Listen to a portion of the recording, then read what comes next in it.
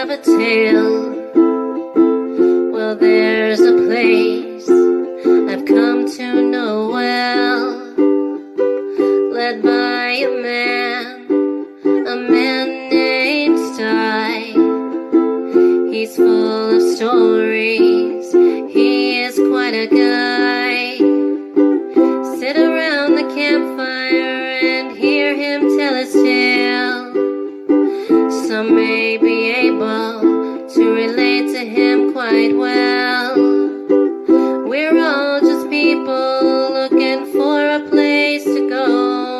Well, Sty has made one, and it is quite a show. Come meet Sty, he's quite the guy. If you're feeling lonely, come and make a friend. If you need a story, on Sty you can depend. His voice is soothing like a lullaby. Sometimes he brings a tear to my eye.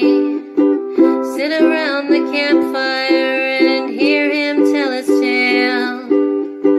Some may be able to relate to him quite well. We're all just people looking for a place to go. Well, Sty has made one, and it is quite a show. Come meet Sty, he's quite the guy.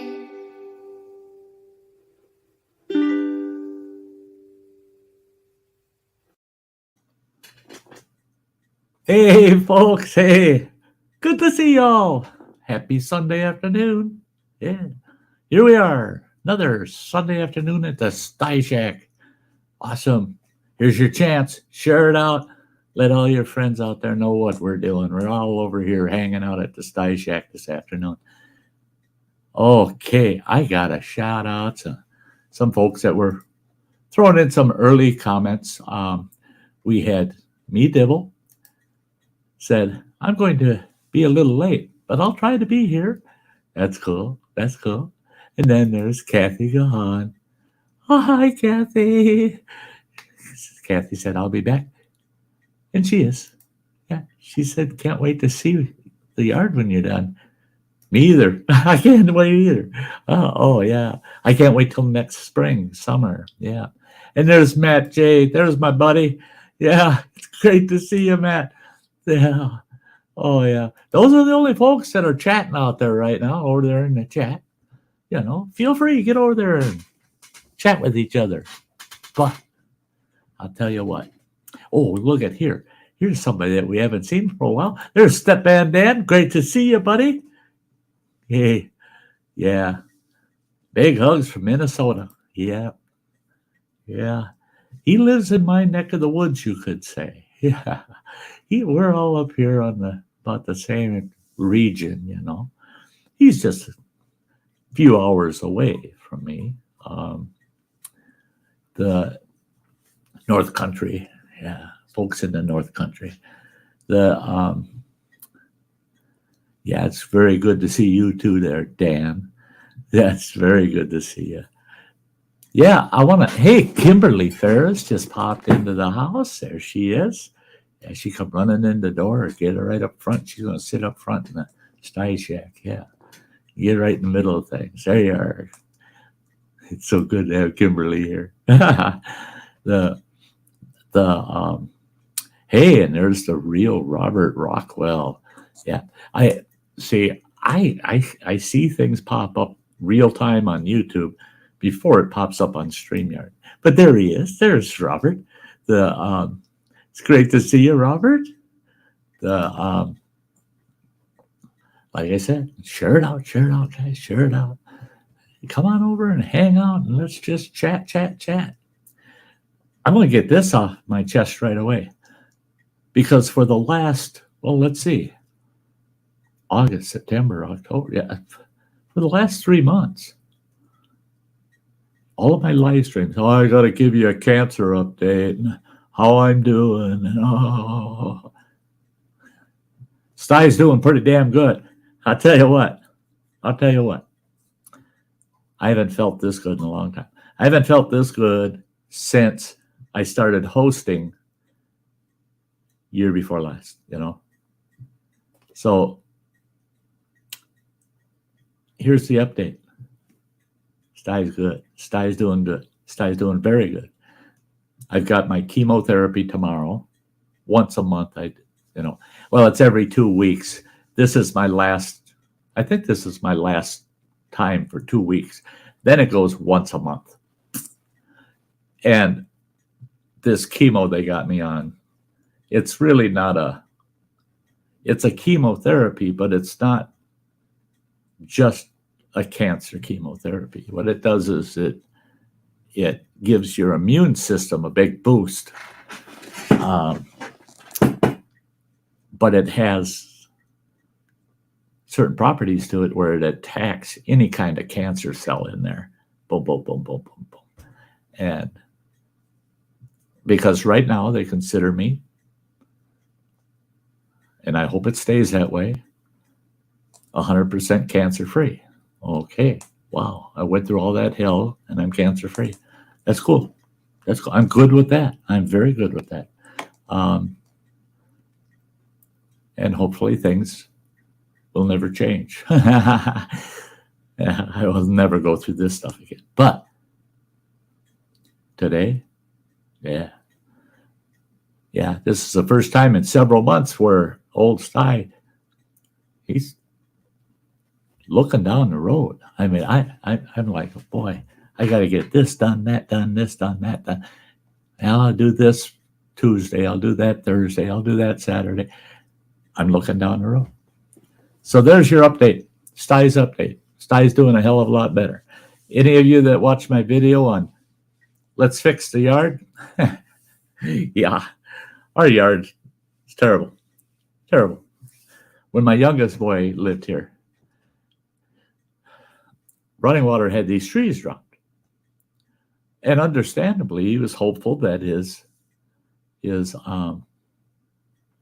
brother, as part of the deal of living here, would help cut up that brush and the wood, stack it, whatever. Yeah, his brother didn't want nothing to do with it. So all he did was mow around it. And well, we ended up with a huge area about 150 feet long by about 40 feet wide of nothing but tree branches and brush and logs, wood, big branches, big logs. I mean, I got logs that are 20 inches and bigger, 16 feet long, laying all over in there. And I started tearing into that. I live here for crying out loud. I want a nice yard. I want to be able to use this yard. Running Water would like to see his yard back too. So I started tearing into it. And then yesterday I go, I should have filmed this before I even touched it. I had already put about a day and a half of work into it. And I thought, no, grab the dang camera and let's do a video. So I did a video yesterday of what I got done so far and what I'm going to explaining where I'm going to go with it. Then after I got done filming that video that I put up, I did a bunch of work yesterday afternoon. So I got a bunch more down on the ground, out back by our shed. I cut a bunch back there. I got a bunch more to cut, but that's down on the ground, bucked up, broke up into smaller stuff to drag out of there so that I can season it so it'll be dry enough to cut up and burn in the fire pit. Oh, look at here. There's Gemma. Sweetie. Hi. It's so good to see you. Oh my gosh. There's Cheesehead. Is there a pill you can take to cure your curmudgeonness? No. There's a pill that they make to cure your addiction to cheese, though, Cheesehead Chris. The only problem is it's not an oral pill. Yeah.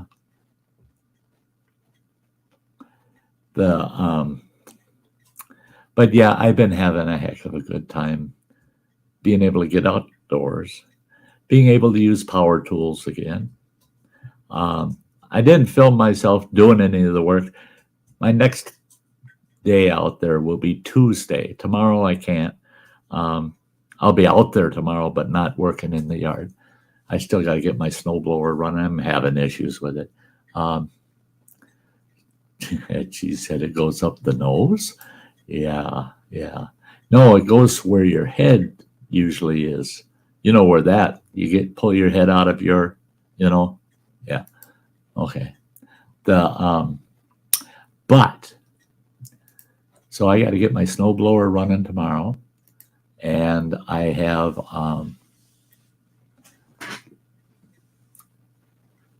probably an hour or two that I'll be messing with that. Then on Tuesday, I'm back into tearing up the yard, getting the yard done. Well, when I do the yard next time, I'm probably going to be using that big 9.5 foot pole saw. I'm pretty sure I will.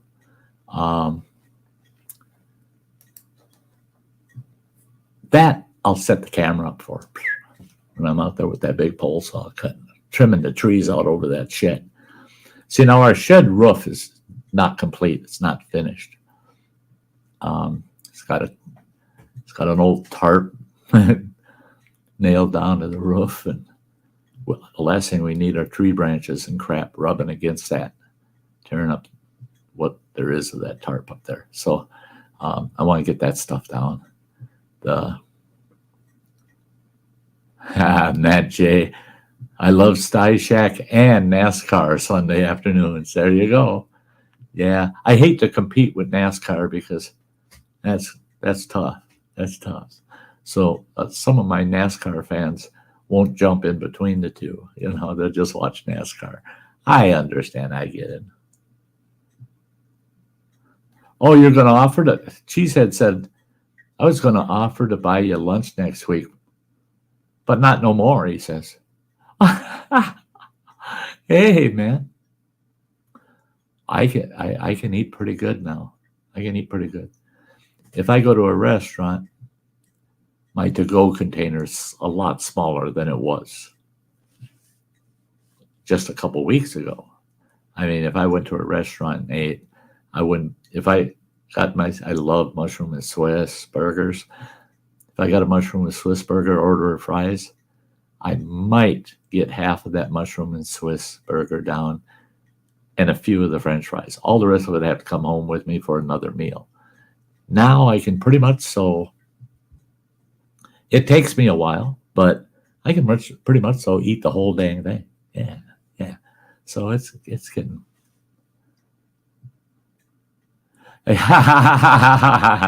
Oh, Jesus! You can shove it up your chimney, up your chimney. There you go. Yeah. Hey, Rattletrap! Great to see you. There's Rattletrap fishing. Yeah, saying hi to us all, and yeah, it's cool to see you, Rattletrap.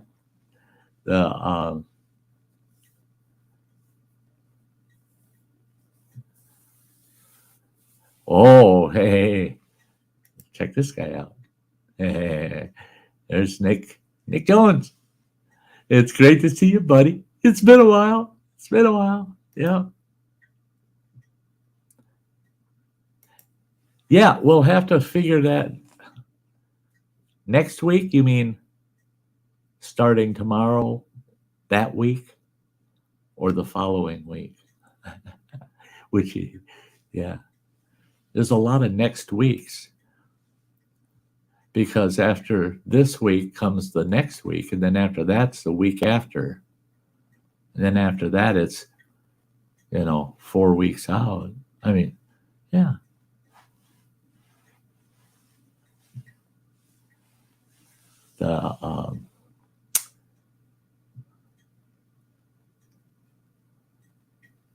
Hey, you betcha, Kathy. Go grab that grandbaby. You betcha. Love you too, girl. Yeah, Nick, it's been a while. Yep. There's Native Kutsa. There she is. There's a sweetie for you. Uh-huh. Awesome. It's so good to see her.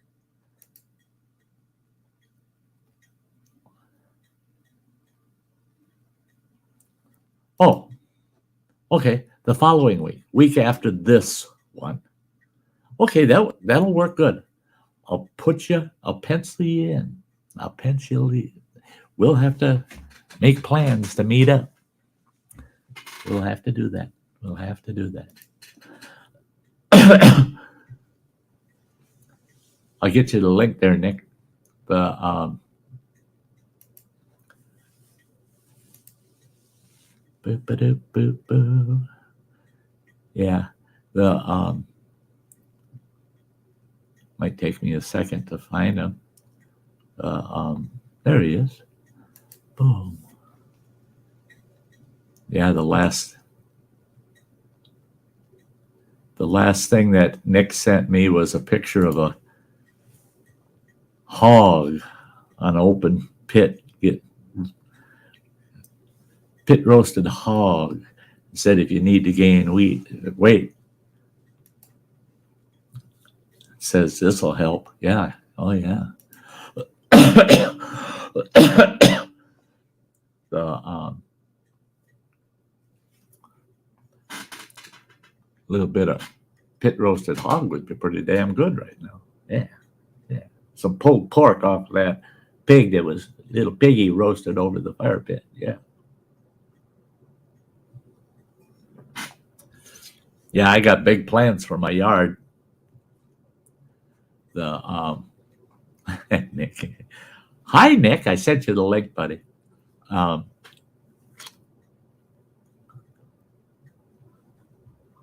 The love you too, Gemma. And by the way, Gemma, I sent you the link.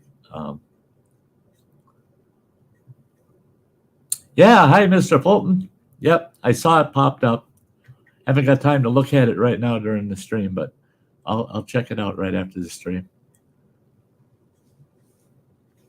Yeah,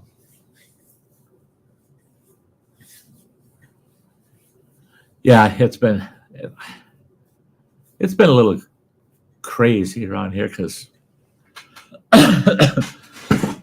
with me feeling better, I have a hard time staying put, sitting still and just trying to get back in a normal swing of things. And so I'm not online a lot. God, I was playing PlayStation 8 hours a day, every day.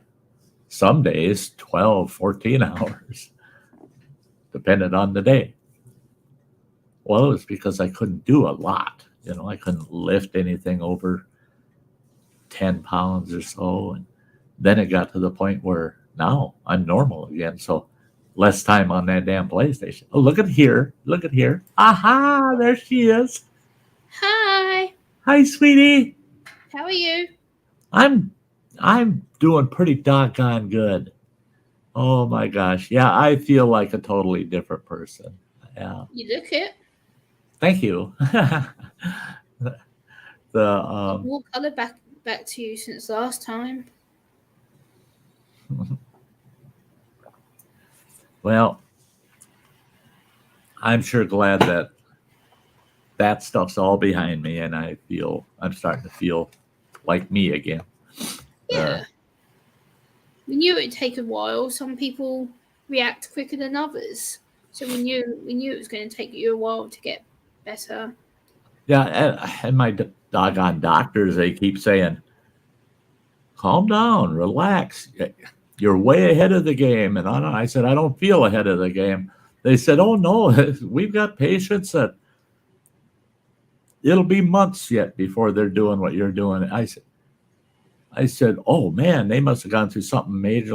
They said, that's the problem is they've gone through surgeries, but not as major as yours. And you're already out there working, you're doing stuff. And they said, so you're way ahead of the game. And I said, I don't feel like it. I just don't feel that good. And my doctors keep telling me, they said, you're wrong. And I, okay, I guess I'm wrong, but I'm just impatient, you know. Yeah, well, you're very much like me. We're very stubborn people. We don't like to be told Right. no necessarily, or that we're doing better than what we were thought. Really are.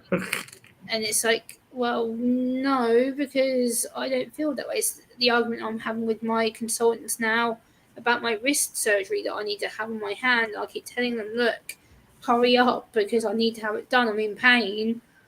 My hand is swollen all the time. It's itchy, puffy, it's sore. I have no feeling in it. They're like, oh, it'll wear off soon. No, this has been like it for over a year. It hasn't worn off. I need surgery. Hurry up and do it. Yeah. Hey, Jess. Hey, Jess. Good to see ya. So sometimes they need to actually listen to the patient rather than just assuming they know better, because they don't. That's the thing. I'm lucky that way because my regular primary doctor, she listens to everything I got to say. If I say it's this way, she believes it. She doesn't. Yeah, she doesn't tell me how it should be. She asks me, how is it? You know, and I've had other doctors going through this last business, the cancer thing, where they're telling me how it is, and I'm telling them, no, it ain't. That ain't the way it is. Yeah, exactly. And they'd say, well, no, I'm the doctor, you're the patient, kind of bullshit. Or my doctor irritates me. Yeah, or my doctor, my regular doctor, she says, well, nobody knows you better than yourself, you know? If you say it hurts when you do this, then it hurts when you do that. I'm not going to tell you, oh, no, that shouldn't hurt. Yeah. No. Yeah. Nick, I'm not sure. Oh, here, I'll check it again. He said, where did you send it to? I'm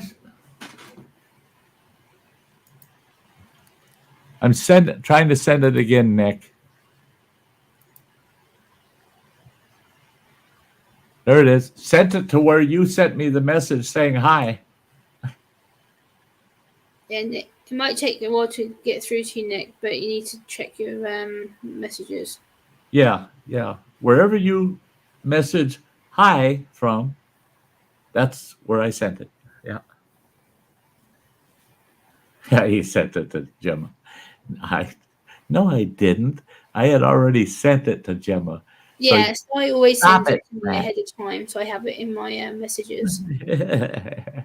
Yeah, the minute I saw her in the chat, I ran over there and popped it in. There's Nick. He found it. There he is. Hey, Nick. You all right, Sty? Yeah, Gemma. Good evening, Nick.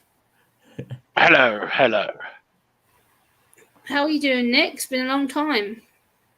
I need a bloody haircut, I know that. Look at that. Wow, you're looking good, Nick. I like it. Look at that. Man, has he got a do going on there? Very nice, Nick.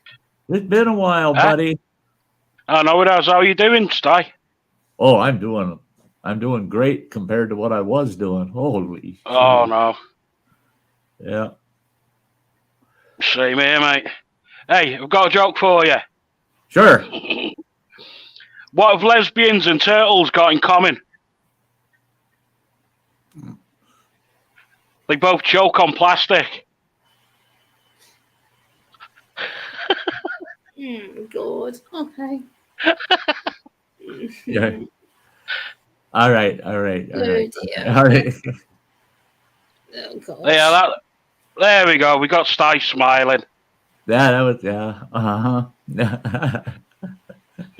Never mind. Don't answer my question. No, never mind.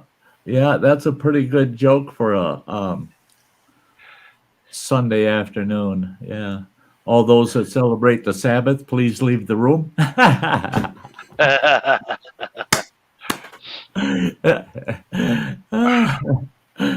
Oh, boy. How you been, Nick? It's been ages since I've seen you anywhere. Oh, no, I spend most of the time on TikTok. Oh, you've been on TikTok a lot. Oh, yeah. never use a garbage platform. No, thank you. Nope. No, I get more fun on TikTok. I guess so for you, I guess. Oh, look Yeah, at this guy. Look at this guy, Nick. Now his hair's gone totally out of control too. So yeah, check this guy. Yeah, that guy needs a haircut. Hey, you know what it is? You know what? You know what you say, don't you? I can see the future and it's egg-shaped. So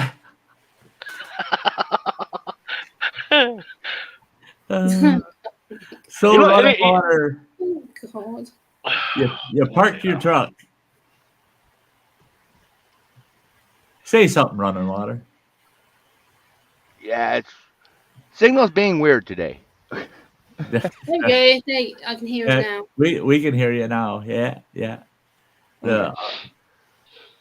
Good to see you, Running Water. Sunday afternoon, and you just parked, eh? Yeah, well, I've been parked in Grand Island since Friday afternoon. Yeah. I So- saw the barbecue you were at. Yeah. Your company, they're cooking out too often. well, you guys, actually, that was us cooking out. oh, it was. It We wasn't. went to Walmart and got. Oh, okay. I thought it was something the company was doing again. No, we were just at the company when we did it. Yeah. Well, that's cool that you drivers get together and do something like that on a afternoon when you're all stuck there at the company, you know. Did you get a different truck? No, No? I thought they were going to try to get you into a newer I truck. got. Well, I'm due to get into a newer truck, and it's just them getting everything set up in them and get decals on them and everything. Oh, okay.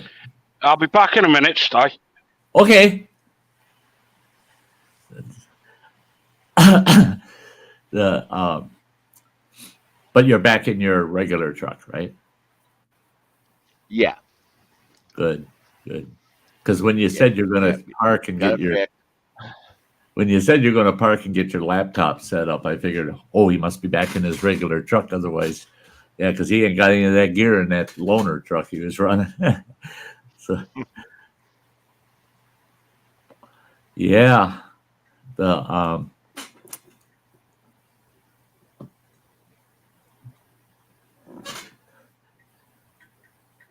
yeah, Matt J saying, "What's up, Running Water?" Yeah, what's up? Where you headed? I got a little shingles going up to Scotts Bluff, Oh, Nebraska. yeah, Nebraska. That Boy, I don't. sounds interesting. Yeah, flat country. Well, Scotts Bluff isn't flat country in there, but the rest of Nebraska is pretty flat. Yeah. The good old prairies. I mean, we've got prairies out here that are 4 times the size of England. I mean, just the prairie. Yeah. It's, The thing is, England is so tiny compared to the States because you guys have such a bigger country. Like, you do everything bigger than what we do. Like, everything it's we try and so do is far, smaller than yeah. to yours. This fella that I had a huckleberry camp back in Montana, and I sold huckleberries to this guy that worked for a big commercial ice cream maker, and they wanted their huckleberries just right. And he checked mine out, what I was selling. He says, "Yeah, we want to buy it from you." So we started hauling huckleberries to him. Well, find out he's partners with this fellow from England. The guy lived somewhere in London. And the guy had never been to the U.S., but he was partners with this other guy. And so he comes to the U.S. to visit the operation and look at the factory and stuff. And we're there delivering a load of huckleberries and meet this guy. And it started out a little rough because this fella from England, he's trying to be as friendly and cordial as possible. And he Yeah. goes, he says, Sty, would you like a cup of coffee? And we're in this big room, and he's way across the room where the coffee pot is. And I said, yeah, I would. And he says, do you take sugar in your coffee? I said, yes, I do. And he says, how many? And I go, like that. But I didn't say anything. He looked at me just mad, and he goes, I go, say, what did I do? And that his partner that I had been working with, he starts laughing. He goes, you could have just as well given him the finger. He says, don't do that, Adam. No, that was an insult to him.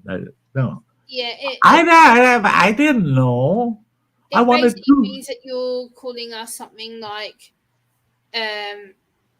it's like basically you're telling us to go shove off, or like when we use it to insult people. So it's like, we'll say, like, for instance, I said it to my dad's friend the other day because he upset me. And I said, well, why don't you just go take a run and jump? And I went like that. And my dad said, Gemma. I'm like, well, he annoyed me. And I was like, you don't do that. I'm like, okay.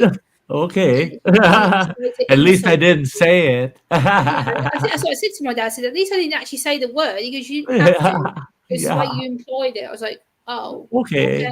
Well, it is just what the way it we is, use to right? insult people, especially if they're drunk. A lot of drunk people will turn around and argue with each other over here, and then the common thing is to put two fingers up, and then usually it's like, well, I'm more drunk than you, or they'll try and argue over something stupid. Usually, I can do more than you, or whatever. It's ridiculous. That's right. It wasn't like this. It was like this. I went like this. Yeah, it's basically just so it's basically telling you to like shove off and to basically go do on. Basically, is what it means. Hey, Ingalls family, it's good to see you. And also, people use it as a way to say a swear without actually saying it. It's another way to tell someone to go swivel. Basically, is what it means. Yeah. So yeah, I kind of upset the guy to start with. Well, then they had another ice cream processing making outfit somewhere in South Dakota, and they were going to head over there. And this guy from England, he says, this is my first trip to the United States. He said, I flew to New York, and then from New York, I flew to Missoula, Montana, and he picked me up, and we drove up here to Kalispell. He says, beautiful country, beautiful country. I said, are you flying over to South Dakota? And his partner goes, we're driving. He says, I'm taking them over in the truck. We're driving. I said, and this is his first time to the U.S. He goes, yeah. I said, holy shit. He ain't going to like the country after the trip to South Dakota. All they saw, here we are in Kalispell. It's all mountains all around you. But it's only about maybe hour drive, 2-hour drive. And you're out of those mountains completely. And it's prairie for 6 freaking hours to get across the state of Montana. Then they had another 2 hours in the state of South Dakota that was nothing but prairie. They had 8 hours of nothing but prairie they drove through. I saw them about a week and a half after their trip there. And I asked that guy from England, I said, how'd you like your trip to South Dakota? He said, I didn't think there was any place in the world that existed like that. He said, I bet you I didn't see more than 100 trees for that whole trip. And he says, and that's counting them on the way there and on the way back. There are no trees. He says, all it is grass forever and slight rolling hills and grass. I said, yeah, that's the prairie. I said, yeah, we got spots like that in this country. He says, I asked my partner, when the hell do we find civilization again? And he said, oh, no, once we get about halfway through South Dakota, it starts becoming populated again. And then it gets very populated the farther east you go. But No, right down the middle of our country is no man's land. I mean, there's just prairie, prairie, prairie, prairie. And this guy couldn't believe it. He says, I think I traveled through England 4 times on the way there. He said, it's so damn far. He said, I can't believe how far it was to there. I said, and you didn't even get halfway to the East Coast. I said, Yeah. you only got about a third of the way to the East Coast. I said, you multiply that by 3, and that's your trip to get to the Atlantic Ocean from where you are in Kalispell, Montana. He just shook his head. He says, that's insane. That's insane. He says, I can't. It's so hard to believe that's one country. He says, your state of Montana is bigger than England, just the state. He said, from one end of the state to the other, he said, driving that, you can drive from the southernmost region to the northernmost region of England and in less time than it took us to get all the way across that big state of Montana. I told him, I said, that's the problem is every one of our states, when you look at the rest of the world, other than countries like China, Russia, and India, most of our states are the size of most countries. Yeah. And so it is a little confusing for some people that travel abroad and never been here, and they get here and they go, oh my God, no wonder you're concerned about gas prices.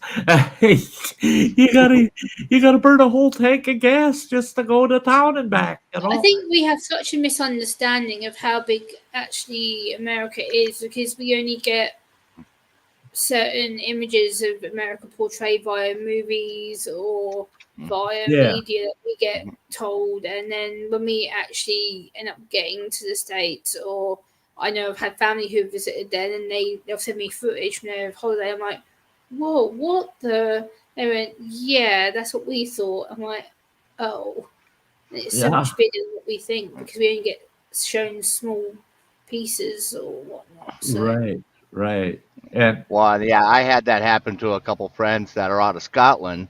They're coming over for a video game convention that's happening in San Francisco, and I had asked them, what layovers they had and stuff, and they're like, "Oh no, we're landing in New York. I'm going to rent a car and drive the rest of the way."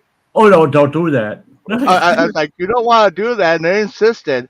And yeah, they called me up about 2 days later. They're like, "We're in Toledo. Well, how much further do we have to go?" I'm like, "No, that's a lot further." He's like, "It only looked that far on the map." I'm like, you need to get a much bigger map. It's like, well, you only have about 1,800 miles to go, and you'll be there. Yeah. Like, okay, how far is a mile again? I'm like, that's 1.6 kilometers per mile. They're like, okay, we're gonna find a flight. yeah, time to fly. Yeah, we've driven enough. Yeah, I think it's because everything take us a week to get out there. close together. Like for us, it's like my nearest city is like a 2-hour drive away. Like our cities or towns are pretty close together. Like my next town over from me is about an hour away. See, and that's something I was surprised to find out from Loopy Lisa is the amount of time it takes actually in England to travel point to point because of the traffic conditions, the way the roads are made, and the amount of traffic, the pace to people from England seems very fast, but to us it's like, oh my God, slow down. Yeah. Slow down and walk. I mean, what the heck? What? Over here, it's go, go, go, go, because we're going so far. I mean, when you tell people in a lot of countries in Europe that it upsets us that speed limits are only 75 miles an hour. It's only up to 60 here. We can only up to 60 miles an hour here with traffic. See, the state of Montana forever, until they passed a federal law that we had to everybody had to go 55 miles an hour on the highways to save fuel. But the state of Montana didn't have a speed limit on their big 4-lane highways. No speed limit. You can go as fast as your vehicle can go. They wouldn't pull you over. You could be doing 130 miles an hour and they won't pull you over because it's okay. It's okay. But I loved it, Jess, back when they had no speed limit in Montana. I loved it. But I loved it when it was during the Reagan era that they passed federal law that states had to reduce their speed limits to 55 miles an hour maximum, or they lost all of their federal highway money. Well, the state of Montana said, tough titty, said the kitty. You know, we're not doing it. We're no speed limit. Well, the feds started taking money away from them. And then the state started feeling it. And the state said, fine. We're going to have to give in. And they were getting beat up. The state was getting beat up by other states in the U.S. saying, well, we have to do it. You have to do it. You know, that kind of thing. So finally, the state of Montana said, fine. We're reducing the speed limit everywhere. No faster than 55 miles an hour. Right after they passed that, I was driving down the interstate. And I was doing 85 miles an hour. And all of a sudden, I looked in the rearview mirror. Oh, shit. There's the cops. Hold me over. And I'm going, 55. Doggone it. And that's 30 miles over the speed limit. Oh, that's going to be a big ticket. $5. $5 was my speeding ticket. And he said it would have mattered if you were doing 120. You would have gotten a $5 speeding ticket. That's what our speeding tickets are right now. It's $5. That's ridiculous. Over here, if you would have been doing that, you would have been doing 85 and 55 over here. That would have been 3 points. 3 points on your license and a driving awareness course, or a fine, depending on how the police decide to pursue you. But when my sister recently got done with speeding, she only her second time. They let her off the first time. And the second time, they said, you can take 3 points and risk your business, or you can do a fine. They fined her £60 on the spot, and then she had 12 days to pay it before they upped it to 130. Yeah, so see, here now, like in Wisconsin, I got a ticket for a rolling stop. They said I didn't come to a complete stop at the stop sign. Now, I haven't had any kind of driving violation other than no seatbelt. I got one of those. But I hadn't had any other driving violation in over 35 years, okay? Well, when I said, I don't break, I'm lying, but I don't break traffic law. No, I don't do that. And look at my record. And you know what that state cop told me? He says, I don't care how clean your record is. And he says, in fact, your clean record is going to work against you in front of the judge you got to go before. And I go, which judge am I going to have to see? He says, Gallagher. I go, oh, shit. I know I'm in trouble now. Gallagher, he's a mean bugger. And he goes, you know what Gallagher's going to say? Just think about it. For 35 years, you got away with murder out there on the streets, and you finally got caught. That's the way he's going to look at it. And he was right. So I said, fine, just give me the damn ticket. Well, that was $310. $310. I didn't, and there was no traffic. There was nobody anywhere near that intersection. It was like I didn't risk anybody, nothing. And I came to a stop, but the wheels didn't completely stop. Yeah. And he had it on video off of his car camera. And he says, see, they didn't quite stop. I said, no, it looked like it stopped to me. He says, no. Well, okay. But $310. Well, here, if you're 5 miles over the speed limit or less, the tickets, I'm not 100% on this, but I think it's like $60. $60. If it's 10 miles to 5 miles over, now that's $180. If it's more than 20 miles over the speed limit, it's $800. So It's how much over the speed limit you're going is based on the level of fine. Yeah, usually They don't. it's if you're one to, I think it's 1 to 5 miles over, it's usually like a £30 fine. If you're anything over 10 miles, then it's usually around 130 to I think it's 180. So I have a friend who works in the police, and I'm like, "What's the speeding ticket fine now?" And she's like, "Oh, it depends, Gemma." She said, it depends on how much you get caught by. I'm like, "Oh, okay." And she explained to me, I was like, "Damn." Yeah. Hey, I hate to admit it though. When I take off and I'm driving somewhere and it's long distance, it all depends on how much money I got on my debit card or my credit cards, on how fast I drive. I tell myself, do I have enough in my extra slush fund to cover these tickets if I get a ticket? If I got plenty of cash in there, yeah, I'm out there doing 75 and a 65, or I'm doing 65 and a 50, but if I am a little tight on cash, no, I'm doing the speed limit, maybe 2 or 3 miles over, but sticking close to speed limit because I don't want to put out the money, The seatbelt tickets, though. Now, I've had a few of those in the last few years. I think I've had a total of 4 seatbelt tickets in the last 6 years. I've been warned about not wearing a seatbelt, but I've never been fined. My dad got pulled over a couple of times, and he hasn't worn one. Never. Oh, make sure you and your passengers wear. If we have to pull you over again, this won't be a friendly visit. And my dad's like, okay. And now we get into the vehicle room. I'm like, belt straight on. See, now here in Wisconsin, the way it was is if they pulled you over and there was a passenger without us, everybody's wearing a seatbelt except one passenger, you got the seatbelt ticket, right?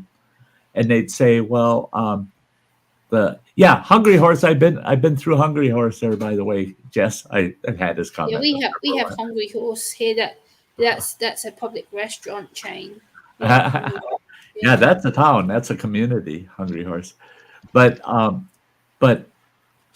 the what the hell was I talking about? Oh, you're talking about seatbelt. Yeah. Well, see, seatbelt tickets here were, if you got pulled over and one person in your car didn't have a seatbelt on, you got the ticket. You're the driver. You get the ticket, right? Now they've changed that statute, that law. They pull you over, you're wearing a seatbelt, but 3 people in your car aren't. Guess what? Each one of them are getting fined for not having their seatbelt on. Yeah, the driver. They finally decided the driver cannot physically force an individual to wear a seatbelt. And they said, well, they can refuse to give them a ride. Well, the lawmakers said, picture this. You pick somebody up that's going with you and you're going a fairly long distance, and they get in the car and you tell them, you got to wear a seatbelt. I don't want to pay the fine. They put the seatbelt on. Once you're out driving down the road, they take it off. And you tell them, put that seatbelt on. Yeah. And they refuse to. Well, now it becomes a hazard, a traffic hazard, because you got to find somewhere to pull over and stop your vehicle because they're breaking the law. They can't do that. So you got to stop. You can't be driving that way. Yeah. So they said, no, it's each individual's responsibility to wear their seatbelt. However, if the individual that's not wearing the seatbelt is under the age of 13, it's a $150 fine for the driver for each person under the age of 13. And I saw a gal get pulled over with 5 kids in the car.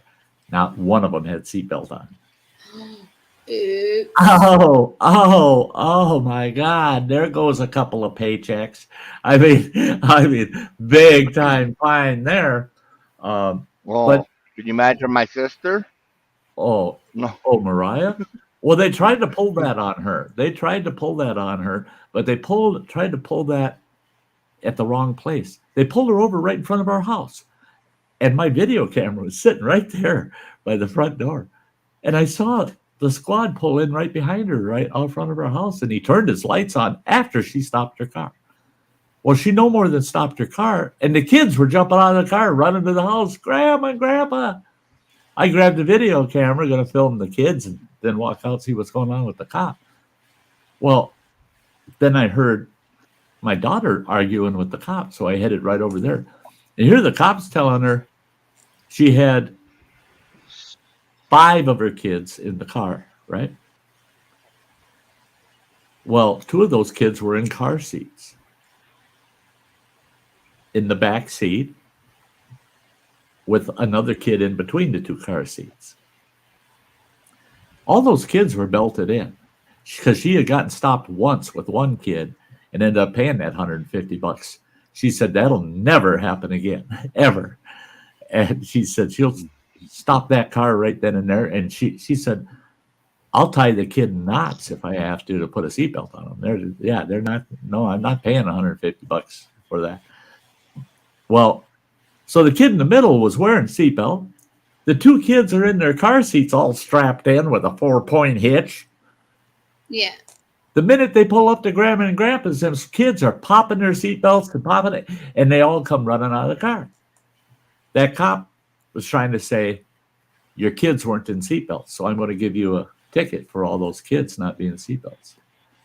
And she said, what do you mean? They were exiting the car when you pulled me over, when you stopped behind me. They were getting out of the car already. They had seatbelts on when this car was moving. They took them off the second I pulled up to the curb. They popped them off and started getting out of the car. She said, so how can you say that? He said, no, I know they weren't wearing seatbelts. She said, you can't know something you couldn't see. Well, I saw them getting out of that car and you had just barely come to a stop. She goes, no. The car was stopped for probably 10, 15 seconds or so before any of the kids completely had their belts off. Yeah. And he was arguing with her. I said, officer, I hate to interject, but I was standing right there on the front step. I saw her pull up, and the amount of time she's talking, it took at least 15 seconds before those kids were opening doors. So yeah, the amount of time it took them before they were opening those doors tells me they're getting out of their seatbelts. That's logical. I said, you're making this up. It's in your opinion they weren't wearing seatbelts. You have no proof. You have no proof. And then I said, and why did you pull her over? And he said, well, because she's got a non-working taillight. I said, Mariah, go turn your lights on. She turns her lights on, and the officer didn't even walk to the back of the car. I went to the back of the car. I said, well, both those taillights were. I said, reach in there with your foot and step on the brake. She did. Both brake lights come on. I said, officer, you need to come back here and look at these taillights are both working. They're both working.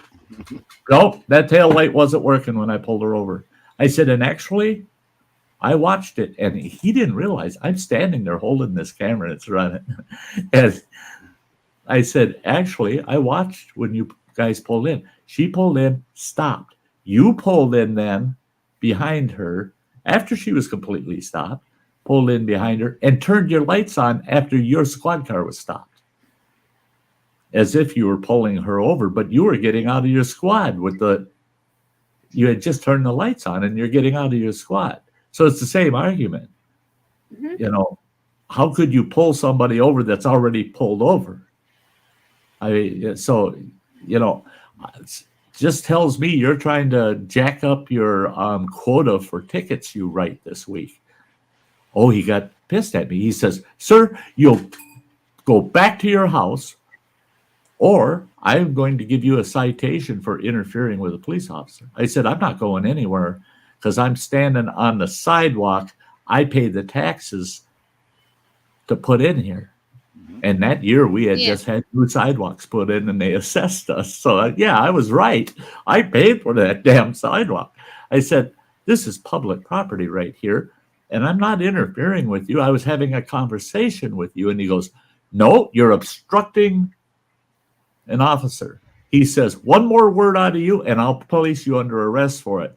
And I said, and I suppose you think you're going to confiscate this camera that's been running ever since I walked up here. He goes, that camera, you can't film this. I said, oh, yes, I can under the law. I don't need your permission to film you in the public. We can film here too. And he was getting all irate and nasty. I said, back off, buddy. So I backed up and stepped off the sidewalk into my lawn. And he goes, I told you to go back to the house. I said, you are not my father. You aren't telling me what to do. I said, you can kiss my ass.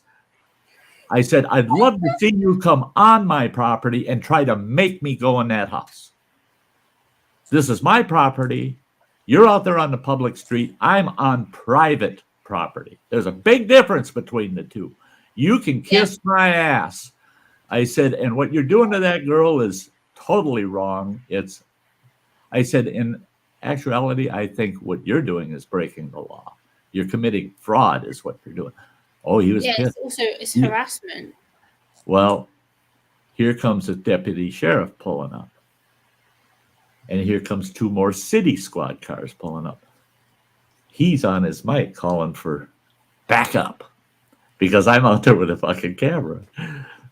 Well, that deputy sheriff gets out there. He's on the mic. He's talking to the sheriff. All of a sudden, he turns around and he says, all of you, get in your squads, wrap it up. We're done for the day.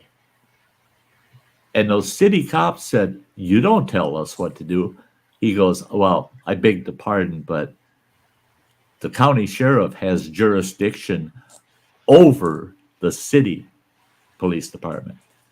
And yes, you will get in your squads, go back on duty elsewhere. This incident is over for the day. Oh, they were pissed. They got in their squads, left. They're all madder than sin. He walked up to me and he's apologizing that I had to put up with that crap and that she had to deal with that. And I thought, what kind of bullshit is that? Boy, she would have been nailed 5 times $150 if I wouldn't have intervened. He was going to write her that citation. Unfortunately, police try to use their powers to be overbearing and over the law. They try and be above people. And I've worked with police now for 6 years doing autism disability training, and they're not above the law. They're humans like everyone else. And yes, they may wear a uniform to be public defenders and whatnot, but they're not above the law. They're still held to the law as what we are. Right. So it's no exactly. Different. Yeah. And that's the thing is I grew up in a cop family. My dad was the chief of police, and I have the police family. My pop always said, he told his officers that too, and he insisted that's the way they look at their job. We are here to keep the peace, not to enforce the law. He says, we're not law enforcement. He said, enforcement is secondary to keeping the peace. He says, sometimes enforcement will cause more trouble than just keeping the peace. And my dad made very few arrests over the years. Most of the time, he'd say, well, we can make this into a criminal situation where I got to enforce it as if you're this nasty, out-of-control criminal, or I can treat it as, how can you guarantee me this will never happen again? And he'd get it settled, and the community always felt safe. Yeah. Because people knew, okay, if he caught you doing something that he could enforce the law, but he didn't enforce the law, he worked out a deal with you that, man, if I ever catch you doing that shit again, I'm throwing the whole book at you. You know, you're going to have to clean your act up. You're going to have to do this, and that. And they did. Because they knew, oh, God, I got caught a second time. that boy's throwing me in jail. I mean, he ain't going to be nice next time. He's only nice once, you know? Yeah. And that was because he believed himself to be a peace officer, that everybody should be able to live in peace in the town, not be afraid of the cops. That's the thing too, is he told all of his officers, if I ever see kids running from you instead of running to you, you're going to have to go work for a different PD because I'll hire somebody else. He says kids should want to run up to their local cop and say, "Hi, Ray. Hi, Bob. It's good to see you guys." Yeah. I've always told people, you don't have to be scared of police. Like, I always said, look, we're human beings just like you are. Just because they may wear an official A uniform, uniform doesn't make them scary people. A lot of the officers are good people. Yes, there's a minority who mess up and do evil things and have been punished for it, but not all of us are bad. Well, see, and that's it. Police makes you bad. That's it, is you will have those incidents where you got a bad police department. Maybe their chief or their whoever the top dog is doesn't discipline his officers when they're doing things they shouldn't do as an officer, and if there's enough discipline on those officers and they toe the line, then they're peacekeepers. They're keeping the peace in the community, and the community loves them. Hey, we like our local cops, man. They're good people. Yeah, I got pulled over for doing 8 miles over the speed limit the other day. And the cop told me, he says he's going to let me go. He's going to give me a warning and let me go. But he followed me all the way to where I was going. So that I didn't dare go 1 mile over the speed limit. And I won't be speeding through this town anymore. Well, yeah, the cop gave him the benefit of the doubt. You weren't paying attention. You went over the speed limit. I'm going to tail the guy to where he's going.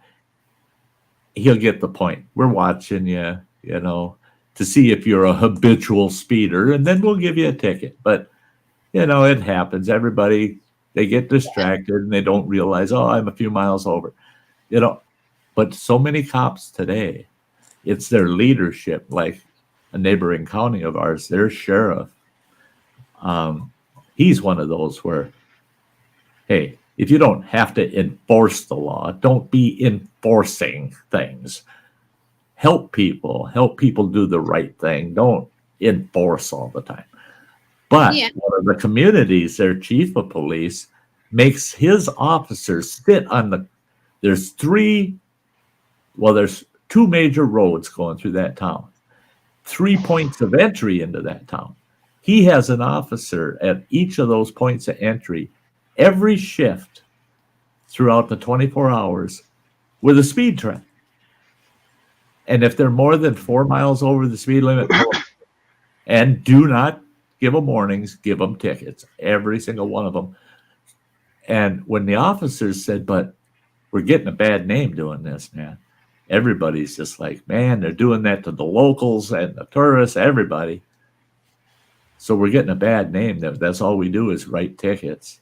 And he said, every time you stop somebody, that gives you a chance to look in their car, nose around, smell whether they've been drinking, and you can write a bigger citation or make an arrest. That's what you want to stop these people for. It's not the speeding. The speeding's the reason you're stopping them on the surface. But under that, it's so you can nose around and you'll find something bigger on some of those people. Well, that's nasty. Yeah. I mean, that's just, especially when the city gets half of that citation goes to the city's budget. They shouldn't be receiving money for stopping people and enforcing the law. No, but they do. Yeah. They do over here all the time. It's like my uncle, who I was stuck with yesterday for half the day, and me and him don't get on. We haven't done for years. And he was like, oh, I hear that your YouTube channel's doing really well. So, oh, yeah, it's doing as best as what it can. And he said to me, well, me being a police officer, Gemma, I'm like, yeah. I said, don't try and scare me with that bullshit. I said, I don't care you're a cop. So what? You've been a cop for friggin' how many decades? Whatever, doesn't really matter. He goes, you young ones need to show us respect. He goes, you have no respect for your elders. I was like, excuse me, what? I was like, I have respect for my elders all the time. What the hell are you on about? Yeah. And he Yeah. goes, Really. well, you don't speak to me with respect. I was like, respect is earned. I was like, you don't give me respect, I don't give you none. That's the way the world is. Exactly. Good for you, because I'm a firm believer of that. I got jumped down the throat a few times in my lifetime about, you need to respect your elders. The way you were talking to that person. And I'd say, that some bitch got no respect for me. Yeah. Hasn't shown respect to anybody. I watch them and they're nasty. They're so disrespectful. And you're saying I should have been respectful to them? No, you get what, you reap what you sow. If they're disrespectful, people are going to be disrespectful in return. And I if actually they're recorded the respectful, conversation with me and my uncle yesterday. I was like, look, I said, I'm going to use this as a YouTube video to show how not to communicate with people with disabilities. He goes, you wouldn't dare. I went, watch me. I said, this will go up. I said, you'll be publicly embarrassed. I said, your force will be embarrassed about you. I said, wait till I tag them. I know your sheriff, I know your manager, and I know your station. Don't think I won't. Yeah. Let's go up tomorrow morning. I said to him, I really texted him, like, you wait till tomorrow morning. I said, your force will know about this first thing in the morning. That, and that's, again, it all comes down to people that are being that way. They don't, a lot of them, I don't think they even realize how disrespectful they are. No, because it's just normal for them to be disrespectful.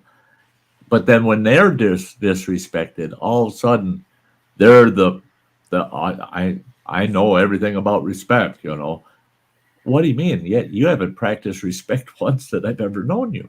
I mean, and you're telling me about respect? Are you kidding? Yeah, if you're telling me about how to disrespect somebody, I'd take your word for it because you seem to be good at it. But when it comes to respecting somebody, I know a few people where they haven't got an ounce of respect in them. I mean, they don't respect anybody. It's just all about them, and they want to tell you how things are going to be. And anytime you try to give any input, they disrespect you for it, and you're like, where the hell did that come from? What the fuck? I mean, yeah. It's like yesterday, me and my uncle, we had a really good conversation, and all of a sudden he asked me about my YouTube channel, and it just blew up out of nowhere. He was like, you need to respect your elders. I was like, what? Says the one who's talking to me. I'm like, what? I said, I've been brought up on elder people. Most of my relatives are elder. I'm like, yeah. I've been brought up with respect. Like, what the hell are you on about? And he goes, Yeah. you Indians have no idea how to communicate. I was like, I think I do pretty well considering my difficulties. I think I push my boundaries all the time. I'm like, what the hell? But and that's the thing is, I've met more people in my life, many, many, many, many more people in my life, that they deserve some respect, to respect them. But there's been that handful of people where they just, oh my God, they got no respect coming to them at all because they've never given any out. They're disrespecting you by just telling you that you need to learn respect. You go, oh, what the hell? Listen to you, condescending son of a bitch. I mean, why should I respect you? I don't give a shit how old you are. You could be 350 years old and I'd still disrespect you. Listen to the way you talk. I mean, yeah. So that's and generally, as a rule, those people that deserve respect don't have to point out that they deserve that respect. they don't That ask they for just it. get it naturally. Yeah. Yeah, they don't ask for it. I think the only reason me and my uncle had such an argument about this yesterday was because we were in a pub after him and my dad had done a rally driving car course yesterday, and I'd gone there to record them and take some photography for them. And then my uncle got all in the mood because I was a bit anxious trying to order our dinner in the pub. It was quite crowded. It was busy. It was a late afternoon. And he was like, "Oh, what's wrong with you? Why can't you just order dinner?" And I was like, "Dude, that's the second time you've disrespected me today." I'm like, "Don't start." And he was like, "You want to say about starting?" I went, and don't shout at me. And then also he went, "Vroom." I was like, "Right, I'm recording you." I said, "This will go up tomorrow morning." I said, "And your force will be publicly embarrassed." Yeah. I said, "You're an asshole." I'm like, "What the hell?" Yeah. I said, "Regardless of you being 66 years old or not, I don't care." I was like, "You're not going to talk to me like that. I'm your niece. I'm not a member of public." So, That's yeah. That and a lot of times, I think a lot of times those people that tend to disrespect others, where they're just showing disrespect, it's because they personally have a lack of caring about other people. They really don't care how you feel or what you think. So they can't show you respect because they don't care about you in the first place, And oh yeah, I know that. Oh yeah. You're running water. You're right. Got the T-shirt. Yeah. Hey guys, don't go anywhere. 50 seconds. It only takes 50 seconds. I gotta run this for all of my supporters out there. It only takes 50 seconds. Don't go anywhere. The three of us will be sitting right here waiting for you. Hang on tight.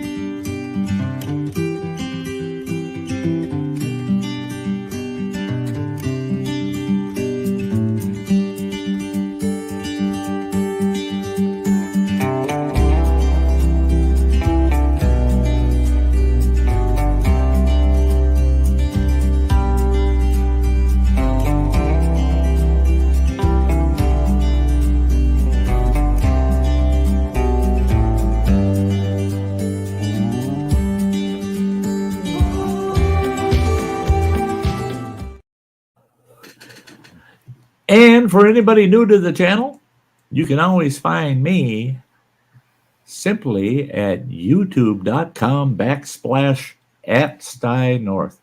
Boom, take you right to me. Yeah. So, hey guys, I tell you what, I have to shout out some respect to some folks out there. My last 4 months have just been hell. Everybody that's stuck with me through it, they know the crap we've been going through. But I definitely have to remind everybody out there, it's because of you folks I'm making a much better recovery. Much better. I recovered a lot faster than I probably would have if I didn't have you folks out there. You folks really made the difference. I had someone to go to.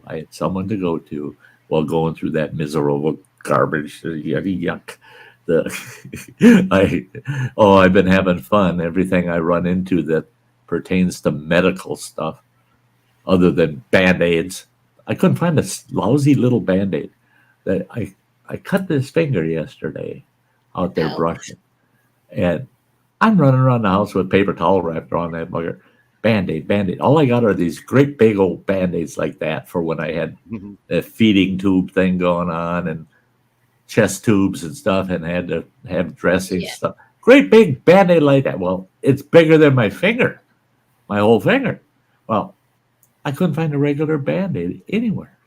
Not a single Band-Aid. So I thought I'll take a piece of gauze, put on there, and I'll just use surgical tape around it because I got surgical tape. Well, all the surgical tape I've got is about 1.5 inches wide. Great big wide stuff. So it goes past my first knuckle. And so that's too big. Plus all the gauze I have are big patches like that. And they're that thick. And it's like, I haven't got anything for just a boo-boo, So I'm out there driving my tractor, dragging logs and stuff with this big old paper towel wrapped around my finger. And I used the twist tie off of a loaf of bread package, a twist tie around it to hold it on there. I look like a real dumb old fart redneck boy out there with it. My homemade band-aid on my on my finger. It just didn't want to quit bleeding. Yet I just wanted to keep it covered. But a simple band-aid would have done the trick. No, no, no, no. No such thing as a simple band-aid around here. But me, Dibble, it is so good to see you back. The I'll tell you. Um, with what I went through, I couldn't have done it without you guys. I could not have done it without you guys. I felt your presence constantly through that trial. Um, thought about you every day. My full week in the hospital after the surgery was the worst hell I've ever been through in my life. And that whole week, the only thing that got me through was thinking about all you folks out there and wanting to get home and get online and actually see you folks and see you chatting. And that got me through that week, is telling myself I thought it was going to be the last time I'd be able to see you guys again. Because for almost a full month, I thought I was dying. And that I thought it was the end of my journey, at least here. I don't know what's beyond, but we'll see. What's on the horizon. Oh, now I don't worry about it. The sun hasn't set yet. Yeah. Now I'm back. And I think you also need to remember, Sty, that it works both ways. Like we, the community, us, we'd be lost without you, because you've been a influential person to all of us that come here too, and a lot of us come here to, I guess, relax, escape reality. For me, I come here to switch off. I'm like, I've done all my daily crap, I've done all the stuff I need to get out of my head, and then now I'm just like, you can come over and chill. Yeah. That's why I tell people I've had a few incidents, but not many, where people, they get into these big old arguments on here, and I tell them, no, we're here to chill. Come on. There's nothing wrong with having a discussion about things or a debate about them. But when you start getting angry and mad and making it all drama filled, it's like, no, I don't want that shit in the Sty Shack. We're here to chill and just hang out. Yeah. It works both ways, because you change a lot of people's attitudes about things that they've gone through. Like the amount of times you've helped me when I've come to you and gone, oh, what am I doing? Like, I've got this. I'm like, and then you're like, well, have you done this? Have you done this? Have you done this? I'm like, oh, no, I didn't really think about that. Oh, I can change that. Okay. Right. And a lot of the time I imply that, because I'm like, you know what, it makes my life a lot easier rather than getting stressed out. Yeah. Hey, Native Coots is saying, no thanks needed when you care about someone. True, Grammy, absolutely. Now, Grammy will appreciate this, because I had someone the other day to me say, because I told them thanks, that they're an acquaintance of mine here in town. And they were telling me how much they were concerned, and that, they're praying for me and blah, blah, blah. And they're so happy to see I'm doing so much better. They thought they had lost me, and on and on. And I told them, oh, God, it's people like you that helped me pull through. I said, I really have to thank you for that.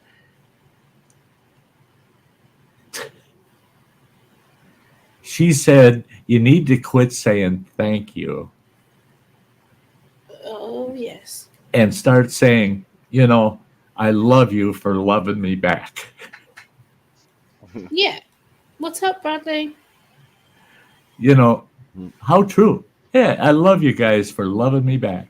That is so true. We're not just friends. This is the thing. We've become a family network of people. We've become people who check on each other. We see each other in other streams. We come together in other sections of YouTube, and that's what it is. We're not just friends. We're people who actually connect on real life stuff. We talk offline, a lot of us. So it's not. And Oh my it's amazing how close we've all become to where when one's really happy, everybody's happy with them.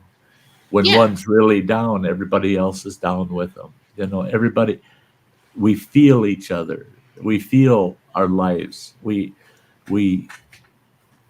can't help but empathize with each other. You know, Yeah. know we just know when somebody's not doing well, and we feel for them. It hurts. You know, we can feel that emotion because we've become so close, like a true family. You know, Yeah.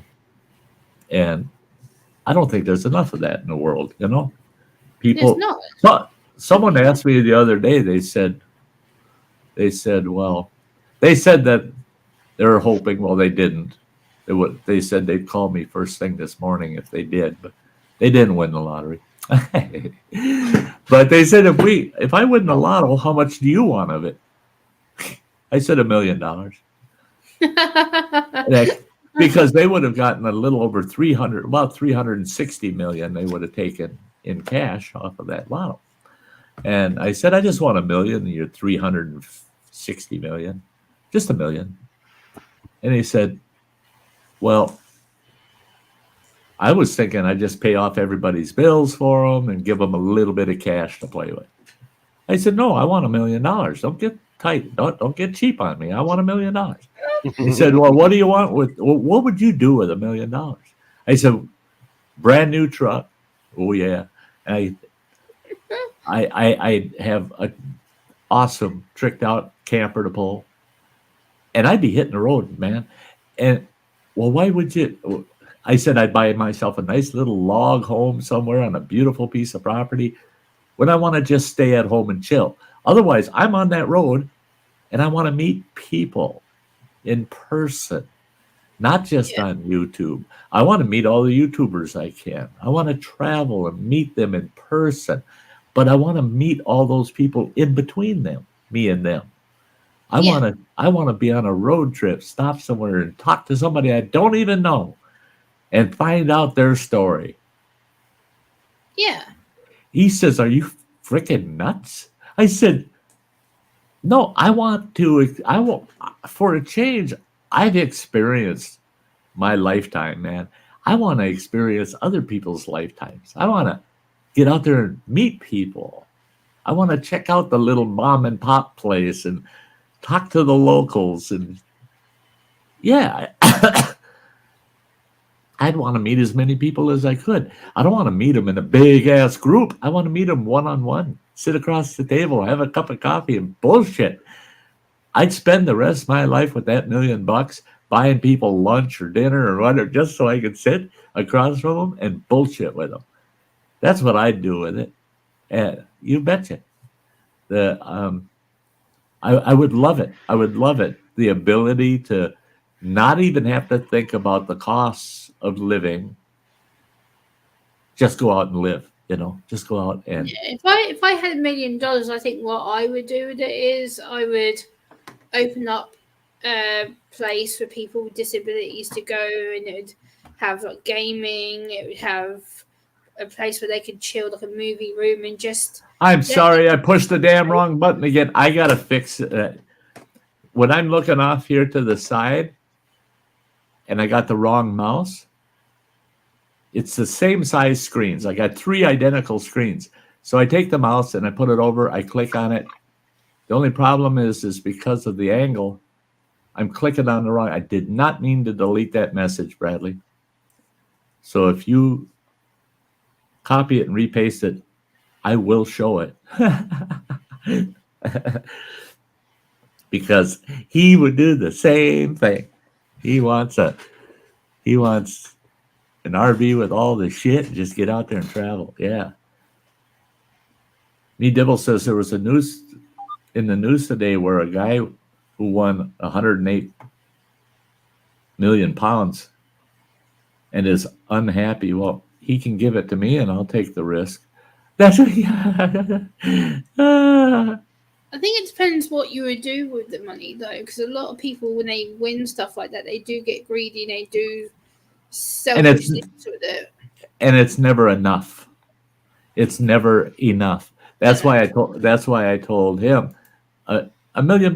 Give me $1 million, because for what I would buy with it for myself personally, I might spend 200,000 of it, maybe 300,000.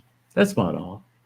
I can get a perfect little place out in the woods somewhere that I just adore and love for 150 grand, and I'd spend 50 grand on a new truck. And he goes, well, you want an tricked out RV? I said, well, when I say that, I'd say take the adventure trailer and I'll trick that sucker right out, man. I like my little adventure trailer. I don't care if I got $1 million. I like my little adventure trailer, man. And so I said, I'd have $750,000 to spend the rest of my life on. And the thing is everything I would do would cost me at least double. Because like I said, I'd like to go sit across the table from somebody and have lunch or dinner. Well, I'm picking up the tab because they're giving me a story. I'll pick up the tab because I got the money. I'll pick up the tab, you know? Yeah. That's the way I would love to see it. Native Kutsa says, Bandit and her need a little camper or van. I love that about her. She's on the same wavelength I am. Me Dibbles, you and me are similar. I would spend it on probably not the traveling as much because I'm not really good at traveling, but helping people. Yeah, that's kind of what I've always wanted to do. I've always wanted to help people who've got disabilities or mental health issues or people that need somewhere safe to go, because there isn't really anything like that for anyone anywhere. Like there needs to be a place where they can come just to be able to be themselves, because a lot of people don't feel they can be a lot of the time. Yeah. There's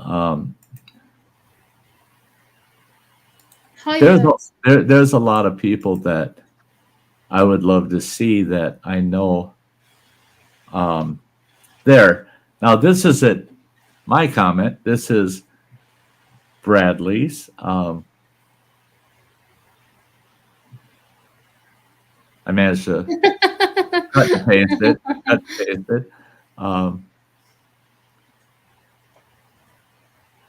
He'd follow right behind me. There's a brand new truck and camper, or I might just say, hell with it and buy a RV with all the shit. Yeah. Hell yeah, I don't see why not. Hey, Words and Pictures, it's great to see Hi, Words and Pictures, good to see you. I don't know if I can. Hey, Boomer! What's up, Boomer? Oh, excuse me. Bless you. Boomer D, it's been a while, bud. Good to see you, It's been a Boomer. while. He comes in and I sneeze. I must be allergic to Boomer D. Hey, it's great to see you, Boomer. I hope you're doing well, bud. Hope you're doing well. What's up, Boomer? Good to see you, bro. You're right.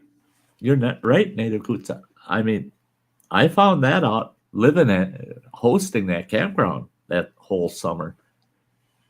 I actually, it didn't cost me crap. I mean, and if you got a good RV camper that you can pull around, oh man, every state in the union you can find somewhere to camp for free. You don't have to pay. If you got yourself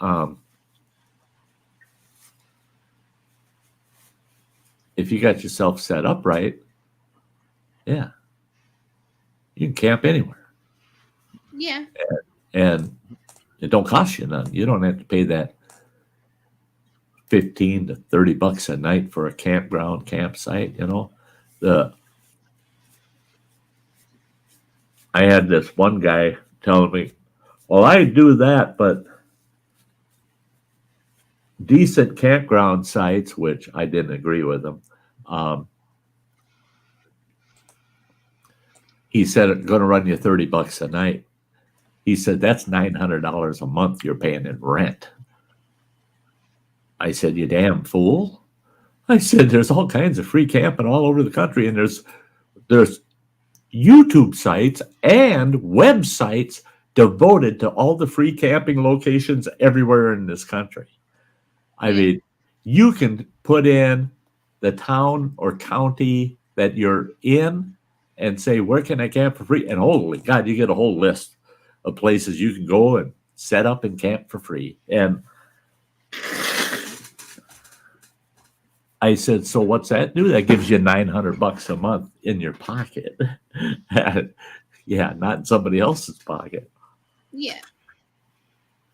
The Boomer's been busy working on his karaoke bids and streaming on his D Live. Yeah. Yeah, Boomer, I did see your video pop up earlier. I did watch one. I've got 2 more to watch, which I'll go back and do later. But yeah, and Me Dibble comments to me. Yeah, I've learned to travel more, Me Dibble, but the problem is because of how my anxiety is and how my autism is, I have to plan it in advance. If I am going to go anywhere, it has to be within a certain time frame, and I have to know where I'm going, how I'm going to get there. Otherwise, I freak and it can cause a massive scene. But I've got a lot better with regards to going on to, like, I'm going out on the train again next week, or this week and next week. Actually, I've got a couple of meetings I have to travel to, but I've got a lot better with train rides, and now like public buses don't really bother me that much, so I may have to go on the bus more. But it's just little bits I do to make not try and irritate myself a lot of the time. Hey, Bradley, me and my family lived in Montana for 4 years, and I would say collectively a year and a half of that 4 years minimum, I mean minimum year and a half, we camped in the most beautiful wilderness in the world, and it didn't cost us nothing. I mean, it costs us your regular daily, you got groceries, you got gas, you got, things that you would normally get anyway, but you didn't pay rent. I mean, we had a couple situations where we didn't even have a home to go back to. That's where we lived, was camping in the backcountry. Just drive on up a Forest Service road, find ourselves a beautiful spot. You can disperse camp for up to 2 weeks without any fee. But in Montana, their Department of Natural Resources and the Forest Service are very tolerant to you. You spend all summer in a camping spot. Mm-hmm. And as long as you're not a problem and you keep a good, clean campsite, Forest Service, they'll tell you, you're kind of breaking the rules and this and that. And you tell them, yeah, but we're so well established and we're just here for the summer. Okay, well, yeah, just make sure you're following all the other rules, and they were so good about it. And I love that fact that I could camp in Montana just about anywhere I wanted. And beautiful mountain streams we'd set our camps up by, and they were remote. You rarely saw anybody ever, and didn't cost anything. And yeah, there's a lot of places in the country like that, actually.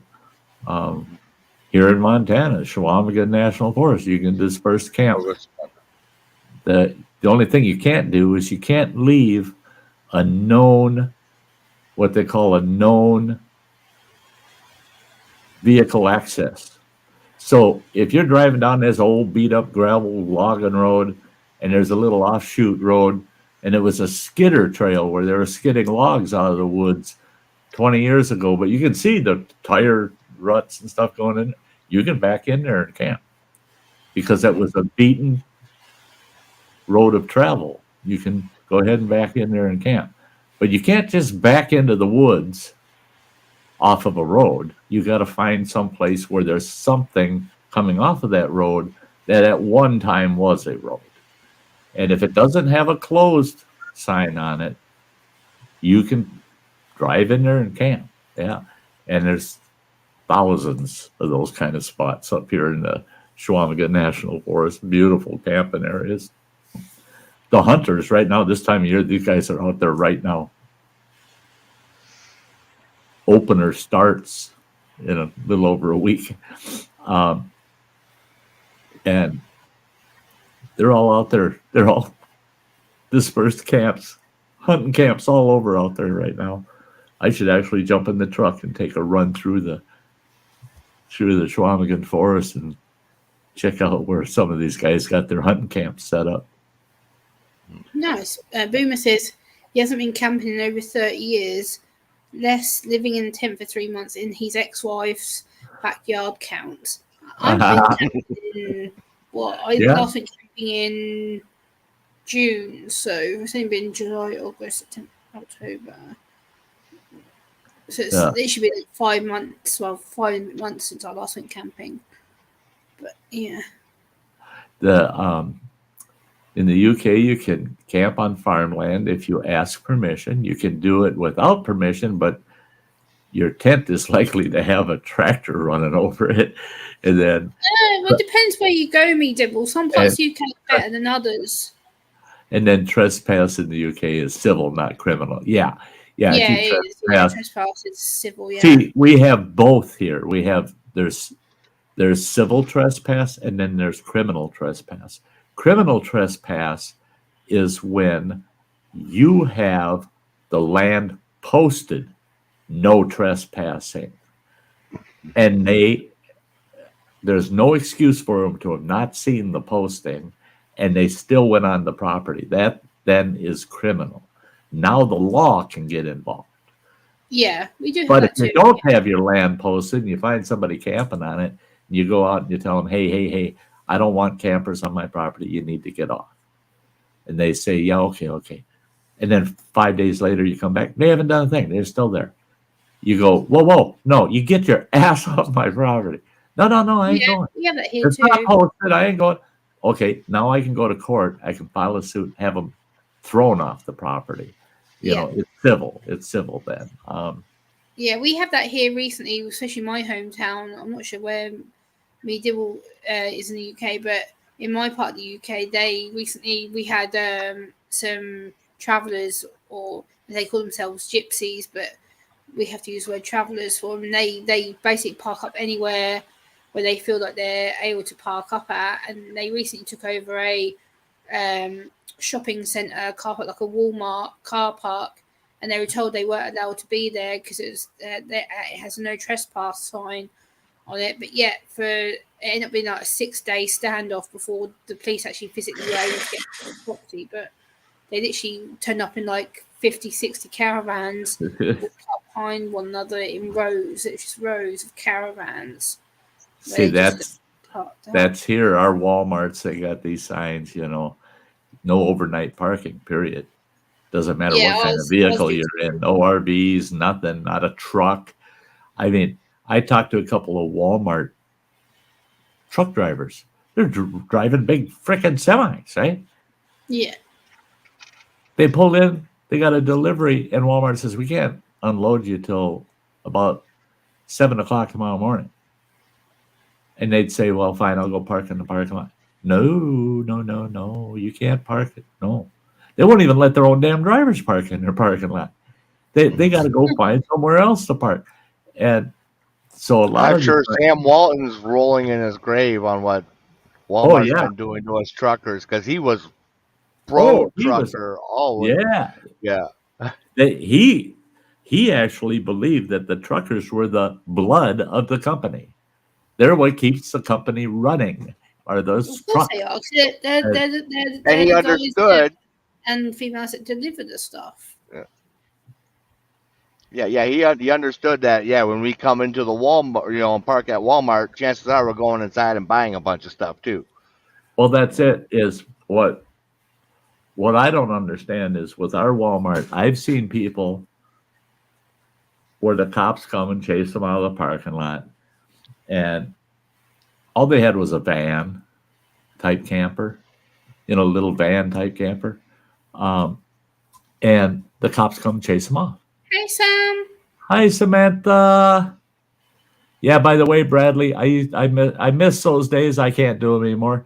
Getting up at 3 o'clock in the morning, getting all geared up, getting all my gear together, getting descented, everything, and heading out to the bow stand and walking for nearly a mile off into the woods and climbing that deer stand an hour before the sun rises and sitting up in that deer stand drinking my cup of coffee until that sun comes up so I can bow hunt. And I miss those days. I couldn't do it anymore. Just getting up at 3 o'clock in the morning. That's when I'm going to bed half the time. What the hell? If I were to hunt like I used to, I'd never get to bed during hunt season. I'd just be getting up. Samantha Lee, we all love you, girl. Hey, Sam. I hope you're doing good. I need to give you a call at some point, actually. I do need to do that.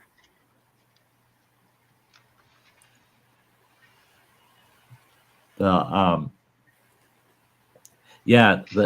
then I've seen at our Walmart, 3 big RVs pull in and they'll park at 45-degree angles to each other. They're not even parking in parking spots. They're just almost like a circle, half circle. And they've got lawn chairs out. They roll a carpet out. They got their awnings out. And they're kicking back and they're barbecuing out in the damn parking lot.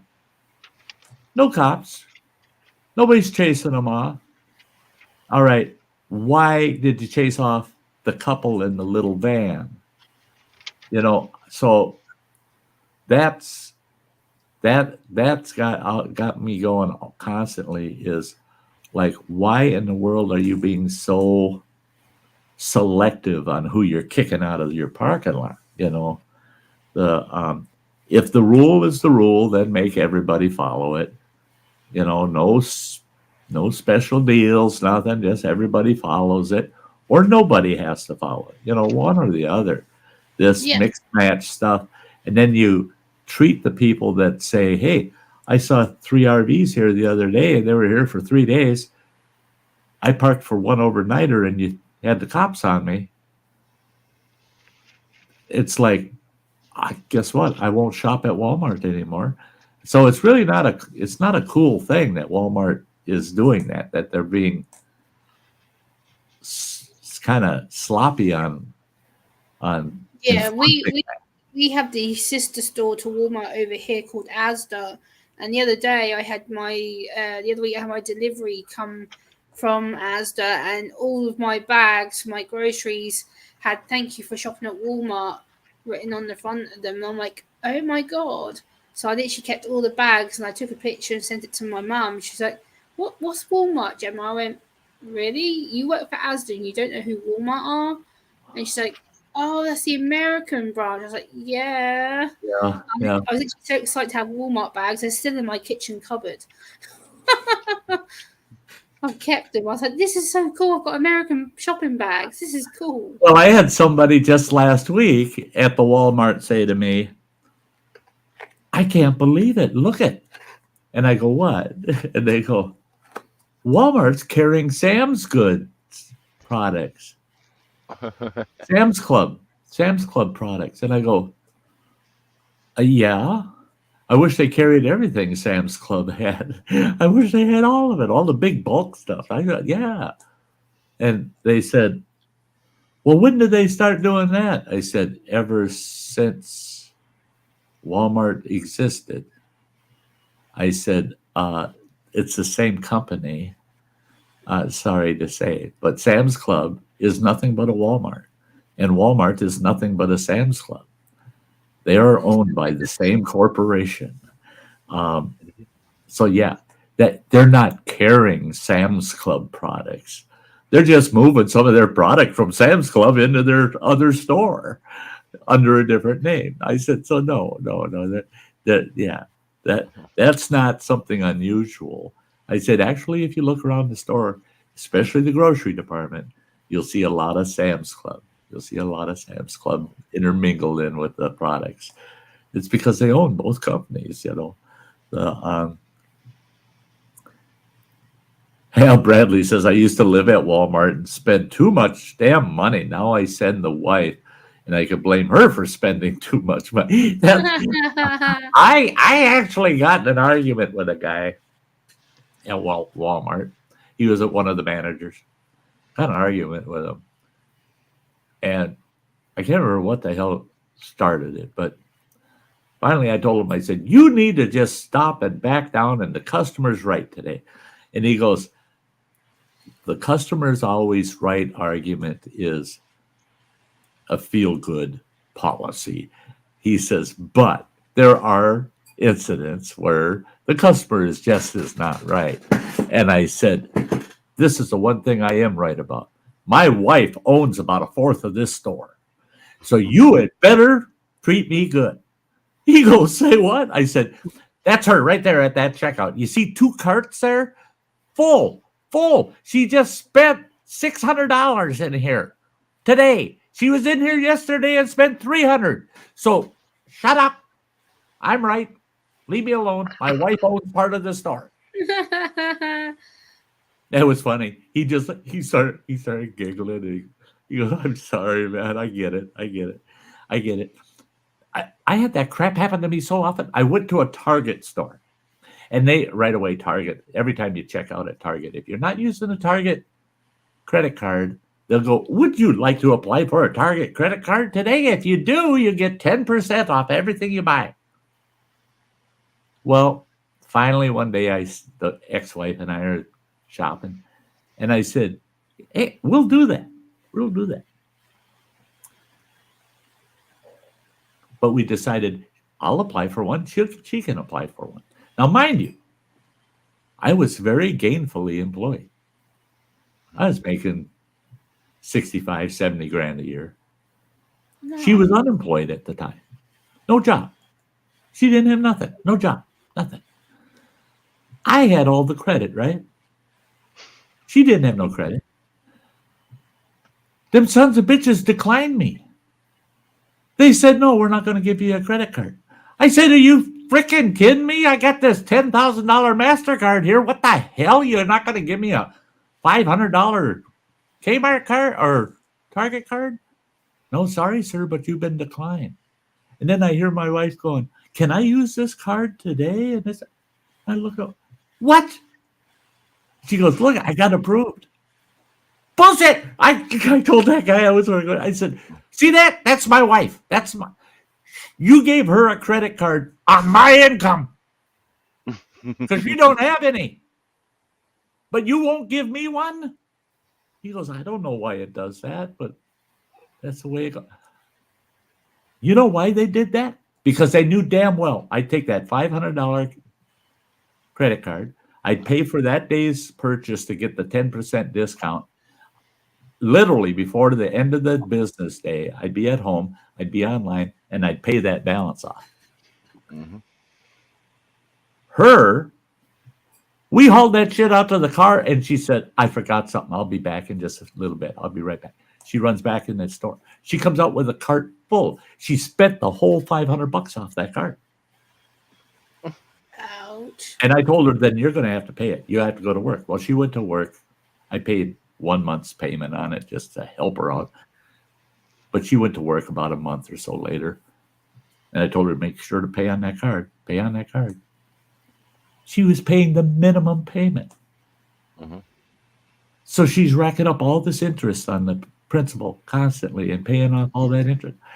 And every time she'd get a $200 balance on it, she'd run into Target and spend it on that card. That's why they gave it to her. They wouldn't give it to me because they knew I wouldn't use the damn thing.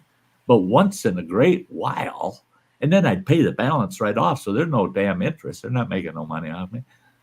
It's her. They wanted her to have that card because they knew she'd max it out, and they kept offering, we'll jack it up to $1,500. We'll jack it up to $2,500.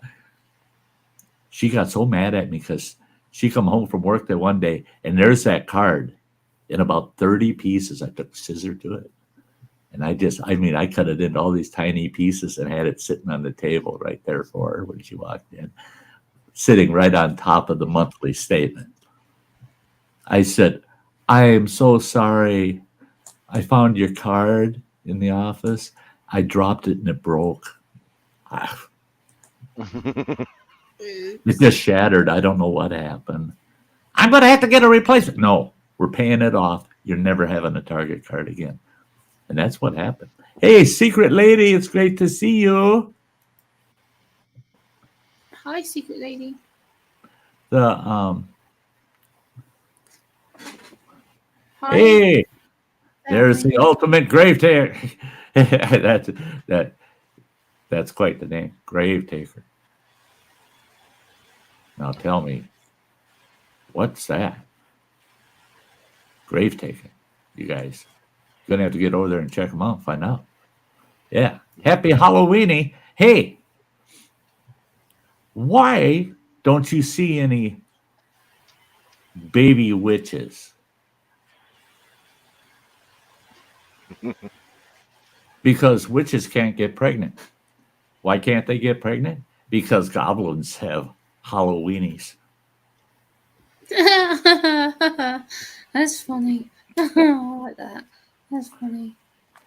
I've got candy. I've got a big bowl of candy for them kids tomorrow night. Tomorrow night's Halloween. I'm going to be sitting here in the studio just doing whatever I do because the door is right over there so I can get those kids. I talked to my youngest boy yesterday. He stopped by and talking to him. And I said, how's Halloween here? This is my first Halloween in this house. He said the very first Halloween, he said, I don't know if I got any kids or not. He said, because I shut all the lights off, closed all the curtains. He says, I hung a blanket over the big archway entrance into our living room. And I put my headphones on and played PlayStation all Halloween night. So I don't know if anybody ever did come to that door. He said, I wouldn't have heard them. And they couldn't see that I was up and about because everything was blacked out. He said, so I don't think I got any that night. He said, second year, I forgot to cover everything up and forgot to turn the lights off. And I'm in there playing PlayStation with the sound on. And all of a sudden, boom, boom, boom, on the door. He says, I thought, what the hell's at my door? He said, I totally forgot it was Halloween. He says, I go to the door and I got trick-or-treaters. What the hell do I do? Running water. Don't you let him know that I let this cat out of the bag. Because he told me, don't you let him know that shit. He didn't have a single candy bar or nothing in this house. He's running around freaking out. Just to, hold on, I got something for the kids. I got that. Guess what those kids got? They each, I think there were 3 kids, he said. They each got a whole box of Girl Scout cookies. Because Running Water buys cases of Girl Scout cookies. That's all that kid could find were those Girl Scout cookies. They gave each kid a whole box of Girl Scout cookies. Those kids are just like, holy shit. And they went running to the next house. Well, I got it right that time, Bradley. But the kid's dad said, leaned into him, said, you forgot it was Halloween, didn't you? And my boy Joe goes, totally forgot. And his dad said, man, if I knew the places that had bachelors that forgot it was Halloween, I'd just take the kids to those places. He says they get, $1 or $5 bills and whole boxes of Girl Scout cookies. Yeah, that's cool. That's some good shit. I told him, I said, well, shame on you. Hey, Rebecca. That ain't going to happen to me because I got candy. I got candy in case some little monsters show up. Hey, Rebecca. Great to see ya. Well, The UK is starting to celebrate Halloween more over here. Like children and stuff do more gatherings and things now. But as far as celebrations go, like we don't really tend to redo the house to house, like do the house to house thing. Like for me, I don't like it because it's just last time the trick or treaters who came to my door, one of them scared me so badly. They had all fake blood dripping down their face and stuff. I was like, hell no. I don't want people banging my door. Well, so now I have a poster that says don't bang here. Yeah. See, now I'm sympathetic to that. When I was growing up, trick-or-treating house to house was a big deal, you know. But we had certain people, elderly people and certain other people that just couldn't handle it, man. They just couldn't handle the kids coming to their house and stuff. And they just shut their porch lights out. And that was kind of the rule in town. If they didn't have a porch light on, or if the house wasn't all lit up, you don't go to that house. You just don't go knocking on a dark house that's looks like they're not expecting anybody knocking on their door. Don't go there, you know. And what I don't like is, here in the town we live in, we have a liberal arts college here. It's a liberal arts college / environmental college. Now, their environmental studies, bravo. I mean, I am such a supporter of this college's environmental programs, the biologists and the natural resources department. They're awesome. Their graduates are to die for. They're great educated people. The liberal arts side, those people, they're still looking for work and never will find any. But guess what? I didn't know this till yesterday. My youngest boy works for that college. He was very upset yesterday because he had to come in yesterday and work. He worked half a day setting up 3 events for the day. One of the events was a coordination meeting of all of the college students that are going to go out and canvass the community trick-or-treating. They're dressing up and going door to door trick-or-treating. Oop, Jim had dropped out. But why would they go I mean, you're talking about 19, 20, 21, 22-year-olds, you know, that age. They come to my door. Any of them college students come to my door. They're getting the door slammed in their face. Trick-or-treating is for the little ones. It ain't for these fucking college students. No way in hell. And my boy said, oh no, there's about 65 of them. He said, that's how many they said we're going to be at that thing. He said, there's about 65 of them that are going to go out and canvass the neighborhoods and trick or treat. I said, that's bullshit. That is absolute bullshit. That is a gimme, I deserve it kind of mentality. You know, if the kids can do it, so can I. It's not fair that you won't give it to me. Bullshit. It's for the kids. And if you think you qualify for trick-or-treating door to door, what are you doing in college? Who the hell? No wonder you can't get a job. No wonder nobody's hiring your ass. You're still a kid. You're supposed to be going to college to grow up. You know? Obviously not. Yeah, that's right. Yeah. Words and pictures saying same way on my street. Decorated houses get knocked on, others get left alone. See, here it's how well lit up is the house and or Halloween decorations. Halloween decorations are a sure thing. We've got a couple in town. I should have gone around and filmed them yesterday, but we got a couple in town that are really decked out. I mean, some of these folks went hog wild decorating up their houses and their yards. We got one over here. I mean, they got a graveyard going on in their yard that looks like it's right out of Resident Evil 2, the graveyard there where the dead guys are coming out of the ground and stuff. And they got dead guys coming out of the ground and shit. And I like that. Who the hell put that meme or whatever it was up on Facebook that said they just love Halloween because it's the one time of the year that you can be digging graves out in your yard and everybody thinks that's normal. If you're a serial killer, Halloween's got to be cool, man. I can bury 3-4 bodies in my yard once a year, every year. You know, and nobody will say boo. They think, yeah, that's normal. I just got to remember where I buried them so I don't dig them up the next Halloween, you know. But yeah. Yeah, see, I'm surprised Joe got Hey, Lori. trick or treaters.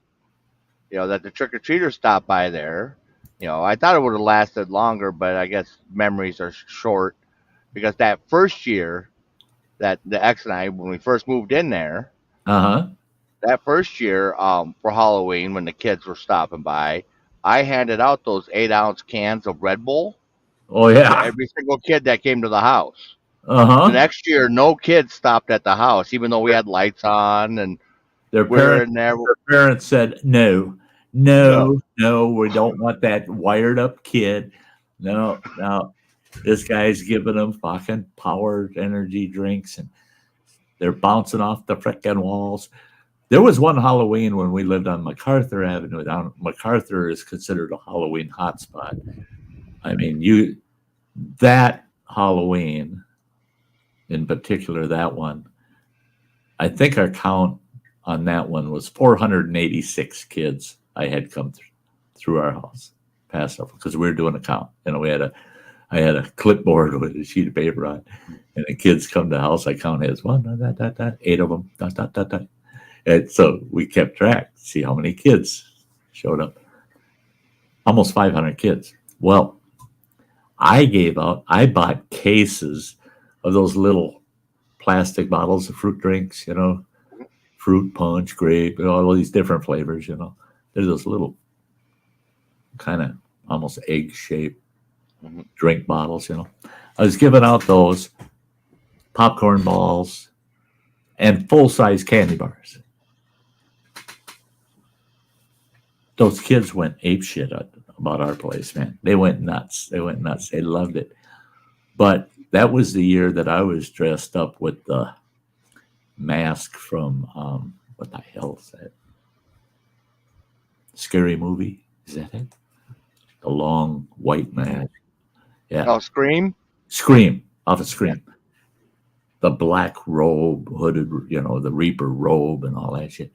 And I was done up that way, and I sat in this chair by the steps to our front door. And I mean, literally, don't even move. Just sit there.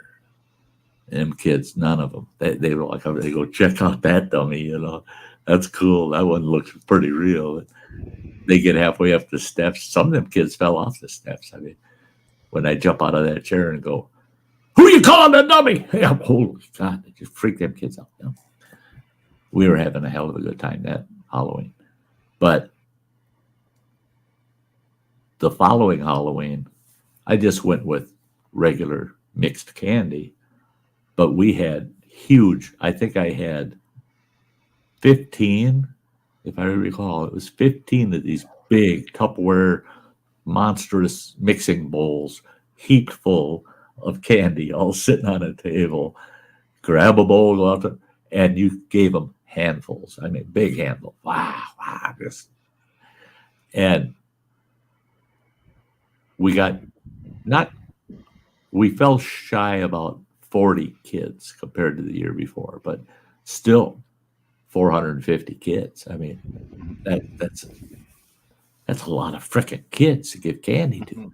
And I told the ex-wife, I said, that's one of the downfalls of living on MacArthur is you better have a Halloween fund set up. Otherwise, yeah, you're going to pay hell. And that you could shut every light off in that house. You could put an 8-foot frickin' chain link fence around that place, and you'll have kids knocking on your damn door. Every house on MacArthur is expected to participate on Halloween. I thought it was funny. Hey, Dr. Smith. Yeah, Sheba B, Lori, you have a happy Halloween too. There you go. Yeah, it ain't kids knocking on Running Water's door. It's lot lizards. Yeah. Trick or treat. Money or eats. eats. No. Here's $5. Go away. I used to get in trouble at the truck stops when I'd have them lot lizards come knock on my door. Hey, honey, would you like a date? I'd always say, well, give me a second. Give me a second. I got to ask the wife if it's okay. And I'd reach back, open the sleeper, and yell back, hey, honey, is it okay if I have a girlfriend come up here with me? Turn around, look out the door. There ain't nobody out there anymore. I don't know where the hell they went.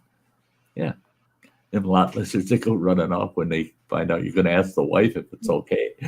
They don't want to fight with your wife, you know. Wife was never with me. Well, I had one time I was down there in Laredo, and I had a friend of mine, gal out of North Carolina, that was driving. We were running team operation. She's in the back watching her laptop. I'm sitting up front playing with my laptop. Knock on the door, and yeah, there's a lot lizard and her pimp. That they're both there. You know, he's the salesman. And it's like, you looking for a good time, looking for some ass? It's like, well, it's like, well, he's like half off tonight, you know, special. And I'm like, well, just a sec. I'm like, honey, you know, and she could hear what's going on. She pokes her head through. I'm like, we need any ass? It's on sale. It's on sale. She's like, no, I think we're good. It's like, yeah, sorry, guys. And he was laughing. The gal didn't think it was funny, but no, didn't think, yeah. He's like, well, you have a good night. I had a pair of them come to my door one time in a truck stop in Pennsylvania. Two of them come up knocking on the door, and I rolled the window down, looked out, and go, what do you want? Hey, do you want to have a good time? And I go, what are you selling? Well, you can have one of us or both of us. I said, do you come in a 6-pack? The two gals looked at each other, and I go, well, do you come in a 6-pack? No, it's the two of us. I said, no, everything I buy is either a 6-pack or a 12-pack. Not tonight. Yeah, I had one down in Memphis that got mad when, you know, she come up and she's like, you know, $50, do anything you want. I'm like, great. Let me get the brushes. The chrome needs buffed up. She's like, what? I'm like, that's worth $50, ain't it? You know, buff up my wheels and the bumper. Yeah. Oh, she starts swearing and. Yeah. Anything you want for $50. Oh shit! Here, I'll give you my address. Go mow the fucking lawn. I mean, yeah. And it makes you wonder what they're wondering when they walk away. I don't think that guy knows what I do. You know. But I still get a kick out of that gal down in El Paso. She wanders around the lot. She's not a lot lizard. She's got one of those fold-out massage chairs, you know, where you lean over it. Mm-hmm. And she'll give shoulder massages and acupressure in the lot outside your truck.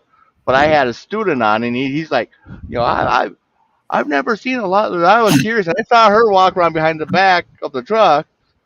I'm like, well, just a sec. Let me get one for you. And I waved out the window. She goes walk over. She saw it was me because I've talked to her and stuff. Uh-huh. And I said, I got a new driver on. He's never met a lot lizard. He's really curious. She's like, oh, well, can I step up? I'm like, yeah, come on. She comes up, steps on the step.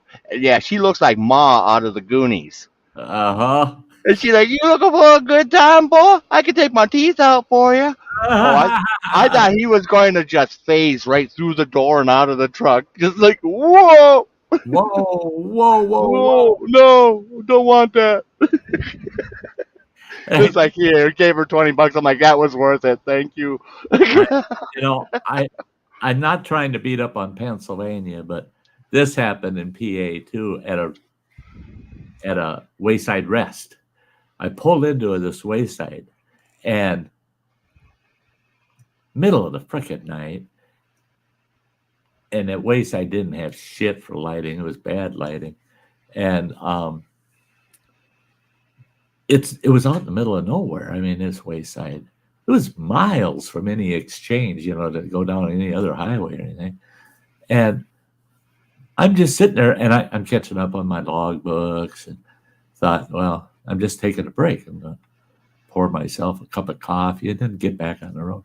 All of a sudden, boom, boom, boom, on the window. Now I'm driving a cab over. I'm way the fuck off the ground. I'm way up there. And it's boom, boom, boom, on the window. I spun around and looked, and here's this, I swear to God, she had to be 140 years old.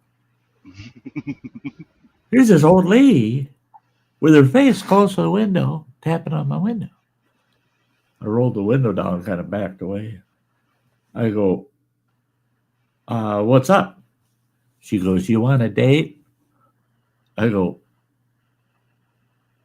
well, I can see you got prunes, but I don't know if you got dates.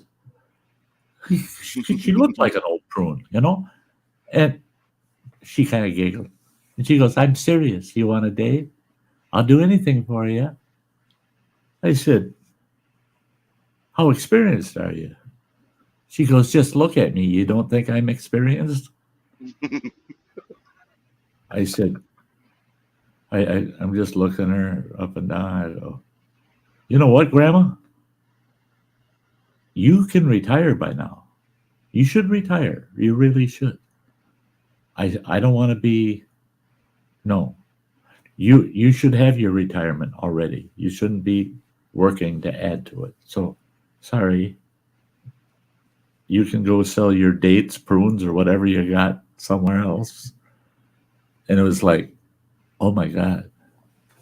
I think I just met the world's oldest hooker. And I thought, I wonder how much money she makes. Not in a night, not in a week, but in a month. Maybe $25 if she's lucky. That's pretty hard up. I mean, because she had to have been in her late 60s. I'm telling you. And it wasn't somebody told me, oh, she was just a crackhead or, meth addict, I said, no, you don't understand. This is back in the late 70s. Even the heroin addicts didn't look that rough. So, no, it wasn't a drugs issue. She was just that old. And she's trying to sell herself to me. And it's just like, lady, no. When I go in the store, I buy the freshest bread. I buy the freshest produce. I buy, I don't want eggs that are 3 months old. I'm sorry, but what you think you're selling, you shouldn't even be able to give that shit away. Somebody should be putting it in a landfill. I couldn't believe she was doing that. That's compost. Me Dibble says some like them old. Not that old. I mean, no. No, this ain't romancing the mummy. Romancing the mummy. That's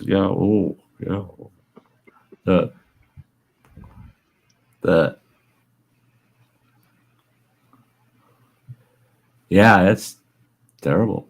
They're terrible. I thought, my God, if she's been been hooking that many years, she's got to have a lot of money stashed away, or otherwise her pimp's really tight on her, taking it all, not giving her any ching at all. I mean, because God, yeah. Well, and you don't see them so much in the truck stops anymore. With social media, and phones now being able, Craigslist and Tinder, and they can make up their arrangements and go where they need to, instead of going door to door anymore. Right. Which is nice. They used in the truck stops. It used to just piss me off sometimes. I'd no more than get in the bunk, ready to crash, man. I'd beat boom, boom, boom on the damn door, and I'd yell. I'd open the bunk vent, yell out, "Get the F away from my truck! Go away! Tell all your honeys out there, not to waste their time knocking. Get lost. Leave me the fuck alone. I'm trying to sleep. And it wouldn't fail. You'd have another one come knocking in 10, 15 minutes, and it's like, I'm surprised some of you women don't catch a door in the forehead, just because truckers get tired of listening to it. That's hey, Heartsight, good to see you, girl. Hope you're doing well, honey. Yeah. Oh, Yeah. The yeah, she got- I went over my 2-hour limit again, and yeah, we'll go for a little while. Yeah, look at Beaner. Look at Beaner. Yeah. Yeah. Yeah. Oh, Beaner. Life on the road. Things are tough. yeah. So, I washed the truck the other day. He wasn't happy about that. yeah, he don't like the truck wash. No. Well, we got a wash bay at the terminal, and I brought in there to get a little bit of the bugs off. But, Oh, I'll tell you yeah. what. I'll tell you what. The one thing that you bought, it's sitting right over there in the box. Oh, that sprayer? That pressure sprayer, that is the Ryobi version. I don't remember the name of the ones we had for the Forest Service, but I was looking at the specs on it and the pressure and everything. It's what we had at the Forest Service. It's just made by Ryobi. And I'm going to love that freaking thing, man. I can wash my truck, and they're so sweet. So that's another thing I forgot. I went to L&M. I was going to get a couple of tubes of grease. I was going to also get 2 6-gallon water jugs, the blue water jugs. Mhm. They work awesome for those sprayers, man. They work awesome because you can fill the jugs. They're sealed. You just pop the cap on, drop the line in, and that 6 gallons will wash a whole vehicle. People say no, that won't. With one of those pressure washers, yes, it will. You use half of it for rinse, soap it up, get it all scrubbied up, and the other 3 gallons will literally blast all that off your vehicle. Well, now what you do is you put a bucket with your scrubbers and stuff, and that big jug in the wagon. Pull it over to your vehicle. Yeah, you don't even Yeah. have to move the vehicle. Just put it in the wagon, pull it over there. I'll tell you what, that little wagon that you got, I love that thing, man. I've been pulling it with the tractor because I was working in the front yard, So there's quite a ways back to where the log splitter is. So I was using that trailer. Well, now that I've been pulling logs out with the lawn tractor and a tow rope, I decided, well, I can't have the trailer on and do that. But I wanted to move some wood yesterday. Oh, hell no. I emptied the trailer with what it had in there, and I went around, filled that bugger just full of wood, and pulled it over to the log splitter. I was like, I don't know why I was pulling that with the tractor. I could pull that sucker just fine. And that little trailer is sweet, man. I've been using it a lot. I finally did have a fire in the fire pit the other day. I burned up one big brush pile. I mean, yeah, I was out there snapping that shit up into pieces and throwing it in that fire pit. Kept it going. And then I'd run and I'd work in the yard and then run back, break up a bunch of shit, throw it in the fire pit, get it going again, and then run back. And I did that for 3 hours. It took 3 hours to burn that one brush pile up. So looking at the brush I've got out there that's going to have to be all broke up and burnt and shit. I figure I've got, at least 6 more burns like that one to get rid of that shit. At least 6 more. So that's 18 hours of steady burning just to get rid of the brush.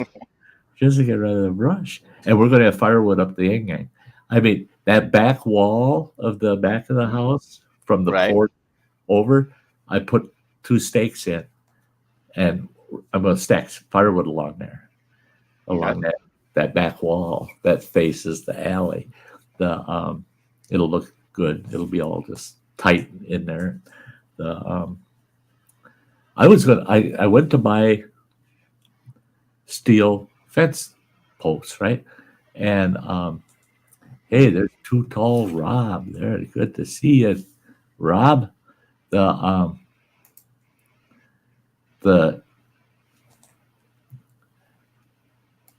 thing is, I get to L&M, cheapest place you can buy those fence posts, you know. I get to L&M and I'm looking at them. Well, the good iron ones, the heavy iron ones, yeah, okay, $11 a piece. For the shorter, the lightest weight iron ones they had, $11 a piece. Well, that would have been $45 just in fence posts for 4 fence posts. Well, I looked at the ones like we had here, those couple of lightweight ones. Yeah. Well, they're only $5. They're 4 something a piece. So I grabbed 4 of those for $20. I got 4 of those. And what this guy back in that department, he goes, "Oh, you putting in some fencing?" He says, "If that's for snow fence," he said, "yeah, you'll want to replace those posts next year because they'll get all bent over." I said, No. It's for firewood." He goes, "They won't work. They're not strong enough. They really aren't. They'll bend right at the ground where after you pound them in, the weight of the wood will bend them over." I said, "You see these holes in them?" I said, "You set them up, stack wood up about 1/4 of the way, and make sure that they're nice and square. And then you run a piece of cable through them, or even paracord will work. You just run a piece of cable through, tie it off, square at the top, and you can fill that sucker to stay nice and square. And the top ends can't go. They won't go out from the weight." He looked at me like he was stupid. He goes, "Oh, never thought of that." I go, "Well, obviously you never thought of that. Now you probably won't forget it, will you?" So I can make 2 of those lightweight posts into one of those real heavy iron posts. So for the firewood that I'm stacking, these will work perfect as long as. And it doesn't matter how wide you go. You can go 12, 14 feet wide with them, but as long as you got that cable across the top so that they can't bow out, they'll hold up just fine. I said they'll last 3, 4 years without having to replace one. Yeah. Well, and in my office, when you go in the office there at the foot of the bed, that big that armoire cabinet that's there, pop that open. I got those big spools of paracord in there. Where? Oh, that armoire at the foot of the bed. Yeah. Oh, okay. Behind the door. Cool, because I was wondering, because I know you got tons of paracord somewhere, and I got a couple thousand feet of paracord in there. Yeah. Because I knew you had those spools, I just didn't know where. So cool, thank you. Because that I'll be doing Tuesday is I'll be running the paracord on the tops of those posts, because halfway through my day on Tuesday, I won't be done with the yard, but I'll be quite a ways done with the yard, and I'm going to want to change things. I'm one where I don't like to do the same task for 6 hours in a row. So I'll put 3 hours into brushing and mowing and raking and shit in the yard. Then I'll get the fire pit going, start burning some brush. And while that's burning and I'm babysitting the fire pit, I'm going to be splitting wood. So I got to have my posts all tied together, squared away, because as I split, what I'm doing is I'm parking the wagon right next to the splitter. And as I split, I just flip the pieces into the wagon. When the wagon's full, pull it over and stack it, bring the wagon back, split until the wagon's full. Oh, your dad's loving it, pal. I'm having a blast. And it's all because, guys, running water, he's got just the right stuff around here. He's got just all the right equipment, all the peripherals, all of the good stuff that you need to do these kind of little jobs. And I can't wait to work on the adventure trailer next spring, early summer, because with the tools that he's gotten. Oh, that's something I'm building. If the snowblower fires up and runs good, quick enough tomorrow afternoon, I'm also going to get this done. I'm building a sawbuck. Because I'll tell you what, trying to saw the branches, the stuff that's 2 to 8 inches around, trying to saw that shit, you're stepping on it and you're trying to, and you're bending over all the time and reaching up. It's bullshit. It's a pain in the ass. The saw cuts good if the piece is rigid and stays in place while you cut. It'll cut and zip right through it. But it's bouncing around and moving around because it's on the ground, right? So I'm building a sawbuck. So I dug through our lumber pile back here and I found 3 crappy 2x4s that the weather had its way with. But they're still solid enough, but they sure look nasty. You wouldn't want to actually use them for framing or building anything where you'd see the 2x4, that's for sure. But I measured them out, and there's one 1x4 that looked just as well, it actually looks a little nastier than the 2x4s, but it's still solid. So I measured everything out, got everything I need. I'm building a sawbuck that we can have up against the shed, for sawing firewood. And now I can throw those pieces on the sawbuck and zing, zing, zing, zing, zing. Yeah. Oh, yeah. I'm ready. Ooh. Let's get going. Yeah. So, and after looking behind the shed, oh,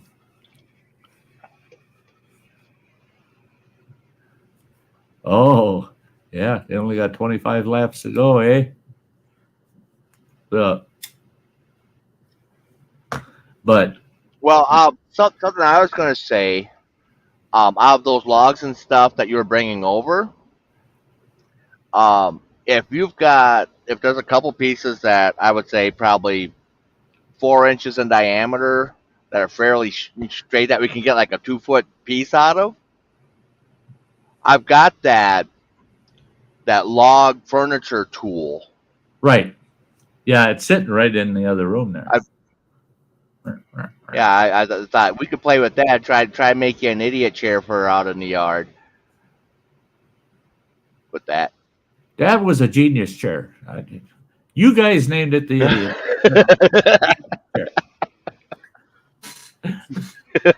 When we lived up in the back country out in Montana, we didn't have any chairs, and I had built a couple of benches for at our table, like picnic table benches for the kids and the wife to sit on.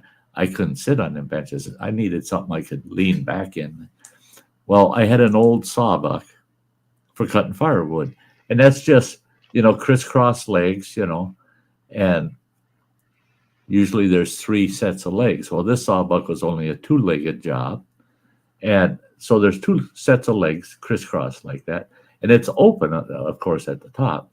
You set the log in the top, and it don't move, right? Well, I was looking at that thing, and the thing was pretty old. I mean, we found it up there in the woods at the old cabin.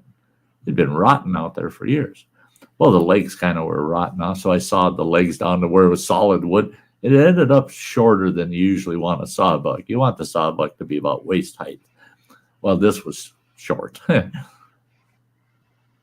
got looking at that thing, and I'm going, hey. So I nailed some 1x4 boards on those crisscross legs, the tops of the legs. I cut one leg shorter than the other, so they matched like this, and I cut one shorter. The long one, I laid 1x4s across all the way up that. The short one, I laid 2 1x4s on the bottom. Now it's a chair. So all I had to do was haul that chair in the house, and I had a chair, take it outside. And what I learned was I shouldn't have nailed those backboards on it or the seat boards. Just stack them in there. because there was enough of an angle they would stay in place. So I knocked them all loose, knocked the nails out of them, and just left them in place, and I could sit in it like a chair. Or if we needed to cut firewood for the cabin, I'd just take those boards off, set them to the side in the cabin, take the sawbuck back outside and cut firewood all day. Dinner time, I'd bring the sawbuck back in the house, throw my boards back on it, and Dad sat at the head of the table.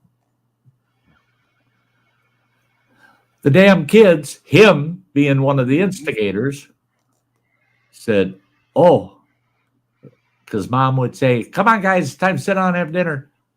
Okay, Dad'll be a minute. He's getting his idiot chair. What? She goes, I agree with him. Only an idiot would make that thing into a chair.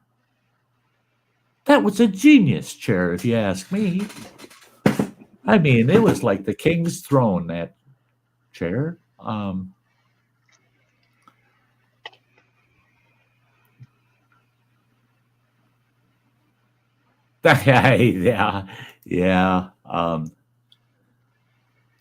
I know what you're talking about, me Dibble.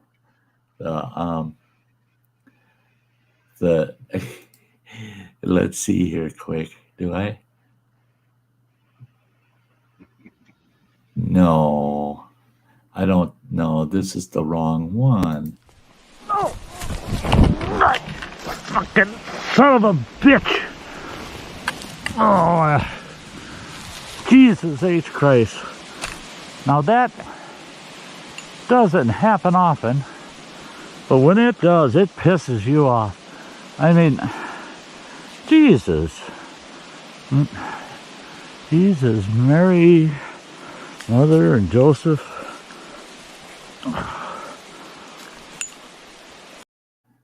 Nope, sorry, that's the wrong one.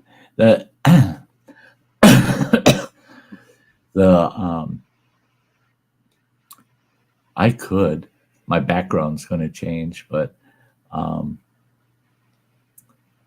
pretty sure, yeah, I do have it. I think it's under this one.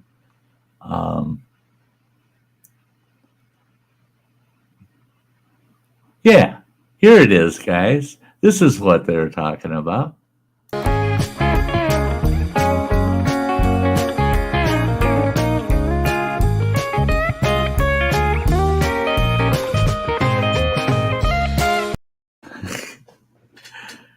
That hurt my ass. That was I make those camp chairs when I'm out. You know, if I'm out camping for an extended period of time, I make a tripod camp chair using a pair of pants. Well, and they always work great. The one thing I didn't do with that camp chair was I didn't, usually on the legs, where it's going to be the end of the leg is going to contact the ground. I whittle a point on it. So the point sticks in the ground, right? Then the legs can't move, can't kick out. Well, this chair, they were just cut off. They were rounded, flat kind of legs. Well, that spot, that ground was like concrete. I mean, it's clay, red clay, and it was hard as a rock. It used to be a truck landing area at an old Conservation Corps camp site. And that's where all of their lumber deliveries and everything came in there. So they had trucks pounding that down for years, and that ground surface was just like concrete. Grass was starting to grow in it, but the ground was still hard as a rock. So when I set that chair up, once I put weight on it, there was nothing, no soft ground for those legs to dig into. The legs just kicked out because they didn't dig into the ground like they typically would. I should have had the points on those legs because they would have stuck in place. Not that chair. Yeah, that was a pretty good crash and burn. That's, people say to me, why would you show that shit off? Sty's known for falling down. I think that's just the way it is. It's just, oh, I almost fell down yesterday tripping around. Goddamn shoelace came undone. And I tripped over my own damn shoelace. I hit the ground. I didn't have no camera going. I'm glad, because if people would have actually seen it, they would have said, Sty, you're going to kill yourself. Cancer tried to kill you. It couldn't do it, but you will kill yourself. I got this post driver, and the end of that post driver that you put over the post comes to a point. It's a big, sharp kind of point. Well, I had that post driver sitting with the flat end of it, the top of it, on the ground, and that point's pointing up. Where I fell down, I hit that post driver, the side of it, and knocked it over. If I would have landed on that post driver, I would have been out there with a post driver shoved through my chest. I just been driven by a post driver. Yeah, drove it right through my chest. Yeah, it was close. It was close. I was kind of sad that I didn't get it on video, because I'm proud of my fall downs that I've survived over the years. The Halloween dog in the background. He's a hollow beaner, not a hollow wiener.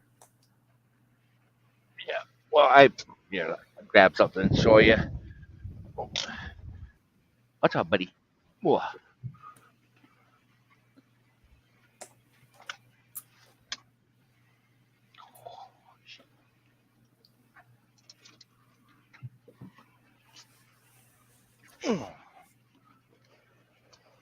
Oh.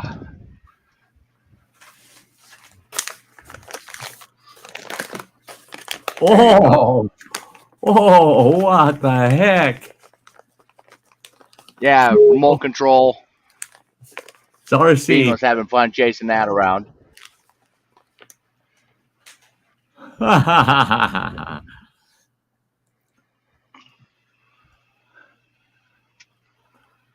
Don't mind me, I'm eating candy. These are cherry flavored cream drops. And I eat about 8 of them a day. For 2 of them, what is it? It's 110 calories for 2 of them. So I eat those 8 times a day. I'm getting 880 calories a day eating candy. They're not good calories, but they're calories. I've been doing pretty good. I got a good jump on today. That's why I'm doing this stream for 3 hours instead of 2. Say something for the kids. Me devil saying they don't get these. These cherry cream drops, they are mine. No. Nobody gets any of these. And I can only find them at L&M Fleet and Supply. It's the only place to go. I go there and buy a couple bags at a time. 1 bag lasts me 3 to 4 days. And they're only $1.69 a bag, so that's not bad. $3 a week at the most.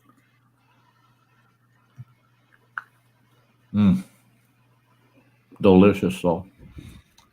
That's my problem now, is I got my taste buds back and I get hungry. I actually now am at the point where I actually feel, I'm getting hungry. I made pizza night before last, and I haven't quite mastered it yet.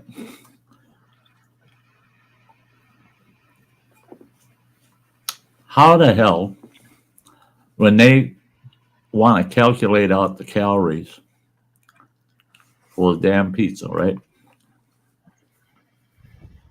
They calculated out so many calories for 1/3 of a pizza. All right. Now you slice that pizza so that you can take 1/3 of it. How do you get 9 slices on a pizza? You got to really think it through, and you cut to the center, cut to the center, cut to the center, because you can't cut straight across because you'll fuck it up, because that's an even number. Cutting it in half, you can't do that. So you gotta guesstimate to get your 9 pieces. After I F around for the longest time to get my 9 pieces cut out of this pizza, calculated out 242 calories per slice. Well, I get over 700 calories for 3 slices, right? But that's if I cut it into 8 slices instead of 9. Okay, 242 calories per slice. How did I come up with that? So I made pizza again yesterday because I ate what was left of that pizza the second day, and then I still craved pizza, so I made a second one. I cut that one into 8 pieces. That's easy. Once across, once across, once across, once across. 8 pieces. 4 per half. Why did I not mess around with trying to cut it into 9 pieces? Because the calories were calculated for 1/3 of a pizza. Well, Sty, you poor dumb moron. Multiply that times 3. Now you know how many calories are in the whole damn pizza.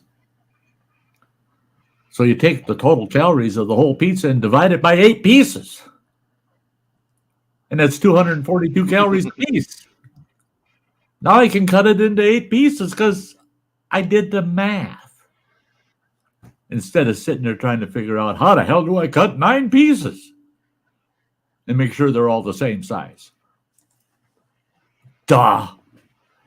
But I tell you what, I take a frozen pizza, put a bunch of extra pepperoni on it, ton of extra, a full 2 cups of extra cheese on it, mixture of mozzarella and cheddar.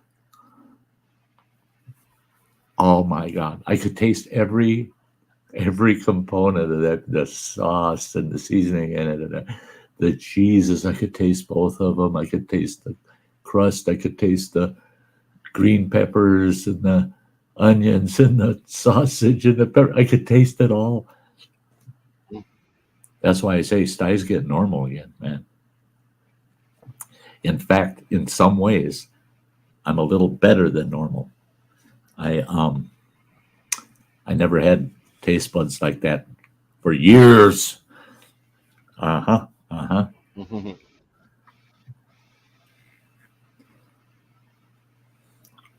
your clocks changed yesterday? Ours don't change until, what is it, the 9th or something? No. The 6th, I think. The 6th. Yeah. Yeah. Yeah, it's like this coming Sunday. So there we go again. We have daylight savings time. Oh, no. England's got to be different. You know, they got to do it different. They got to have daylight savings time start at a different day than us. They got to drive on a different side of the road than us. They got to use a different mathematical system than us. They're just insisting on being different. Well, this weekend, the whole barbecue, cooking out, and all that. The one guy, he's from England, and and we're always jabbing back and forth, truckers, Well, one of the things he was doing is, he's going to make roasted potatoes. Well, for him, that involved, getting the tinfoil roasting pan. Well, I saw that pan. And putting one of those half-gallon jugs of canola oil in there with the potatoes, and then grill that And he's like, well, yeah, you cook it long enough and it get nice and crisp on the outside, but fluffy on the inside. I'm like, so they're giant French fries. I said, you're deep frying raw potatoes. Yeah. Baked And them. he's like, well, no, no. It's just like afterwards, Oh, we're sitting there eating them. I'm like, yeah, they're good. And the other guy, Dave, he's like, yeah, they're big French fries. I'm yeah. like, Yeah. But he had to be different. You know, you can't. For some reason, running water system is hanging up there. oh yeah, weird. But yeah, always making us tea, wanting to make us tea. And it's like, you're in America now. You know what we do with tea, don't you? Yeah. The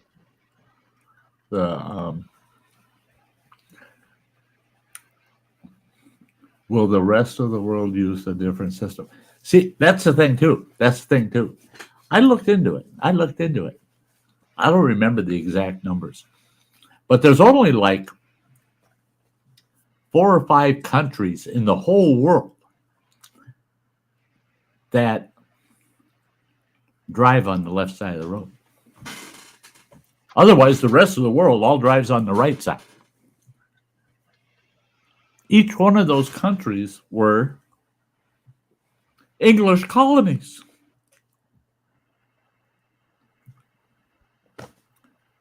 And I thought, okay, this one person was saying, well, and that's why they have the left side driving, is because of the English influence, because they were established by English colonization. Now, wait a minute, though. So was the U.S. America was colonized initially by the Brits. Then the French kind of came over and were trying to take over Canada and blah, blah, blah. But the Brits were the core of the colonization of what is now the U.S., America. Now, tell me this. The Brits finally got control of Canada because we took it away from the Brits, the U.S. We took it away from them. And we should have just kept taking all Canada too. But so the Brits had all that influence in Canada. Some of it showed up in the metric system. They use meters and liters in Canada, but they drive on the right side of the road.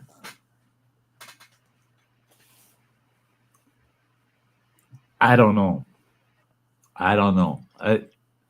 Is it? So I know it's not genetic. It's not in the genes. Because and I get a kick out of that. Me Dibble had mentioned, everyone using the metric system. And we get a lot of slack for that. That we don't use the metric, but we do. We use metric and our imperial or the standard measurements. That we have multiple systems that we can use. We're not dependent on just one. Right. We don't need a system that you can count on your hands. Now you have to, and you have to look at the history of and qualify the use of the metric system in the U.S. When did it become commonplace in the U.S.? It's when the U.S. started importing metric system equipment into the U.S. We needed metric system tools, and we needed to study the metric system so that we could relate to that equipment. And that's it today. Where does the metric system get used in the United States? Literally, over 80% of the metric system used in the United States is strictly applied to tools. All right. Yeah. Otherwise, no, we don't use it. And now, me Devil said,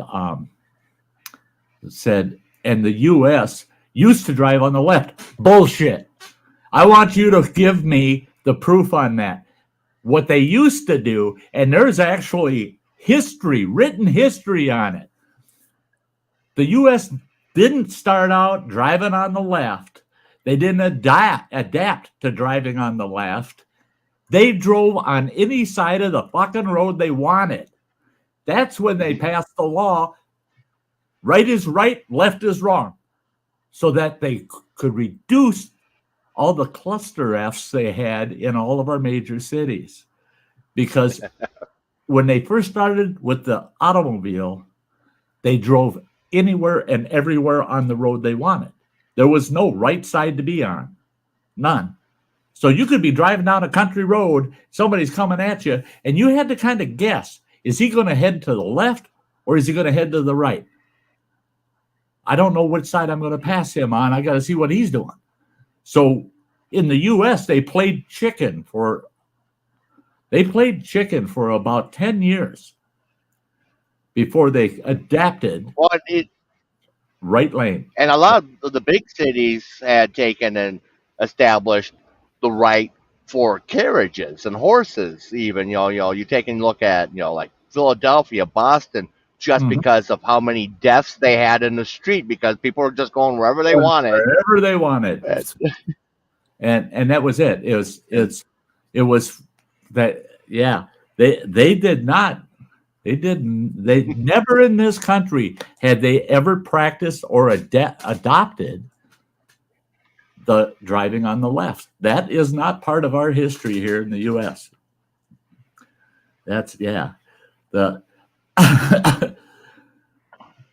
They only started using the metric system in 1970. Oh, no. They were using the metric system before 70 in Europe. Quite a bit of Europe. Now, the metric system, I'm not arguing on that one. That's worldwide. Every country has, to one level or another, adapted the metric system because in some cases it's more accurate. Yeah. For engineering, for money. Yeah. On things of you want controllable tolerance, you want to use metric because it's a tighter calculation than it is using standard. But yeah, the feet in inch, yeah, and that's it. It's medical metric. Yeah. It's all metric over here. Yeah. Everything. But yeah, you want precision. Yeah. And that's it. So they're looking for that precision. And you try to inject 1/64th of an ounce of something, or 1/124 ounces of something. That's standard doesn't break down well enough because of the fraction issue. See, and that's it. It's under standard. You got to fractionalize everything in order to get accuracy. Under metric, you don't have to fractionalize it to do it because metric is just in series of 10. Simple. You don't have to fractionalize it.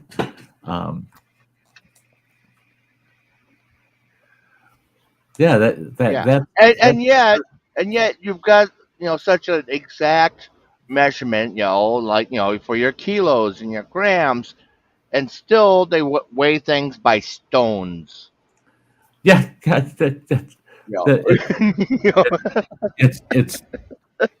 it's really interesting, and it's just like with units of measurement. Yeah.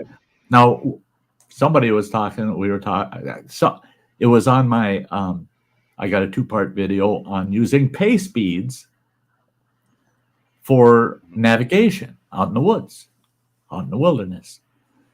I had somebody get on me and said, "Did you know that the whole whole United States was measured and mapped using a 33-foot chain. That bullshit. Bullshit. That is bullshit. You think they hauled a fucking chain from New York to Seattle, and every 33 feet they laid out that fucking chain. Let's lay out that chain. We got to measure everything out with this chain. No, they didn't. They did use pay speeds. That's historically proven. I mean, Lewis and Clark used pay speeds. They came up with better units of measurement than using the 33-foot. It was usually a rope that they used. It wasn't a chain. And that wasn't accurate. It was never considered an accurate measure of measurement. They would do that, and they would say, it's one chain. This is one. My property is 340 chains by 400 chains. Because they were using a rudimentary measurement system to estimate something of size. You think about all of these different things that they still use. Rods, the length of a rod. Fathoms. I mean, what were fathoms based on? The average height of a man. That's what a fathom was based on, was the average height of a person. So, yeah, when you get into that, the standard and metric systems have become the two established systems in the world, because all these other systems were pretty rudimentary. That's why we don't use stone tires on our cars anymore, because those stone tires were pretty rudimentary. They worked, but they didn't hold up as well. Rubber really changed the whole automobile industry. I mean, just have Fred Flintstone,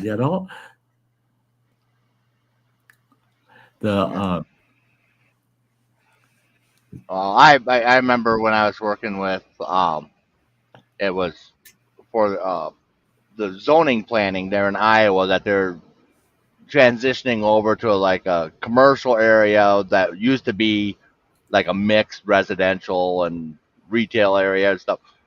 But all the records for this town, because it was a pretty big area, but a small little like 300 population town. Mm-hmm. Everything that was in the town's records were all in hectares. In hectares, yep. And that's 2.47 acres. And trying to survey all those out and I read an article with same kind of situation. It had to do with a small town that everything within the town and all of its adjacent properties were all recorded in hectares. Well, to fix it all, they thought they could fix it all. They just said it's 2.5 acres. Well, no, you gave property to people. All of a sudden, these property lines grew all over everything grew. People ended up with more property, and they said it was a nightmare, because some guys are saying, "Oh no, 32 feet of that land of yours belongs to me," because it's 2.5 acres per hectare, and I got XYZ hectares. Well, they ended up with almost like a little in-town civil war going on over property lines, and it's pretty. Yeah, you change a measuring system and it's not accurate, you can muddy the waters pretty good. The standard imperial system. Now the imperial and the standard are not the same. An imperial gallon in Canada is larger than a U.S. gallon. So yeah, they overlap in some areas, but then there are some major differences. Differences that really throw you off. That's why I am totally anti-imperial system, totally, because that one muddies the water. That system muddies the water when you're trying to marry metric and standard into the same system, trying to create one system out of them. Okay, Matt, time to go candy shopping. Be back later if you're still here. Great seeing you, Running Water and Chatters. Matt J, buddy, it was great seeing you today. Get lots of candy for them little monsters. And I probably won't be on. I'm going to be shut down here in a few minutes. Yeah, I got a couple things I got to do. I got to eat real food, not just sit here and eat this damn candy. So I got to eat some real food.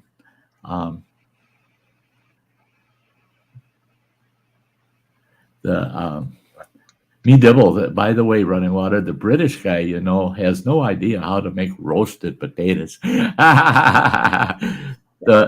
Yeah, well, the other guy that was there and myself were like, yeah, usually when we make potatoes on the grill, it involves like a slab of butter and some tin foil. Yeah. And, Right.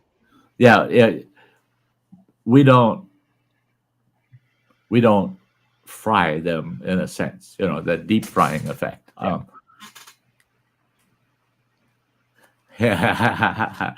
Matt says, I'm not footing the dentist bill for them kiddos. So no kidding. That oh yeah, and all kids love going to that dentist's house that hands out the toothbrushes and mini toothpaste for Halloween. Again, that house gets all the eggs. People say, oh, well, back in years ago, things were a lot tougher. Look at all of our advancements. There's a lot of our advancements, our technology. I love PlayStation. You know that. I just love PlayStation. But I'd be willing to give up PlayStation totally for a handful of a few things from back in my day when I was growing up. Back when I was a kid, you go to the dentist, some bitch grinding on your teeth. It just puts you through hell. And when you were done, what did you get? You got a big candy bar, man. He'd give you a Three Musketeers or a Snickers, or depending on what kind of work. If it's kind of work where you didn't want you chewing nuts or nothing for a few days, he'd give you Three Musketeers, But you got a big candy bar. And then you got to pick one of those items. There are toothbrushes, toothpaste, stuff like that. But you always got the big candy bar. Now, people want to chalk us old guys up as being, they're old, they don't know shit. One thing I do fucking know, them dentists were pretty fucking smart, man. I just did, back in the day, what would cost you today probably $600 or $800 worth of work. I just did $600 or $800 worth of work on that kid. And guess what? I give him this, and I can guarantee you he's a return customer. Damn right. Them dentists were setting us up to have to come back to see him. And so you think we're dumb? No. They were doing that shit to us. I mean, but what are they doing today? They're doing the same shit to us constantly. They're saying, oh, you got to eat this because it's organic. And then you find out, okay, now wait a minute. It's organic, but they planted it all next to a nuclear power plant. And they're irrigating it with the water from the sewage plant over there. And they're saying, but eat it, it's good for you.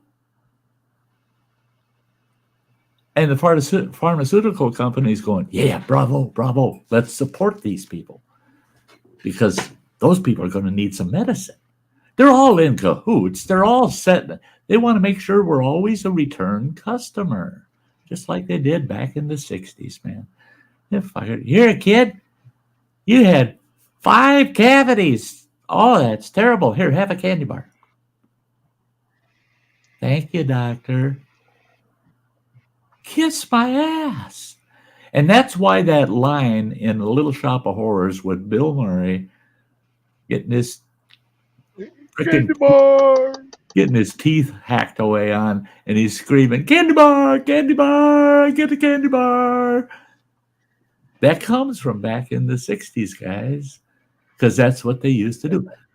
Doctor's offices, right up. Oh, when Running Water was born, when he was born, they wouldn't let anybody see his mother after he was delivered because she had toxemia really bad. So I had to wait almost 36 hours before I was even allowed in the room with her. They had the room all, the curtains drawn. It was pitch black in there. She was sick.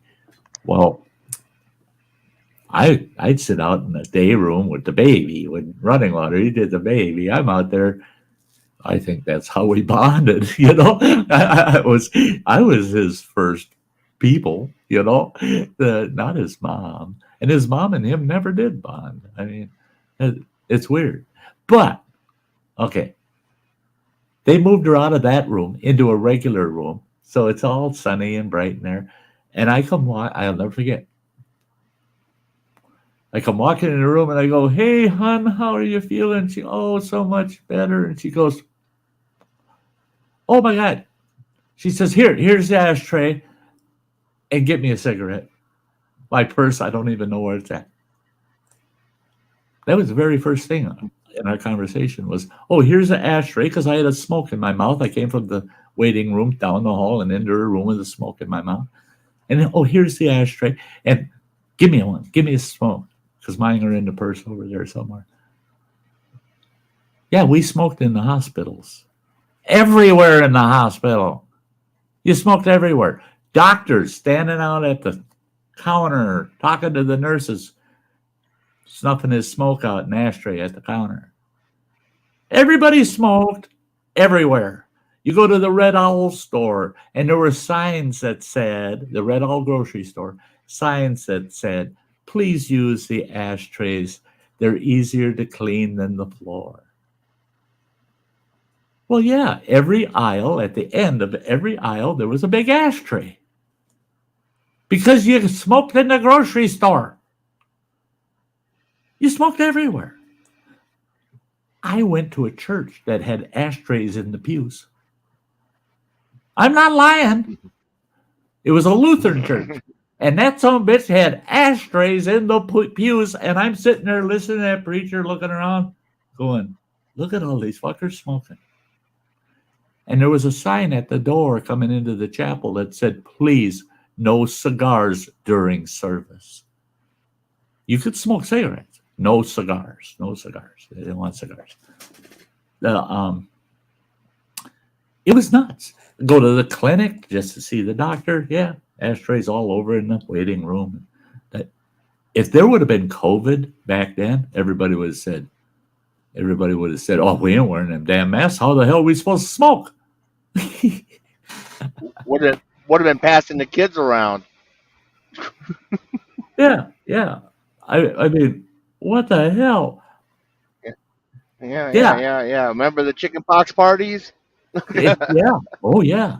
Hey, did you hear? Billy down the street's got the chicken pox. Well, why don't you kids go over there? Here, I'll give you a plate of cookies. Take them down to Billy. You go down there to Billy, and Billy's mom would say, "I don't know if you should be here because, Billy's got the chicken pox." Yeah, we told our mom, and she said to bring him some cookies. And then that mom would go, "Oh, well, then come on in." In other words, okay, I got permission to give you kids chicken pox from my kid. They wanted us to catch him so that we get over it. I mean, they intentionally would introduce us to things like that. "Hey, Justin, it's great to see you in there. He's got to go eat dinner." I totally understand.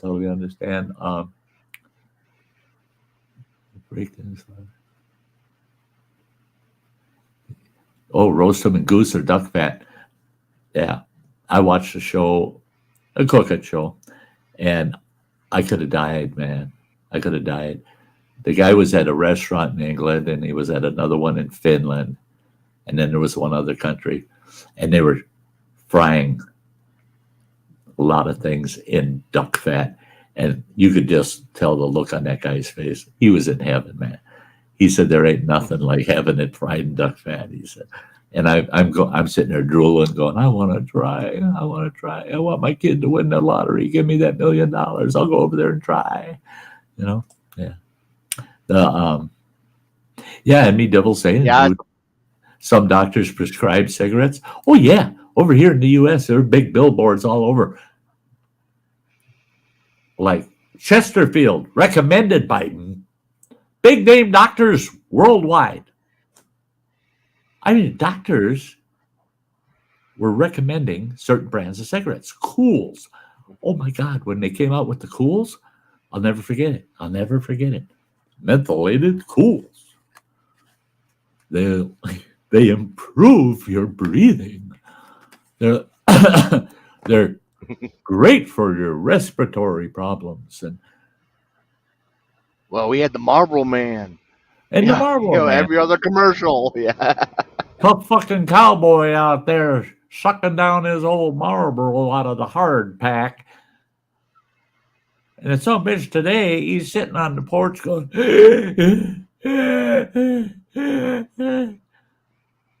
yeah, I mean, not, yeah. Oh yeah, libraries were full of smoke. That's no kidding. I had a teacher in grade school. I was just so proud. I brought this book to school, and I took it up to my teacher. I said, look at the book I'm reading. I think you'll be proud of me for reading this book. And she opened it up and she goes, oh, here, take it back. And I go, what? She goes, it's an excellent book. But she said, no, I can't stand it. I go, it's an excellent book, but you can't stand it. She goes, no, I can't stand the smoke smell, the cigarette smell on it. She said, you got that from the local public library, right? I said, yeah. She goes, yeah, I can't stand the smell of that book. Well, that's because you could smoke in the damn library. I mean, everybody smoked in the library. And for me, I grew up in a house. We had one smoker, and that was my dad. And he was like me, a chain smoker. I mean, just smoke. So we were pretty acclimated to the smell of smoke. We didn't notice it so much.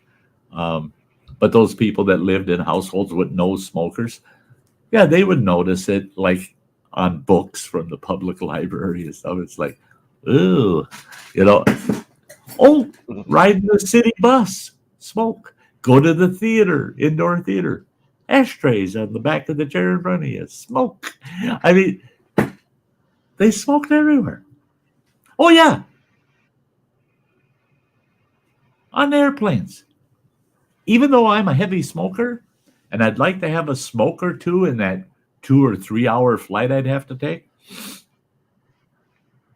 I'm still all for, until they figure out a way to suck that shit out of that fuselage and you don't get any of that smoke around you at all, no smoking on the airplane. Because I flew when you were allowed to still smoke on the airplane only a couple times, and that was enough to tell me, no, these airplanes are too packed full of smoke. And they gave you a lot more booze back then when you could smoke on an airplane. I think that was to keep people happy about having to put up with the smoke.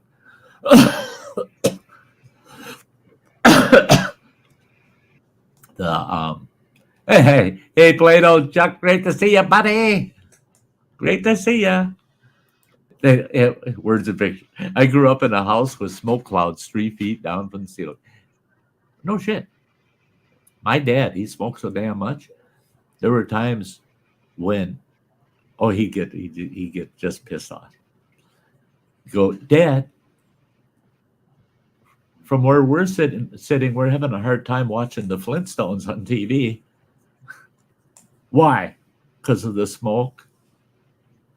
Well, he just smoking one after another, and he'd blown his smoke in the direction of the TV, and that's coming across in front of us. We can't see the damn thing. What would he always say? Well, if you don't like it, turn on a fan. So yeah, you go turn a fan on, and it would blow the smoke out of the room, into the dining room or into somebody's bedroom. Yeah, we lived with it. It was nuts. the world has totally changed. And I got a kick out of it. I had someone saying, because of my cancer issue, they said, why in the world do we have so much cancer today? They never had cancer to speak of 100 years ago. Bullshit. Throughout all of American history, it's all recorded. It's there. People died of consumption all the time. And they like to call all cancers consumption because it consumed your body, is what it did. You slowly were consumed because of that illness.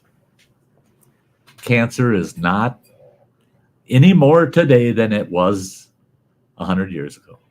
It's just known more today than it was back then. Recognized more today than it was back then. The cases were there.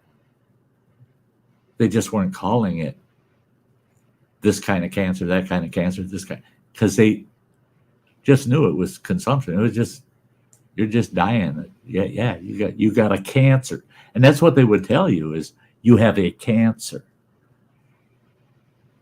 Because to them, there was only one. There was only one cancer. You know, there wasn't, oh, I got colon cancer. I got esophageal cancer. I got breast cancer. I've got lung cancer. Back then it was, no, you got a cancer. Any kind of cancer. Sprayed the windows and sills and it ran brown like coffee. Oh, yeah. I bet that apartment building I lived in, they banned smoking in the apartment building, right? Well, I cheated. I had the window open and a fan going when I do live streams because I can't sit here for 2, 3, 4 hours not smoking. But that shit was all blowing out my window. I mean, that fan was only 4 feet away from me, blowing that smoke right out that damn window. Lady way across the hall from me, across the building, actually. Now, mind you, this is 2 years after the smoking ban. You're not allowed to smoke in your apartments, period. Nobody. They went in and cleaned her place. Oh my God. They sprayed this cleaner on the walls, and it looked like chocolate running down the walls. It was that frickin' dark and nasty. They places where she had spilled water on her carpet. They peeled her carpet out. They were replacing the carpet. There were big cigarette tar stains on the concrete under the carpet. Big dark brown stains from water going through that carpet and it hitting that floor. Her curtains. One of the maintenance guys goes, Sty, look at this. And the curtain was laying on this cart they were hauling shit out with. It was laying there. The side that was facing in the room was on the top. He takes his hand and he puts it on pushes down on that carpet. He picks it up and the carpet comes with his hand. It's stuck. It's stuck. He took out of his utility belt, took the hammer out, and used the head of the hammer to hold the carpet down. He take his hand up and he puts it back. He goes, look at that. He says, smell my hand. I said, I ain't smelling your fucking hand. That ain't happening. He goes, that's tar. That's tar from how much she smoked in there. She was smoking about 5 to 6 packs a day. Every day. She lived in that apartment for 6 years. You think about that many cigarettes every day for 6 years. And she never washed her walls, never cleaned her carpet, never did her curtains.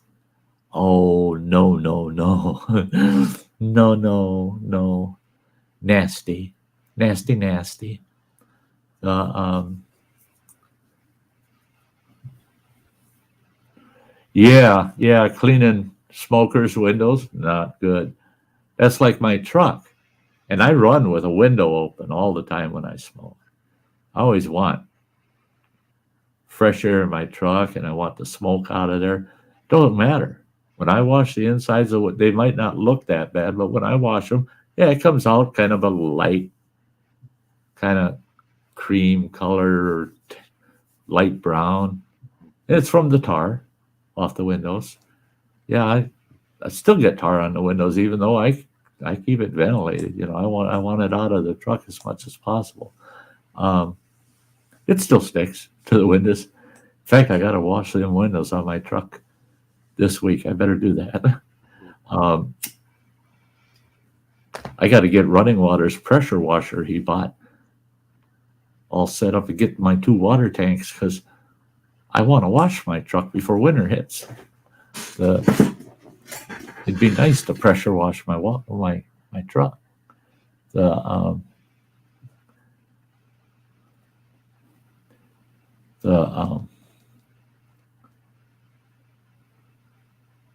Think about that much money in today's world, Chuck's saying.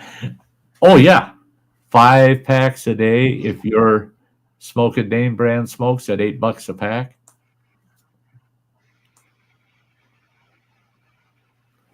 You know, are you going to spend $40 a day just on cigarettes? Well, think about that shit. What is that? $1,200 a month?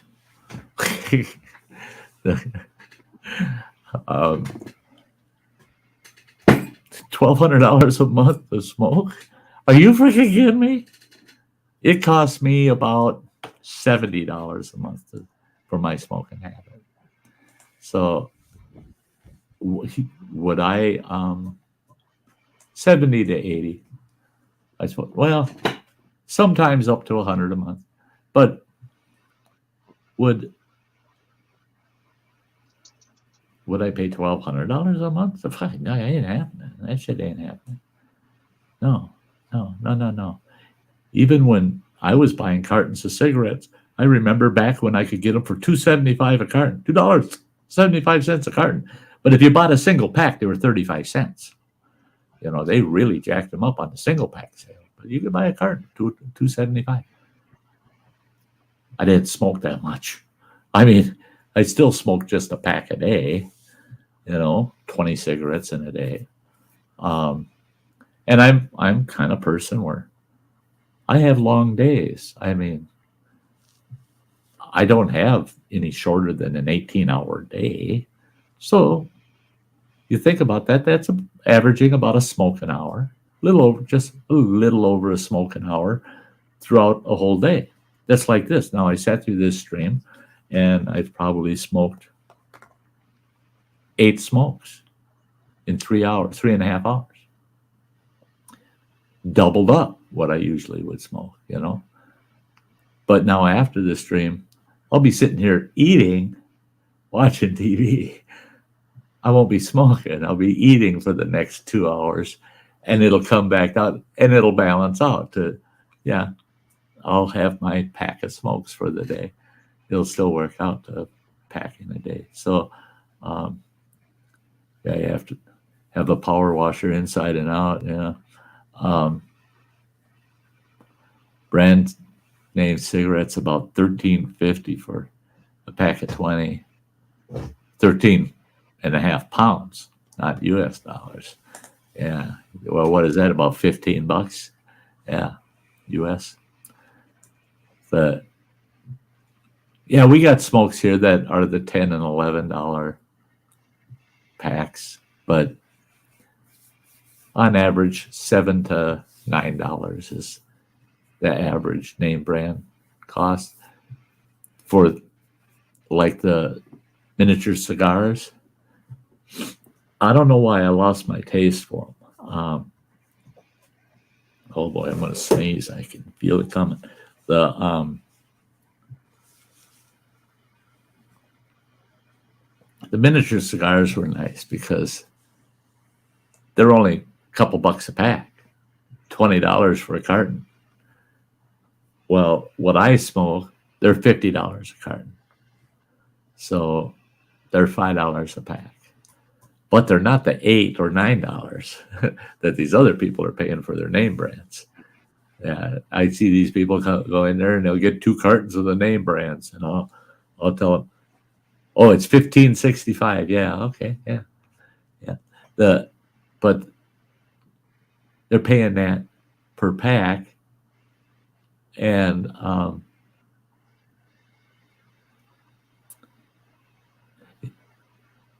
it's like, why would you? You want to see cigarette prices drop down? Everybody buy generic. Then they'll jack up the generic cigarette prices to try to make up their profit losses. Then you just quit buying that shit and home roll. Then they jack that tobacco up, and then you just abstain from smoking. Enough people did that shit. All of a sudden, the tobacco industry says, drive the price down. Got to drive that price down, or we're out of business. But no, they know we're hooked on the smokes, man. It's just like booze. I laugh about it. I'm surprised booze prices are what they are. People say, oh, booze has got so expensive. Don't whine about it, because they could double that price. And guess what? You're still going to go out and buy your fucking booze. People just aren't going to go without it. They're going to pay what they got to pay. Me Devil's never smoked anything. Yeah, that's cool. Bravo. Good for you. I tell people all the time, don't use me as a damn example. No way in hell. Don't ever. If you've never smoked, don't start. If you haven't smoked for very long, just a couple of years or so, good time to quit. Give them up, man. Give them up. What's real scary is take your average. Even the medical field has this scale, and they want to know how many cigarettes you smoke every day, right? Throughout your lifetime, throughout all the years that you smoke. Then they take that and they calculate it out to figure out how many packs you've actually smoked during your habit. Because there's times where I smoke a half pack a day. But then there were times where I was smoking up to 3 packs a day. So you got to calculate all that in. Then they calculate it out, and then they tell you how many packs per day effect it has had on you. Well, for me, my packs per day came out at 1.96 packs a day. So even though I typically just smoke a pack a day, actually throughout all of the years I've smoked on the average 1.96 packs of cigarettes per day. So, hey, Colin, good to see ya.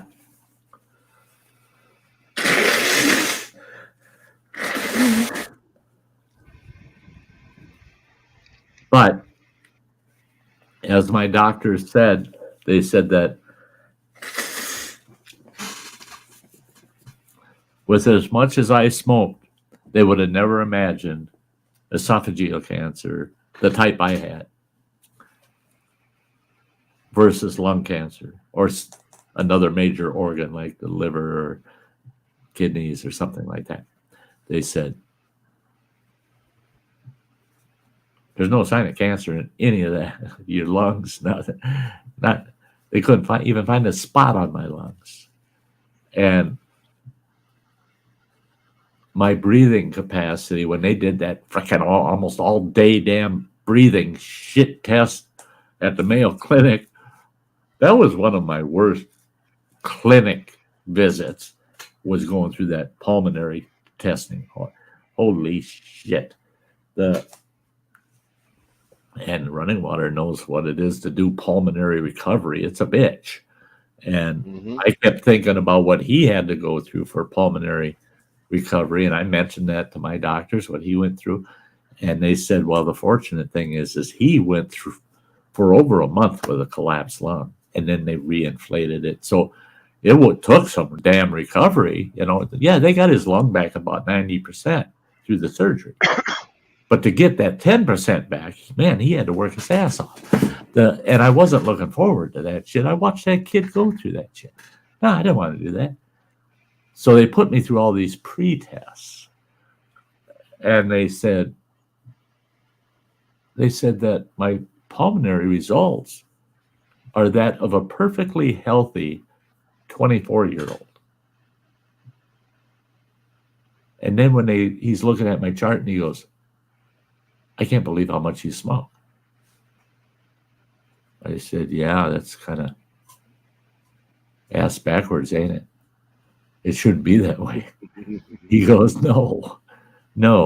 And for the number of years you've smoked, over 50 years, and the average amount of packs per day, there is no way that we would have ever considered putting you through this exam. But he said, it totally missed us on the per pack per day average. He said, I have to apologize. That must have been pretty tough. I said, that was a tough exam. It was. I said, but it came out all right, right? He says, yeah. I can't believe how well it came out. So, okay, Chuck. You too. You enjoy your evening. Yeah, editing a video. Ain't that fun? I got an issue with my computer that is pissing me off. I got this. What the hell? How many terabyte drive is that? That big fucking drive? 8? Oh, the 8? Yeah. Yeah. Boy, oh boy. My computer don't like it. Don't like it. If I fire up my computer and that hard drive is connected and I boot up my computer, it won't boot. It will not boot. Tries to boot off that drive? I don't know if it's trying to boot off the drive or if it just sees it for some reason, just says don't do anything because it's just sitting there like it's stalled. I disconnect the drive and I have to manually shut the computer down, disconnect the drive, fire it back up. It boots within 5 seconds. Everything's up and running. I mean, I can jump on the internet, do whatever. Turn that hard drive on. Boom, it pops right up. There it is.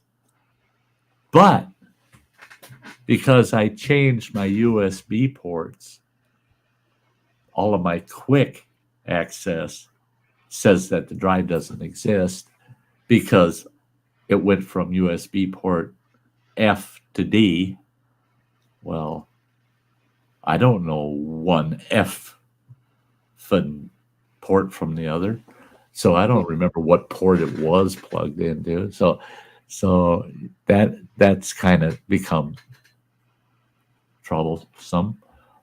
So I don't have really quick access to that hard drive. I fired it up, it's there. So I have to jump in there and pull files and then bring them over to programs. The problem is some of the programs like Canva couldn't find some of the files I usually use off that hard drive because it's in a different port now, And if I forget to turn the hard drive on, of course, I have programs say, that file don't exist. Well, fuck it don't. Oh, yeah, that's right. It's on that.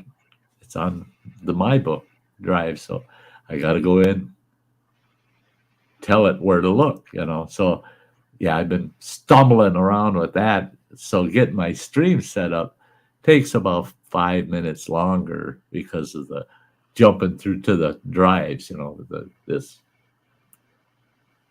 Oh, well, the words and pictures you don't look at. Day over 27. 27 times 3. Yeah, let's do it. Is that metric? Yes, that metric. Yeah. You talk about my height?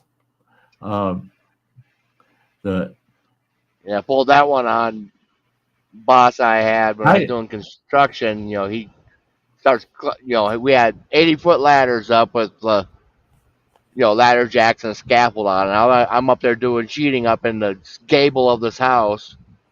And it was windy, so the pole rope with the little clamp on it, it just kept blowing the Sheet out. siding sheets out. So he Right. decides he's going to get on that ladder and start climbing up. I'm like, whoa, no, because he was a Hang bigger, heavy guy. Hanging onto a sheet. Yeah, hang on to the sheet and going to climb up the ladder that I've got a scaffold on and I'm standing on. I'm like, no, I'll come down to you if I have to. Right. And he's like, I'm not an ounce over 180. It's fine. I'm like, well, since you're using ounces, I'm assuming you're talking metric. You're 180 kilos, I believe it. Yeah.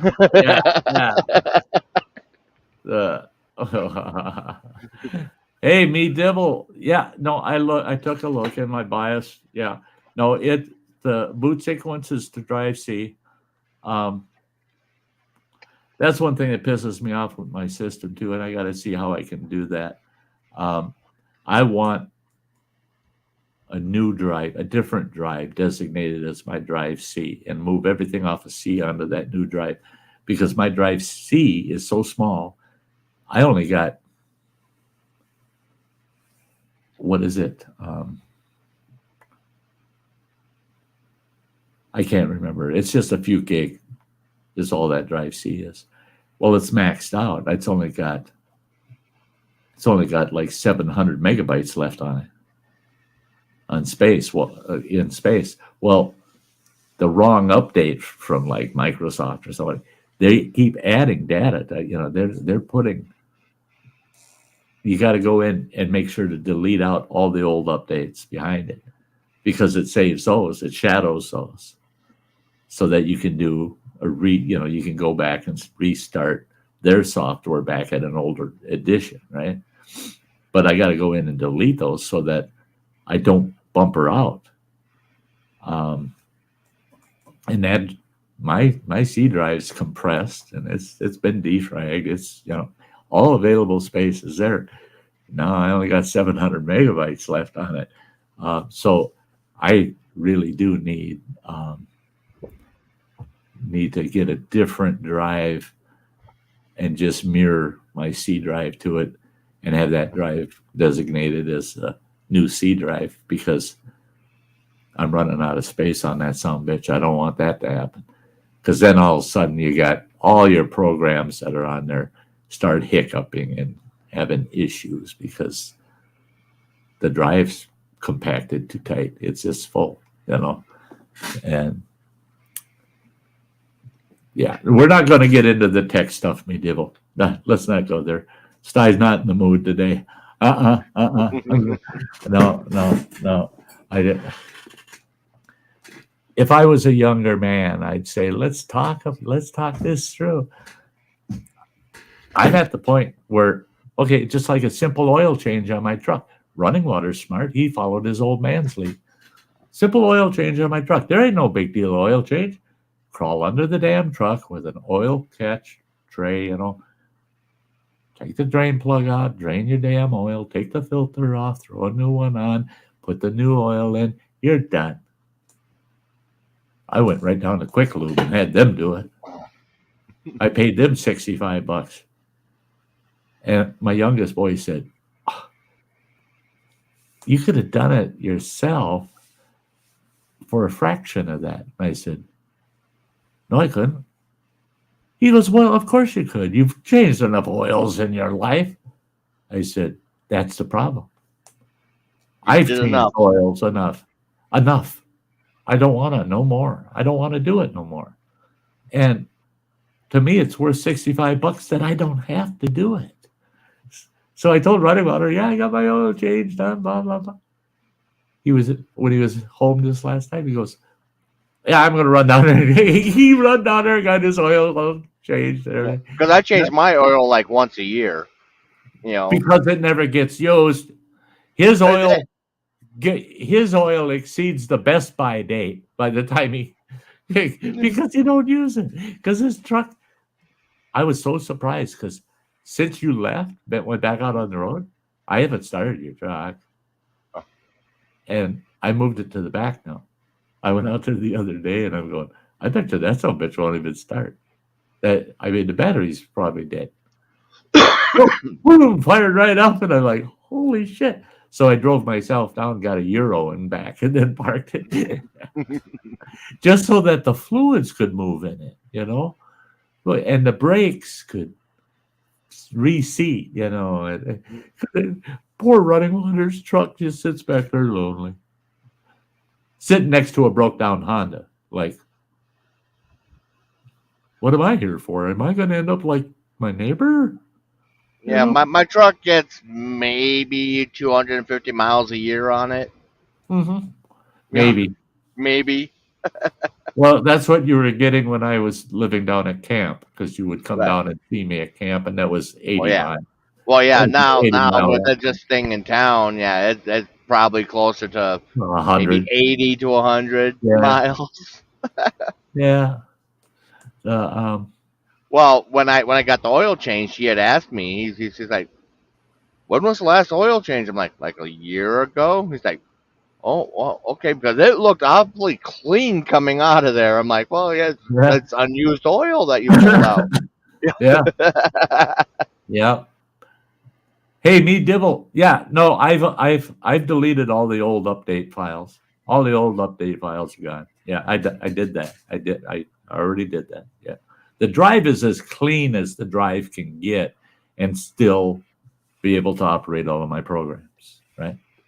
The one thing I do know that, and I do that, I have a few programs that are going to my SD drive, but my SD drive it's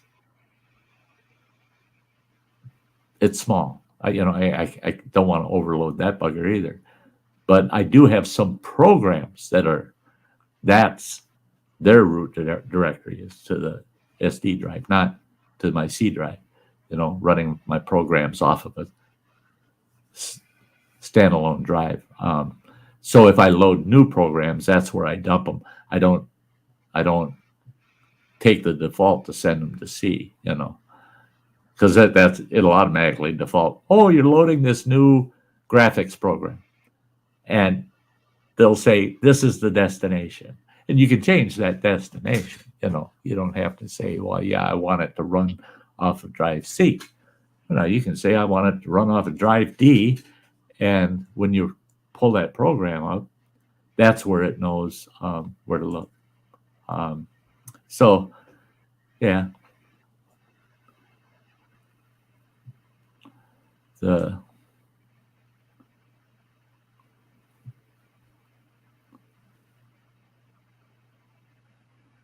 Oh yeah. The work truck gets usually up close to 130,000 a year. 130,000 a year. Yeah.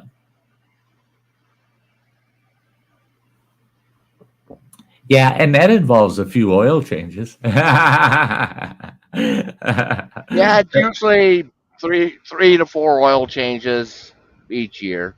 Yeah. I was going to say, what do you get about every 20 to 40,000 mile? Yeah, it's about every 40,000 miles now. That's got enough miles on it that it said, because that first 150,000, you're getting them. I didn't frequent. mean SD Lundog. I'm sorry. I'm talking about this. I've got the solid state. Yeah. Sorry. Yeah. Didn't mean talk about SD. I've got talk about external hard drives. I got external hard drives coming out of my ears, man. I've got three 2 terabyte. I've got those are the high impact ones. They're rubber cased and they're tough. I had those for when I was out in the field all the time. Then the ones that I got you don't want to be banging them around. I've got 4 of those that are 2 terabyte a piece. I don't have a lot of SD cards. I don't have a lot of memory sticks. I use external hard drives. I got plenty of them. Yeah, up the yin yang. The thing is I got 7 years and almost 1,000 videos on YouTube, and I have all of those final videos that were posted, and I have all of the original raw video of every video I've ever done. Just on the video category, I'm using over a terabyte just for all of the video library I have. Then I've got my editing drive. That's cram-packed full. There's almost 2 full terabyte on that because there's a lot of editing stuff that I archive because once in a while I jump back and I use some of that, pull it forward and use it. I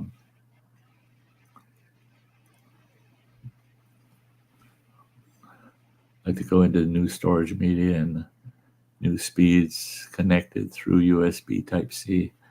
Yeah. Yeah.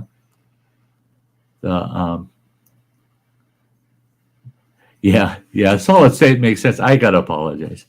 That's why I said let's not get on tech. Sty's not in the. Yeah, look at the flash drive set. Yeah, let's have a flash drive or two. Yeah, 128. Yeah, 128 gigs each. Yeah, I got a whole bunch of those. This little bugger. Oh, yeah. People think it's a flash drive. This ain't a common flash drive. No, this is. See if I can get it out of here because I usually have to use a tool to get it out. I have to use a tool. Oh no, I don't. Ta-da! Little SD reader. It's a little micro SD reader. It's so nice because I can pop the SD card out of the GoPro. I just pop it in this thing, and I pop this in my USB port and download. Now, that's the thing is what I got here: 2, 4, 6, 7, and 4. So that's 11 and 8, 19. I got 19 USB ports off of my system. So, and all of them are currently in use, all 19, except for 3. So 16 out of 19 USB ports are connected to the system. And they're all switchable. I can just pop a switch, access them. I don't run them all at the same time, but I got them on demand. They're just right there. Just hit a button, hit a button, hit a button. There's what I got hooked up to that USB. I've got 3 cameras that are USB driven off of there. I've got external hard drives, 3 running through there. Microphones running through there. I got tons of shit. I did, yeah. If I dig around when I get upstairs and start getting my room done, because I'm going to move back upstairs in December, back up to my room. But I'm not doing that till after Thanksgiving. But I know there's a box up there that's got all of my flash drives in it. And I think I got about 35 of them. I got flash drives up the yin-yang. And I'm going to have to go through and look at what's on them because a lot of it I've got backed up on hard drive. So I can just delete. Some of them, though, I probably pop them in and go, whoa, look at that shit. I remember that shit. I forgot.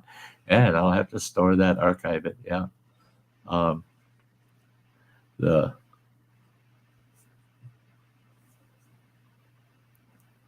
My drives running through the USB port 3.0. I don't have any download time issues. I can download about 1.5 terabyte in data in about 15 minutes, 10-15 minutes, while I've got other programs open and running and I'm doing stuff.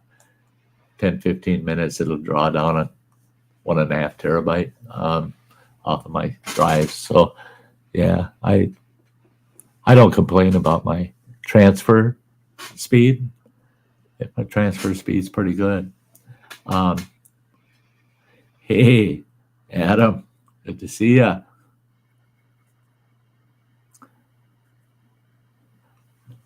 2 tablets I use as stream decks, 2 keyboards, speaker system, condenser mic, RGB lights. I'm one of those. Yeah, my studio, I don't know if you've ever seen my studio, Adam, but I don't have that camera ready. So I'm not going to try to mess with it and throw it up here. But my studio, triple screen, wrap around, 2 curved screens, left and right, flat screen in front of me, full wrap around studio desk.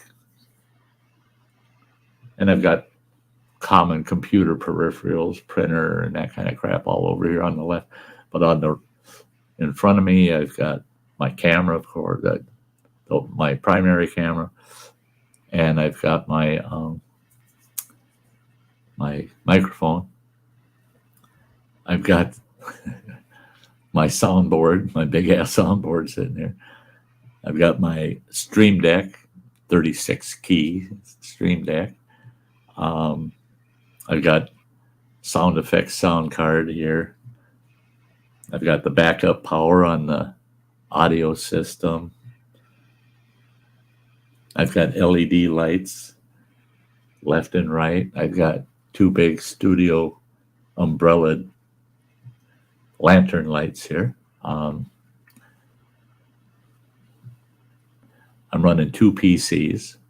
Got one down here on the left. I got one behind me on the right. The one on the right back here, that's the workhorse. That's the big workhorse. That's the one that's running all this. The other one, I'm running off these other 2 screens. So on these other 2 screens, I've got the YouTube of this show running. On the right, I've got the chat from the YouTube side running. So I look off to the right quite often, reading the chat. And I'll monitor Facebook and the like over here on this left screen. Everything in the center is all just production stuff. It's just, this is studio screen right there. That in front of me has nothing to do with anything except doing live streams and anything on YouTube. It's all, that center screen is the key. Now these 2 outer screens and on a separate system. Now I can share system to system. I got them networked, so I can go off the workhorse and say, hey, go steal this out of that other workstation, right? So, but what I'll do is when I'm editing on this screen off here to the left versus the screen over here to the right, I can have them both up and going. And when I'm editing, I'll have all of my open files over on that left screen. And I can very quickly, while I'm doing some editing work, go through and tag things I want to pull over to use in my editing, so that comes in real handy for editing, because I can have editing software up and running on the center screen and support software. Like I can have Filmora running on the front that I'm working with, and I can have Canva over here on the right that I'm running with. And so I'm doing work on Canva, sending that, saving that file, stealing it off, taking the workhorse, stealing it off the other computer to plug it into my editing. So yeah, I can have 3-4 things going on at one time. So it helps. But because I don't do music, I don't have the keyboard and stuff. I've got 2 computer keyboards. Yeah. Well, you got access to that stuff in the other room. I know. Shut up. Shut up. I attempted to take your one keyboard that's leaning up over there, plug her in, and just play with it. But that's a winter thing.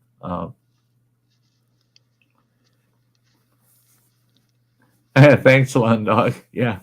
I see people that they'll have multiple screens and they never use them to their, to a real benefit.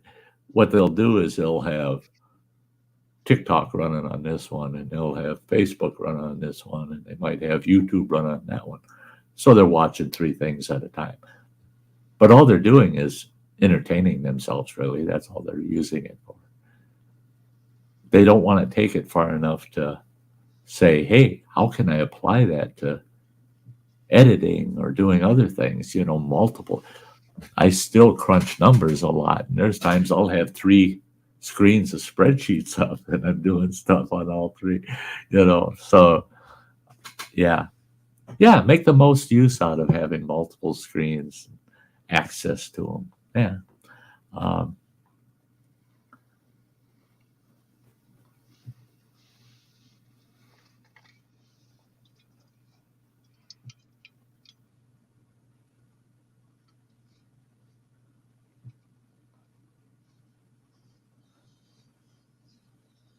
Almost stumbled upon my computer business name, Common Computer Repair. Of course, the name is pretty much dead as far as a business goes. Long time ago in the past. Well, that's too bad. See a lot of people with dual PC setup who always run dual keyboards and mice. Just use barrier, guys. Yeah. For me, it's convenient with the 2 keyboards, the way my studio's set up. With the 2 keyboards, it's convenient. If I was fumbling over things, then I would, yeah. That's just like, people saying that. Same with the mouse, I run 2 mice. Well, and for me, that's for good reason.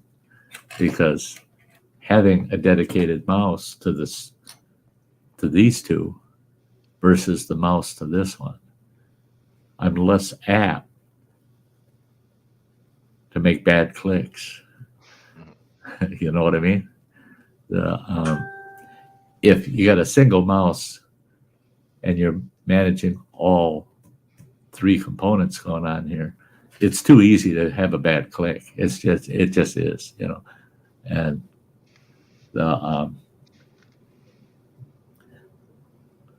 yeah.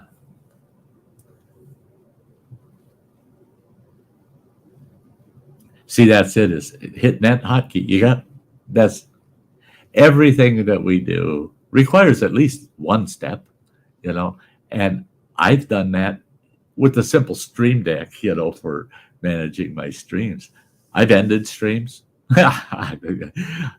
because when I wear these polarized sunglasses, guess what? My Stream Deck disappears.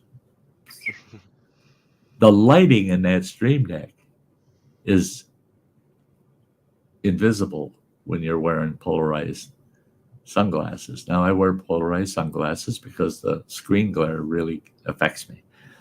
Well, but it wipes out my Stream Deck. I look at it and it looks like it's turned off. Oh, no, it's on. It's on. It's right. I lift the glasses up and look and I go, oh, gee, yeah, there it's all lit up. It disappears when I put the polarized on.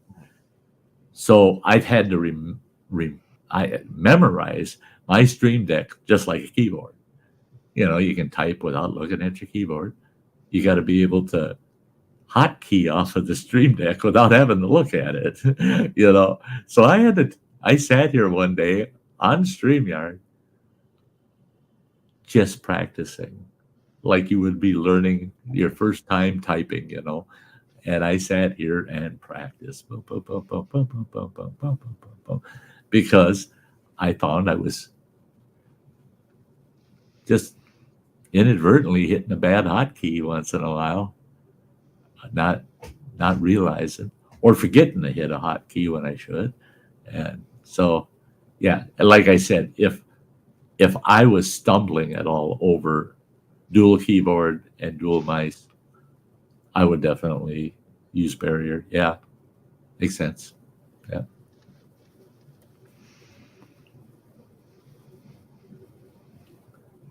Three different computers, 3 mice. Yeah. You see how my hand reaches for each one of them, looking for a reaction on one of the computer screens. Yeah. See, and that's the thing is, My 2 keyboards have different weights and a different feel to them. I can tell the minute I reach and touch one which one it is. Same with my mice. I mean, the one mouse is denim covered.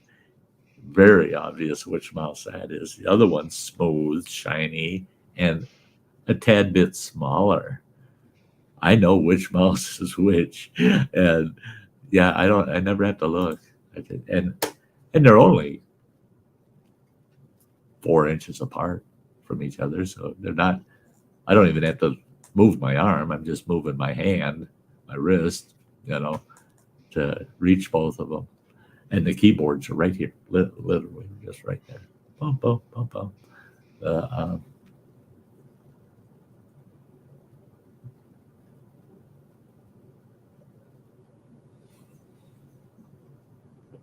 Yeah, Barrier's a program. I remember looking at it once, but I don't remember a lot about it, except for the cross compatibility across multiple systems. So I might look at it again. What the heck? It's going to be a long winter. I don't want to do nothing this winter except blow snow when I have to. I dug out the shovel yesterday. Dug the shovel out of the shed. Now I got to bring it up here, put it on the front porch. Hey, running water. What I'm going to do is I'm going to snow blow our sidewalks and right up to the house here and do our porch and stuff. But I'm going around where usually Bean has his pea trail. Mm-hmm. I'm going around that side of the house instead of the other side this year. Okay. Because I thought, this is really dumb. We go around that side of the house and you got to walk all the way around and all the way to the back. Sure, it takes you right to the shed, but then you got to walk all the way around the back of the house and around to get to the back porch. If I go down this side, I just go straight down and it connects the front porch to the back porch, keeps our snow away from our vent for the furnace after last year's fiasco.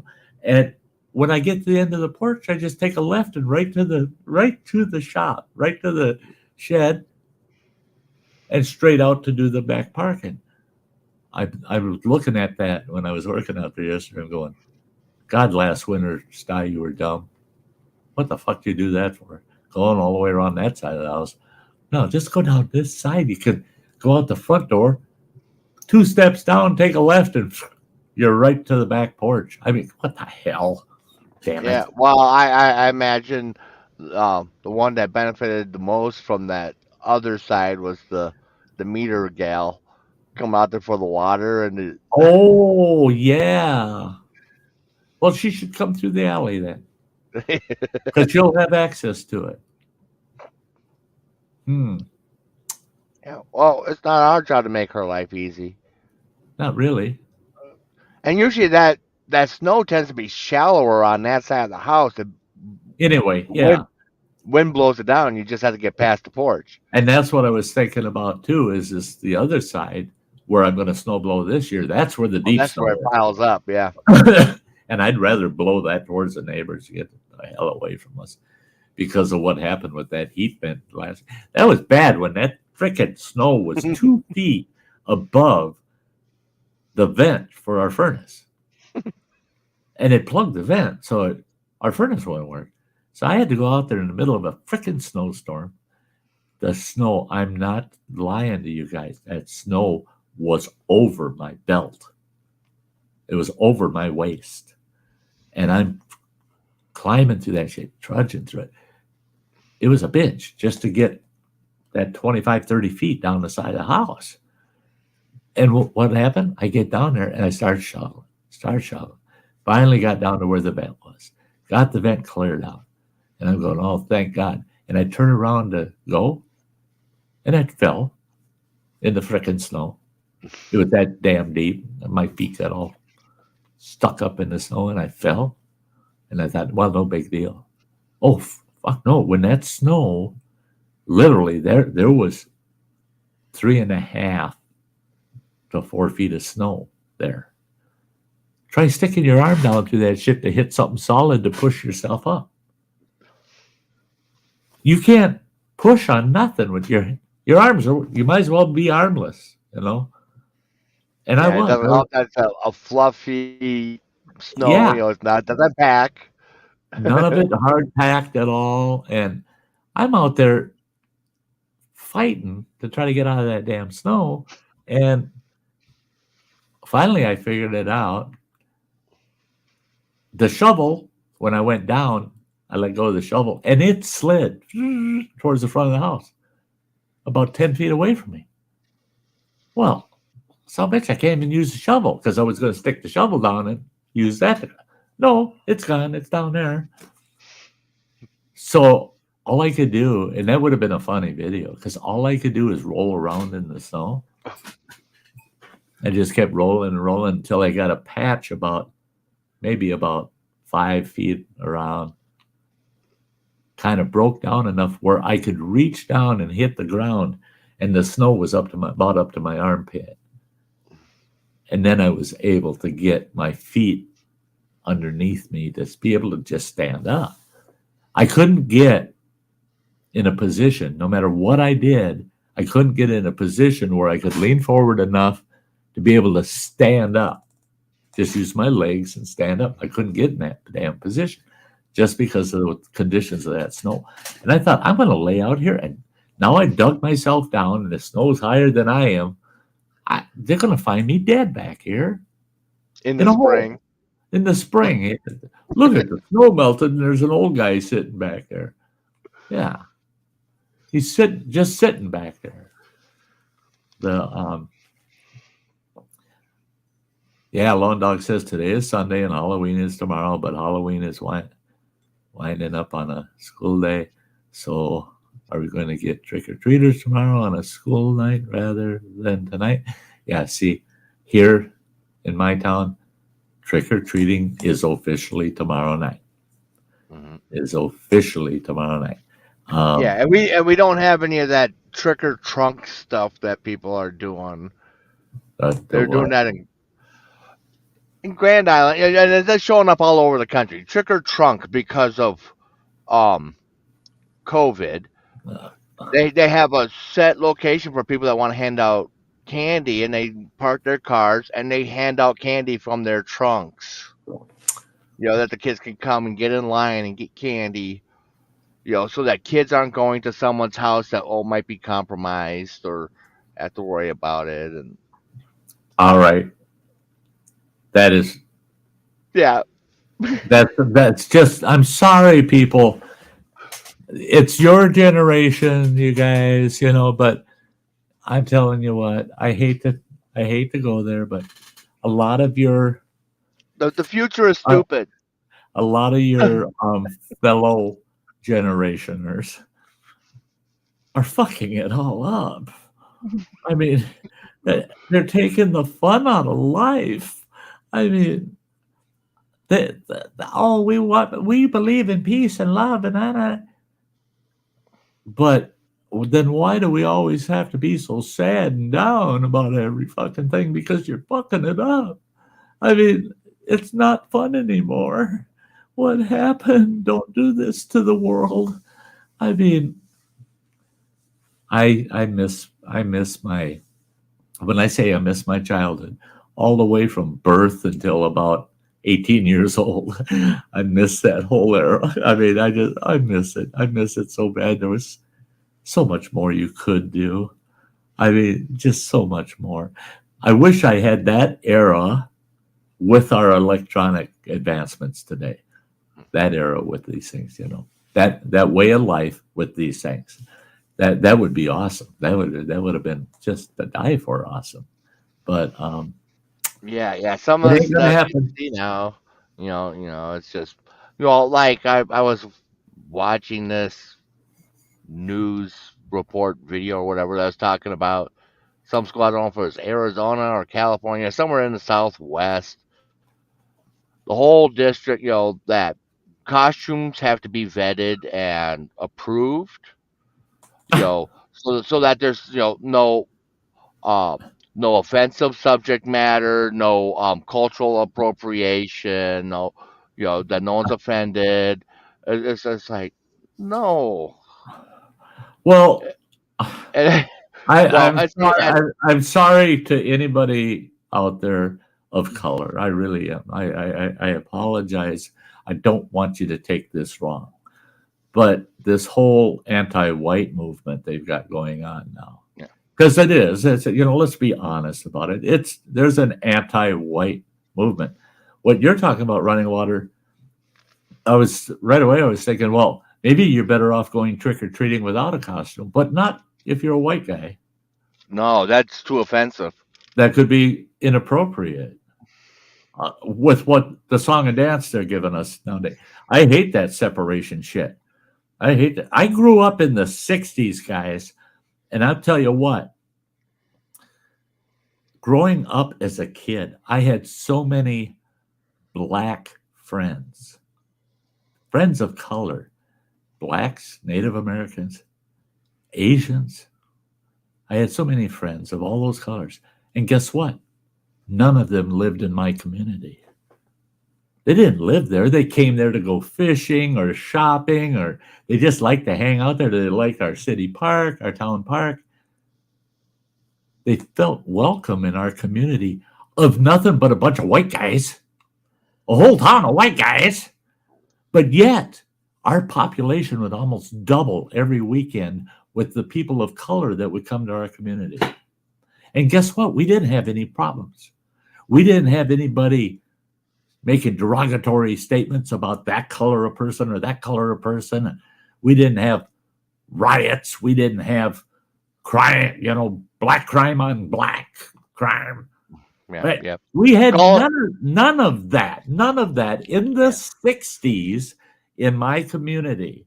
That's why I say I wish I had those days back, because if you were to say, oh, well, that's not fair because that's because you're white, you're oppressing somebody.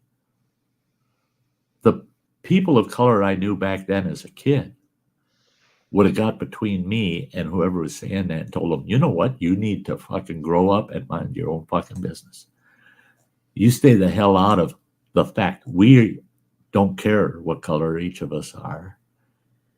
You don't need to come in here and try to create a division that doesn't exist.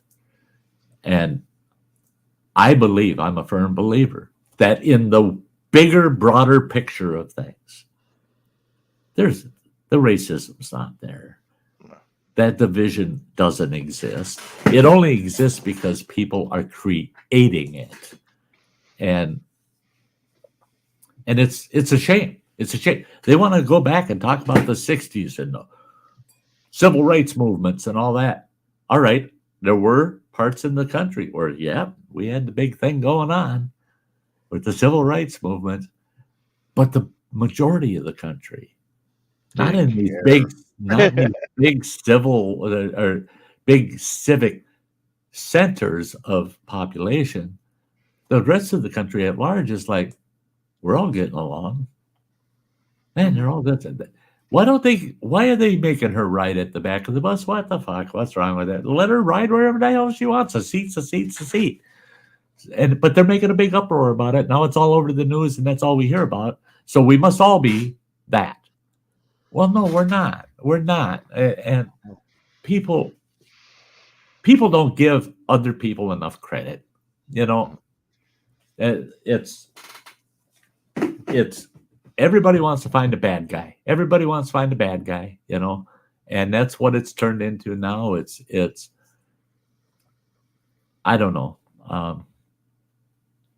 Well, it's the whole, dependency on being a victim. Everyone's got to be a victim. They've got to have their sob story, and can't just just live your life and do your thing. And right. And I'm sorry too if I hurt anybody's feelings, but we have very, very, very tiny population of poor people in this country. I saw two people in town here.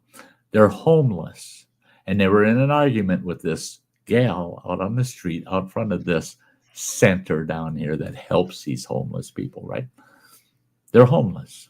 And they're yelling at this poor gal about how she doesn't understand how it is to live poor like them. Well, one of them's standing there with an almost $2,000 cell phone, Googling everything and telling her about it. You're not fucking poor. If you've got a goddamn $2,000 phone in your fucking hand, you're not poor. You don't know what fucking poor is. Poor is when you can't even call somebody because you can't swing a dime to put in a payphone. Well, we don't even have those anymore. But people today, poverty means you don't have everything you want. You may have everything you need, but you're poor if you don't have everything you want. And that's what I've gotten sick of. I'm sick and tired of. There was a guy at the goddamn food shelf. I went to the food shelf the other day. Not to get food, to donate food. I went over there with a box of shit I had brought over from the apartments here that I just never going to eat. And running water, by the time he gets around to it, it'll be so outdated that, yeah, it won't even be what it was originally. So I thought, I'm going to donate that. So I had this big box of food. I get it out of here. Took that over. Plus, I went there to find out I got that tube feeding food, for people that are tube fed. See if they could take that and donate it to somebody. While I was there, I dropped that box of food off. They were all just so happy. They're so happy I gave that to them. And they were trying hard. They were calling around to see if they could find somebody to take that tube feeding food. Well, one of them had to come up from their back office there and intervene because there was a person there very verbally accusing another person about the fact they don't need food. And I said to myself, well, why don't they need it, but you do? I'd like to hear the whole story here, what's going on? Because this organization, they don't even ask you what your income is. They take your word on it. You come in and say, I'm hungry, man. I got no food. We'll give you food. They help out anybody. They don't give a shit if you're rich or poor. They'll help out everybody, and they help them all out equally. Okay? So, yeah, the rich people that don't need it, come and get it. Shame on them. Shame on them. But that's it. It's just shame on them because this organization decided we're not going to go there. We're just going to, anybody that asks for the food will get the allotment for that person. Well, this person's calling this other person in question about whether they need it or not. Well, I kind of agree with them because I don't kind of agree with that lack of balance there because some people are real needy, some people aren't. How many those people that are real needy, you could help them out a little more if you weren't helping out people that don't need it. Well, they pointed out that this person that's sitting there getting their food for their family of 5 is driving an Escalade, a Cadillac Escalade, less than a year old, parked out there in the parking lot with all their kids in it. And they're there at the food shop. Well, why don't you take that $80,000 vehicle and get rid of that sumbitch and its payments? And guess what? You wouldn't have to use the food shop. And you could still afford to buy a reasonably cost vehicle to transport your family. I got it. I got it. But what I didn't like was when the person that was making the accusations about the person with the Escalade was saying saying, well, look at me. I'm driving that Chevy Sierra out there. That thing only cost me $18,000, and I'm working 40 hours a week, and I only make, I can't remember what they said, but I kind of calculated that in my head, and I thought, son bitch, I was raising a family of 6 at half that income not that many years ago. And I thought, now wait a minute. This person with the Escalade is just you in a little more extreme. In my mind, neither one of you should be getting food here. You're not poor. Neither one of you are poor. That person with the Sierra pickup says, well, I have a hard enough time just making my truck payments and my tax payments, let alone buying groceries. Yeah. Okay. Along with half of this community. You talk to a lot of these people and they're saying, yeah, we don't eat like we used to. We don't travel like we used to. We don't do this like we used to. And this guy says, and I've been saving, and finally this year, I get to buy myself a side-by-side UTV. You're not poor. You're only think you're in poverty because you don't have your UTV. It's another perfect example is poverty doesn't mean that you don't have the things you want. Poverty means you don't have the things you need. You don't have food, shelter, health care, those things. You don't have those things you need. But to say that you're poor or in poverty and you've got toys, you've got the expensive phone, you subscribe to every fucking online thing in the world, you're paying $10 a month to 15 different fucking streamers. Yeah, I'm suffering, I'm poor. All right, no. That's this entitlement frickin' mentality that poverty is based on want, not need. And I tell you what, I want for nothing. The things I want really wouldn't cost any money.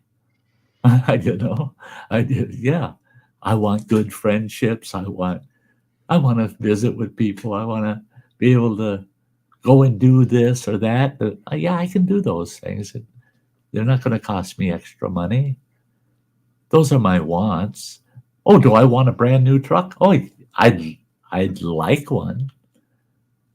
I don't want the cost that goes with it. So, no, I'm not going to have one. Do I need a brand new pickup? No, my truck's just fine the way it is. With the money I take in per month, I don't consider myself poor. But guess what? Under the scale our government has developed, I'm at the 156% of poverty rate. So I'm 100% poverty plus another 56%. That's how fucking poor I am. Now, wait a minute. Wait a minute. I'm not poor. I got one of these. I'm not poor. I got a 2005 King Ranch. It's a little rusty, but it runs like a top. It's sweet. It rides like a Cadillac. I'm not poor. I've got a roof over my head. I've got food to eat. I can go to the doctor when I need to. I'm not poor. I'm not in poverty. They need to change that poverty rating to be based strictly on your actual survival need: shelter, food, and medicine. That's it. Base it on that. What do you have that can provide those things? Well, I could cover my groceries if I didn't have Netflix and HBO. Well, then get rid of Netflix and HBO, and if you still can't cover the groceries, then maybe we'll help you. Well, I can't cover the rent because my car payments are $650 a month. What the fuck car are you driving? No, you need to sell your car, get a car that's $100, $200 a month payments, and take that extra $400 and pay your mortgage or your rent. Once you get rid of all those extra wants, if you're not making ends meet, then guess what? You are poor. You are. I'm feeling bad for you now because you don't have that roof over your head. You don't have the food on the table. You don't have the comfort of being able to go to the doctor if you have to. Then I want to help you out, man. I want to help you out. You're poor. You're poor. But if you're not in that state, you're not poor. Times are rough because we work hard for the things we have. And when you start losing those things because of inflation and recession and blah, blah, blah, that's a shame. It's a shame. And it hurts. It does. I know it does. It's not making you poor. If it's not making you poor, where you cannot eat, you cannot provide a shelter, and you got rid of all those toys and all that extra spending, then oh darn it, we need to help you out. But I'm not helping somebody out. I'm not buying their groceries for them so they can own a $2,000 phone. I'm sorry, I will not do it. I will not do it. That's why when I see people begging on the street, it's about 1 out of maybe 4, maybe 25% of them that I actually will drop a couple bucks in their can or in their hat, because I look at them, and if they're sitting there with an expensive phone, or I can see that, look at the clothes they're wearing. Holy shit, that didn't come from Goodwill. They're not poor, you know. Hey, look at this guy. Yeah, look at this. This is ridiculous, man. 4.5 hours. I'm gonna wrap this. Talk about looking poor. Right. Look at this guy. I mean, this. Well, and that's a different type of poor. Look at this poor guy. Poor bastard. Look at that poor son of a bitch. Tell you take your ass to bed because you've been here for 4.5 hours, and I like Running Water's haircut. I've been working. I seen that bald ass head. Telling me to go to bed. Why the hell would I go to bed? It's only 6:30 here, and that's right. You are an hour behind me. I got a he'll be up for another 10 hours. I got a big jump. I got a big jump on my calories today. So well, then you don't have to go to bed, and I'm going to go to bed. Don't do that. Then I got to move my arm to click the mouse again. Yes, yeah. It's just getting comfortable, and then he jumps in the basement. I got to move my arm. Yeah, it sounds a bitch. Oh, yeah, poor Sty. Right. Want some cheese in that wine? Good God. Lawn dog. Yeah, like the electric cars. That's the thing is, okay, we're being pushed into electric cars. Okay. I don't believe the government's going to be able to pull that off. It's just, and the thing is okay, they say by 2035, electric only. Okay, what if that's true? Take a look at what they're saying. In 2035, they won't allow the car companies to build anything but electric. What about these millions of gas-operated vehicles we still have out here? Mm-hmm. That's like saying, okay, they're not going to let us build any more guns. There's, what are they saying? 600 million firearms in this country. Where do they go? No, they're not saying we have to turn those all in. They're saying we'll quit making them. Well, those old ones don't go away. Just like our old gas vehicles aren't going to just go away come 2035. That's a song and dance. That's imaginary thinking. That's bullshit. Yeah. So as Well, far as and you take like my situation with my truck, how little I drive it, it'll probably last me another 40, 50 years. oh yeah, true. But see, society is under this impression. No, I want my brand new Ford or GMC truck in 2036, but I want it to be diesel. Well, if they're not making them anymore, then you're going to have to buy one that's a 2034 that's in good shape. Mhm. Life goes on. Life goes on.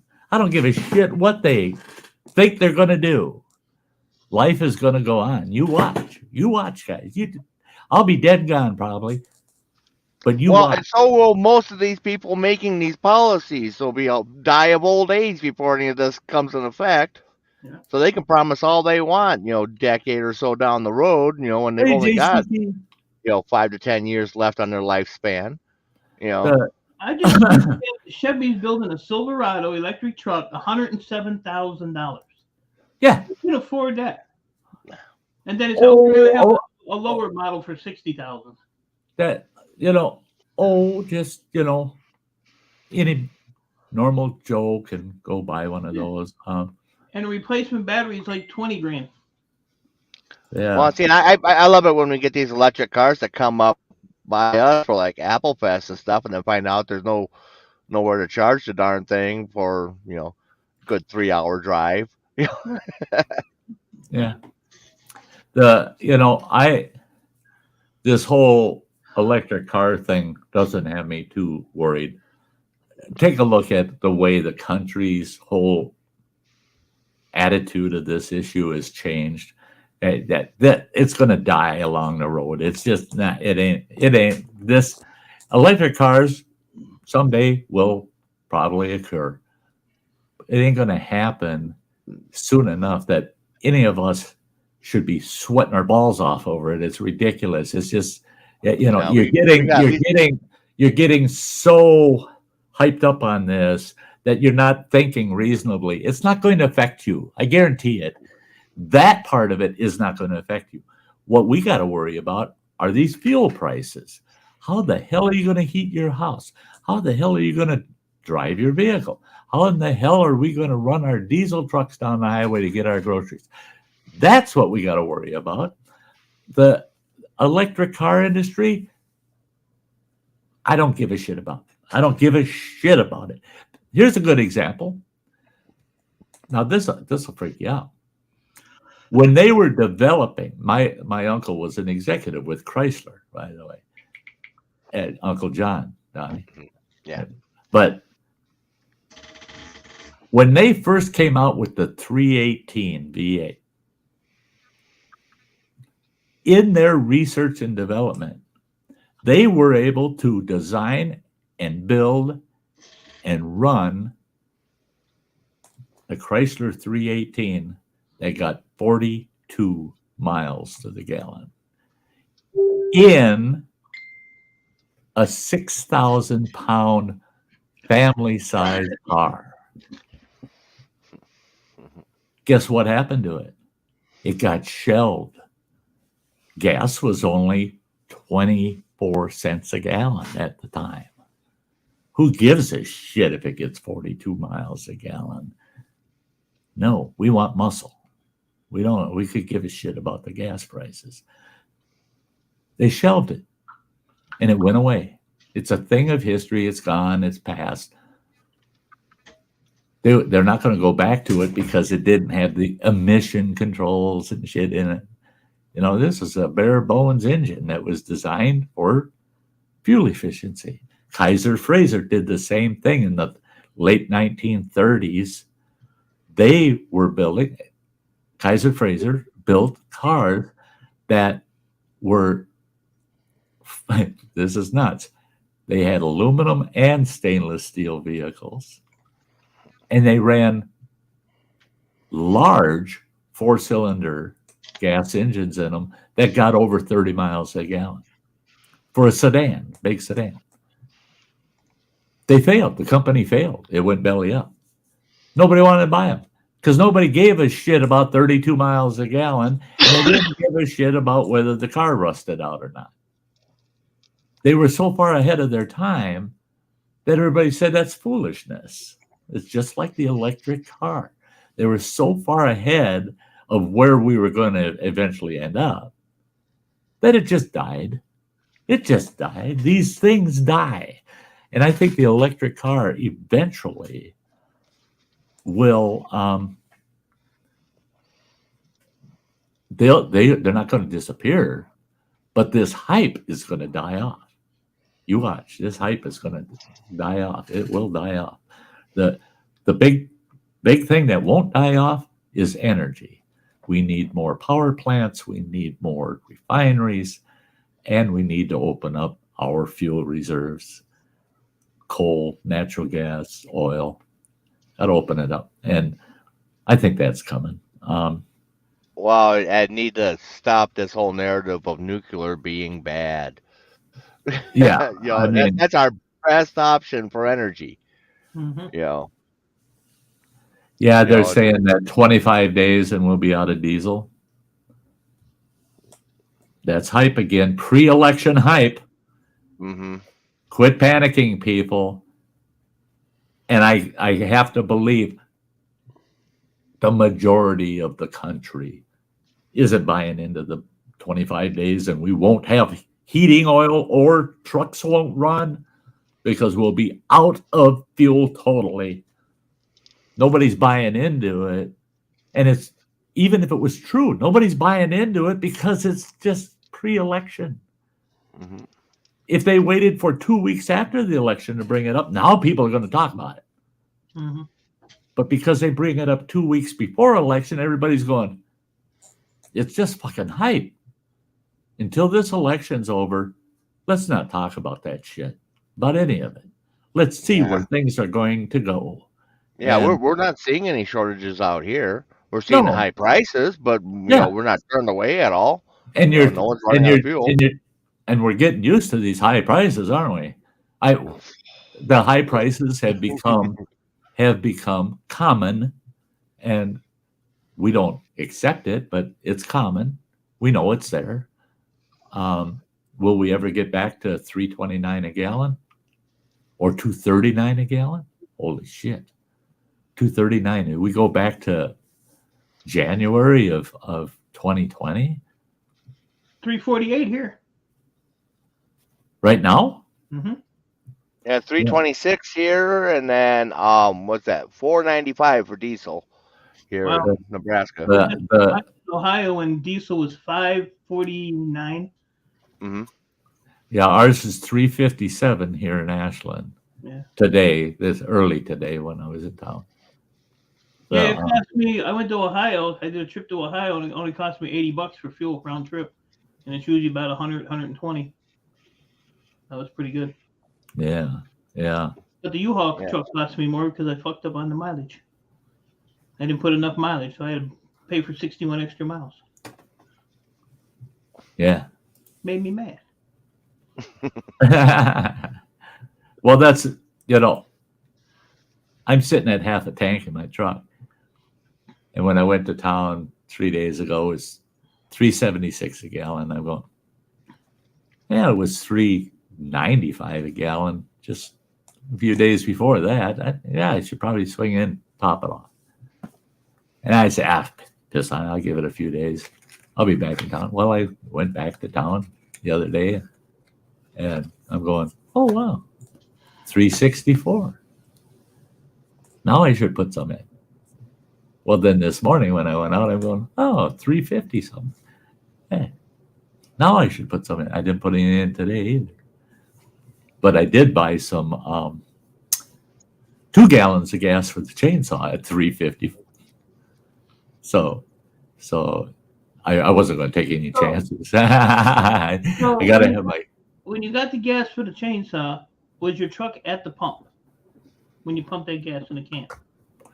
You know, you're gonna laugh at this. No, Answer it the question. wasn't. No, it Oh. wasn't. I was gonna say, because how hard It is was it? at our Senex, and I pulled up at the store, parked at the store, and I walked out, dropped the tailgate, walked out to a pump, filled my 2-gallon can, carried it back to tailgate, put it in, walked in the store, got some goodies, and paid my gas. I thought, why pull up to the pump when I'm going to go in the store and shop anyway, and then I'm not blocking the pump. I'll just get my gas and pay for it, and the pump's ready for the next guy. You know, see, I'm just trying to be the nice guy. So I thought running water brought you up better than that, but I guess not. Yeah, see, No, I'll park at the pump, go take a shower, have some lunch, finish out my 30-minute break, and then go. see now, if I would have pulled up to the pump to put the gas, if all I was there for was gas, I wasn't going to shop around and look at snacks and shit. I would have pulled up to the pump. Then I would have, once the pump's on, stick it in the truck. You know, I would have, The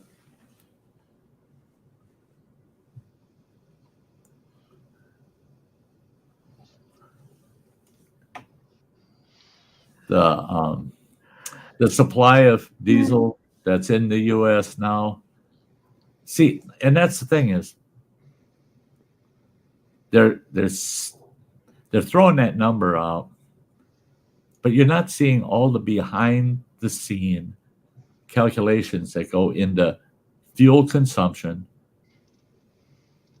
fuel reserve, and market. They're not disclosing all that. They're saying with the diesel fuel we have now, it's only going to make it 25 days. They're not telling you, oh, but with the fuel we have now and its daily production, guess what? It'll take us out for 5 months. They're not telling you that part of it. They aren't. You know, and that's it. Is you got to dig. You got to. That's the thing is, I just, you know, I feel bad for people. Don't buy into the hype. Don't buy into the hype. And I don't blame you. You know, it takes a lot of time sometimes. I'm retired. I got nothing. I got to sit around, thumb up my ass. I think my thumb permanently smells like shit because I'm got it up my ass half the time. But I got time to dig and find out, where are they getting these numbers? How are they coming up with these numbers? And that's the thing with this diesel argument, 25 days of diesel.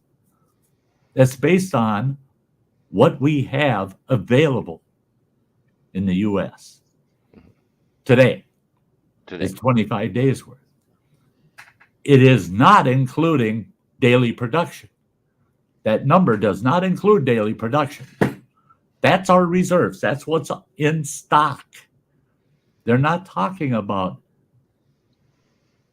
what, you know, they're adding stock to it every day. Not enough, but they're adding stock to it every day. This is all going to turn on. It's like I said, it's so much hype, and we're going to see, I believe, over the next year, we're going to see a lot of things changing. And I believe 2 years from now, we're going to start seeing some major ass changes. So I know it's a long haul, and a lot of people are going to lose their asses. Well, and it all depending on, you know, how midterms turn out will determine on how much you hear about this, you know, in the coming weeks. You know, it's like if it swings to one party, you'll won't hear about it again. Swings to another party, you'll hear about it nonstop. You know, whether it's happening or not. You know.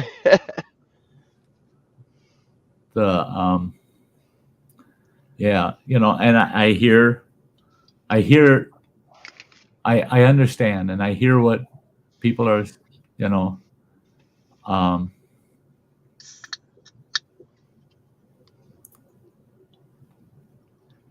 daily production isn't nothing. Our plants, our refineries, in their current operational condition, are operating at peak. There were new refineries that were going to be finished and productive. There were upgrades to our current refineries. that were going to increase production. Those things have been put on hold. They've been stopped. So it's not that these refineries aren't producing. The demand had gone up to the point where they couldn't produce enough. That's why there were plans in expansion, and it was going to happen. But Uncle Joe put the end to that shit. So it'll come back. It'll come back.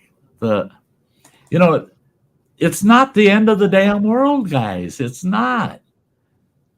We've seen the end of the world. World War I, World War II, the Dust Bowl War. I mean, God damn it. How many times does this world have to fucking end before people quit when the end of the world will finally end? I mean, give it up. Give it up. It's not the end of the world. We'll all still be here 2 or 3 years from now bitching about something new. Right? There you go. Bradley's right. The powers in place have proven to us that they don't really give a shit about us at home, here at home. They don't care. They don't care about how it's affecting us as individuals. They're just looking at the big picture for themselves. Because I'll tell you what, they say, well, okay, we're going to be out of diesel in 25 days. That means all the trucks shut down.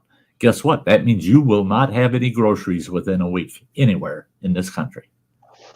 Within a week, there won't be groceries anywhere in this country. You will not be able to go to the grocery store and buy anything. It'll be gone. You think that's really going to happen? Because that means wherever Pelosi buys her fucking ice cream won't have any. And you think she's going to let that happen? You think Biden's going to not have his groceries delivered? They get it from the same effing trucks we get our groceries from. Don't tell me otherwise. Don't tell me, oh, well, no, the rich will still get their bullshit. If it's gone, it's gone. Nobody gets anything, rich or poor. That's hype. That's bullshit. Don't buy into it. Don't buy into it. It's really just bullshit. No Schwans? Schwans. Yeah, they're going to put an end to the Schwans too. No, Yeah. Ain't happening. Ain't happening. The Schwans, man. If he's got it, I tell you what. And no more Amazon. No more Amazon. Oh yeah, it'll shut Amazon right down. I mean, The running water's fucked. well, no, Amazon's. Sty won't have no daily exercise moving them boxes from the porch to wherever he stacks them at. Oh no shit! I got this box in here. It's kind of a large box. It's not huge, but it's a large box and it's kind of heavy. And I drug that thing in here. Oh, you brought it inside? Well, yeah. I don't leave no boxes out there for people to steal. No way in hell. But I bring it in here. It don't take up that much space. It's not that big. And it says Zenny on it. I don't know what the hell is Zenny, And I looked at it and I got the name of whoever sent it to him. And so I got a hold of him and said, yeah, you got a big box today. It's kind of heavy and it's from so-and-so. And he goes, oh, well, that's a composter. And he sends me a picture of that fucking thing. And I'm looking at that picture. I said, okay, I'll take his word for it. Looking at that box and that picture, that thing ain't in that box. That box ain't big enough. Well, then I figured it out. It comes in a couple of pieces. And you got to put it together. Turns into this. And I finally found a spot on the box that is half covered by the label where it says it's a composter. And so it is the composter. And so I'm going to take that apart, open the box and put it together. I think the thing's kind of going to be kind of cool when we put a garden in on there. But I looked at that damn box and I'm like, there ain't no way in hell that's what he sent me a picture of. There's no way that fit in that box. But there you go. Okay. So I've been getting all these Ryobi tools. He's sent them, and I love them. He can send any Ryobi tool home he wants, man. And he knows the old man will take good care of that shit. I love them things, man. I love them. However, there's a downside to these Ryobis. All right. Now, I'm not going to get up and run grab one, but they're in a bright fluorescent kind of greenish yellow box, right? That's how they ship them, is right in the commercial off-the-shelf box. That bright son of a bitch with Ryobi, and it shows what tools in it, sitting right out on that porch. I am so fucking nervous about that shit. I'm checking my front door about every 15 minutes from 10 o'clock in the morning until about 5:30 at night. Checking my front door. Then fuckers drop another Ryobi on the front porch with that bright green box. Somebody's going to steal one of them fuckers, boy. I know it. They're just yelling, grab me, grab me. God, you could be discreet and wrap that fucker in something brown or something. Oh, no. They put that bright Ryobi in its biggest day, what it is, and it's just like, oh, yeah. So, yeah. It makes... brighter than this. What's that? It's a little brighter than this. Oh, yeah. This is bright, but the camera don't show it. Well, it's bright like your name on the back wall there. That's true. Let's see. Maybe if I had a... I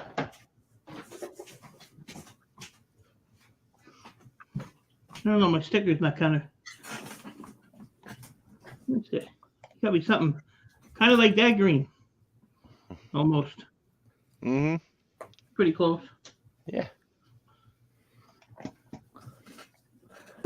That old guy got up and got back quick, didn't he? It's bright like this. I mean, and of course it shows exactly what it is. This is a 90-degree angle socket wrench. Awesome. He's got a pair of them. One's a 1/4 inch and a 3/8. That's right. Yeah. One's a 1/4 inch, one's a 3/8. Awesome for when you're working on the vehicle or tearing shit apart if you're scrapping like this guy down here. But you got a pair of them. But yeah, this kind of shit sitting out on the porch on top of the big mailbox we got, yelling, grab me, the old man's playing PlayStation, grab me. Yeah. So yeah, I become a nervous old fart, man. I'm checking out there all the time. Don't be messing with our Ryobis. I mean, I've gotten kind of attached to them. I mean, this little chainsaw he got, it's got a 10-inch bar on it, just a little 10-inch bar, but it's great for cutting anything under 6 inches. 6 inches or smaller, zip, zip, zip, just buzzes right through it. But with the 2 amp hour battery, it cuts okay, just okay. With the 4 amp hour battery, it cuts pretty damn good. But the battery tends to heat up, and the saw seems to lag, to start dying out on you a little bit, about 10, 15 minutes of consistent cutting. Well, he bought another group of batteries, and that was a 2 amp hour, a 4 amp hour, and a 6 amp hour, which Ryobi just came out with not that long ago. And I popped that 6 amp hour in the charger, got it charged up, popped it in the chainsaw. That was 2 or 3 days ago anyway. I ran that saw. I screwed up. No, it was yesterday that I figured it out, because I had said in my video, yeah, you get a good hour of operation without having to worry about that battery. Oh, bullshit. You get at least 2 hours out of that thing. And there is no power lag, and it doesn't run hot. Man, I was out there sawing with it yesterday after I did the video. Saw.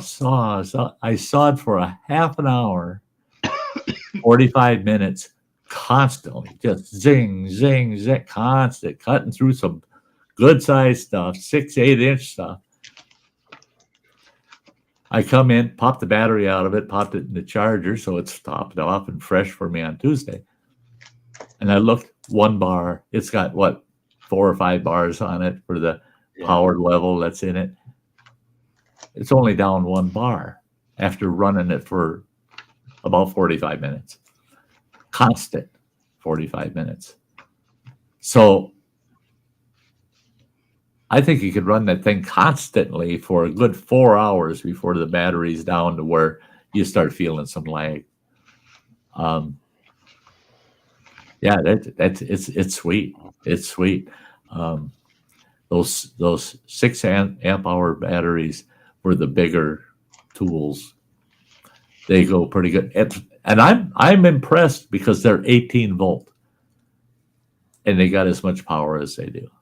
And a lot of it has to do with the brushless technology they use in their equipment. It makes them a little more powerful. So I've got a 40 volt chainsaw. I got to find the charger for that bugger tomorrow. But that bugger, that's 16-inch bar, and it saws like a gas saw. But I get about 45 minutes out of that saw of cutting big wood, up to 18-inch stuff. Big wood, yeah. I was watching this movie the other day, and I saw a big wood. Yeah. What's up, Bill? Hey. So scrapping together and scrapping Irish. They come in. I was just not scrapping Irish. Go to bed, Irish. Jesus Christ. They tripped over each other coming in the Sty Shack. Yeah. So back in April, I bought something. I finally hooked it up the other day. Yeah, right there. Oh, you got a 5, you son of a bitch. I've had it since April. Is that a digital, or has it got the disk drive in it? No, it has a disk drive, man. It does have a disk drive. I paid $530 for that. Yeah, see, you can get a digital by invitation from Amazon for $4.99. Yeah. But I want one with a drive. I want one with a disk drive, and you can't find them for under $700. Give me $650. You can have this one. I'll ship it your way. Yeah, I'm sure. Yeah. I'll even throw in a controller charger for free. Can't beat that deal, but a stick. And if you don't buy it, this got your name on it. Fuck you. Yeah. I bought that in April. I put it in the closet, and the other day, my PlayStation 4, I kept getting the error code when I play Minecraft. So all right. I'm having that problem with Conan Exiles now too. Yeah, I can play for 5-10 minutes and then boom, it'll freeze up and then gives me the error message. Yeah, it's some kind of corrupt file in the system. I don't know what's going on because it's not the game software. It's got to be in the PS4. Yeah, it's in the 4. That's why I hooked mine, and I haven't had a lick of problem since. But when I look up the code and I research it, it says corrupt file or some shit. So it's something that's in the game. It's in the console itself. They better get to work and do a frickin' patch on it because this is no shit. I got so pissed off day before yesterday, that evening, when I was done working for the day and just sitting there on PlayStation, 4 times having to fucking reboot to run Conan and only getting to play for 5-10 minutes and then lock up again. Every time I send that error message to him, right? Report it, Yep. Well, after 4 times, I said, "Fuck that shit." I'd load it up, and I get on the game, and I get about 6 or 8 things going on at once. Make it busier than shit. Within 2-3 minutes, it'd lock up, because I had too much going on at once. Yeah. Well, it'd lock up, send the error report. I sat here for 2 freaking hours sending those error reports to they don't do nothing. To PlayStation. I just because it's just filling up their server for their reports, And yeah, figure I just keep it going. About every 5 minutes, they're getting an error report for the same fucking thing, same fucking thing, same fucking thing, same fucking thing, same fucking. And the only thing they'll get out of that is, oh, there's another one that's pissed off. That's all they'll get out of it. That it's not, oh, we better do something right away. No, scrapping together saying, Sty, at least you're getting exercise. That's like, geez, Ed Chris told me, it's about time you got off your lazy ass and did something. You guys lazy ass me? Fuck you. You go through the shit I went through since August 4th. I'll give you a lazy ass. Now I got a doctor. I got chemotherapy tomorrow. That chemo doctor, my last visit to him, he told me, he said, calm down, Sty, slow down. You want to do this, you want to do that, and you need to settle down, calm down. I go, why? I'm getting really pissed. I thought I'd be recovered by now and shit. He goes, you don't even realize how far ahead of other people that have gotten through this kind of shit you are. You are so far ahead of the norm. Your recovery is going like $1 million. Yeah, I said, $1 million? $1 million. If you would have given me $1 million before I had that surgery, I would have told you to F yourself, and I would have had fun with that $1 million. I said, this is bullshit. It's taking too long. Is that $1 million taking inflation into account? Right. Oh, come on. I don't want 425,000. If you got the $1 million, then you can give me 400 for this, and I'll just throw a couple of copper blocks in there to make it feel like the right weight. $400 for a box with a couple of scrap pieces in it. Yeah. You never know. And I'll be like Ryobi. I'll just send it like this with a shipping sticker on it. Yeah. Yeah, and he would also tape a big sticker on their free. Yeah. Yeah. The box is probably worth more than the console anyway. I want a PS5 so bad. I'm at the point, my youngest boy and I had this discussion yesterday, and he's pissed at me because I told him, for about $650, I can get a PS5 digital, right? Well, he said, yeah, but if there's ever a problem on the system, their servers are down or anything, all those digital games, you're not going to be able to access them. But if you got the disk drive on it, all your disk games, you'll still be able to play. And I said, but I don't have any PS5 disc games. So I don't give a shit because all of my PS4 disc games will still play in my PS4. Right? I'll be offline playing, but that's cool. So no, I could get by with a digital. Well, now I can get a digital for $650, right? And he's bitching because you can't find one with a drive in it for less than $700 or $800 if you're lucky. And most of those are used. Mm-hmm. And he said $1,200 for a new one, unopened. And I said, well, why would I pay twice as much just to run discs that run on the other system? I've seen them for $1,700. Yeah, and it's still crazy. But the problem with that, because I played GTA, on my 4. Well, when I put the 5 in, and I switched everything over, well, I still had the 4 version, but I couldn't use I had to actually buy the PS5 version for GTA. Oh, because when you bought the GTA, it was strictly PS4. Yep. Yeah, so, it didn't have the PS5 add-on. Yeah, I got screwed because if I would have paid attention, I had until June, and I would have only had to pay $10 for the. It was called enhanced and some bullshit. Right. Yeah, so I ended up paying I think $45 or $50 for it. Yeah. Because I put it in the closet. Yeah. But then like all my other PS4, they call it migrating, so you just migrate everything over.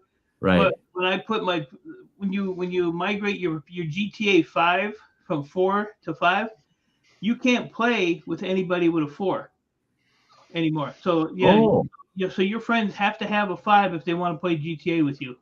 That's, On hey, 5. Beaner, On Beaner. 5. Hold up. Beaner, I see Beaner. Hi, Bean.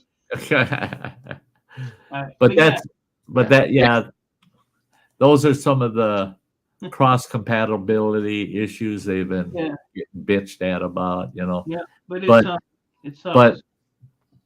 But when you play, did you notice that it's a lot smoother, quicker, graphics are better, everything's you can tell the difference. And that's it. Is I want a PS5 just to get away from the quirks and shit I'm dealing with the PS4. The controller is really weird.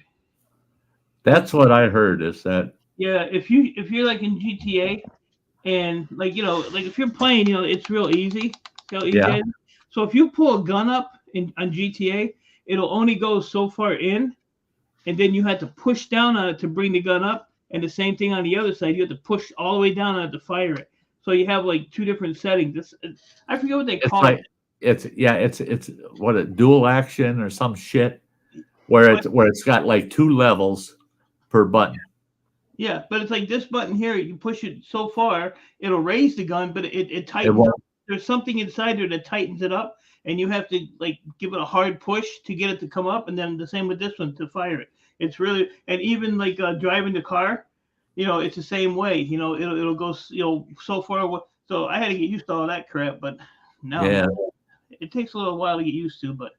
And I don't like this because it's white, and my grubby ass is gonna come in here with my greasy hands and. Sure. See, I just bought a new controller the other day, and it's a white one, and I'm just like, I was eating pizza and playing. Yeah, so I have I got a red and white one.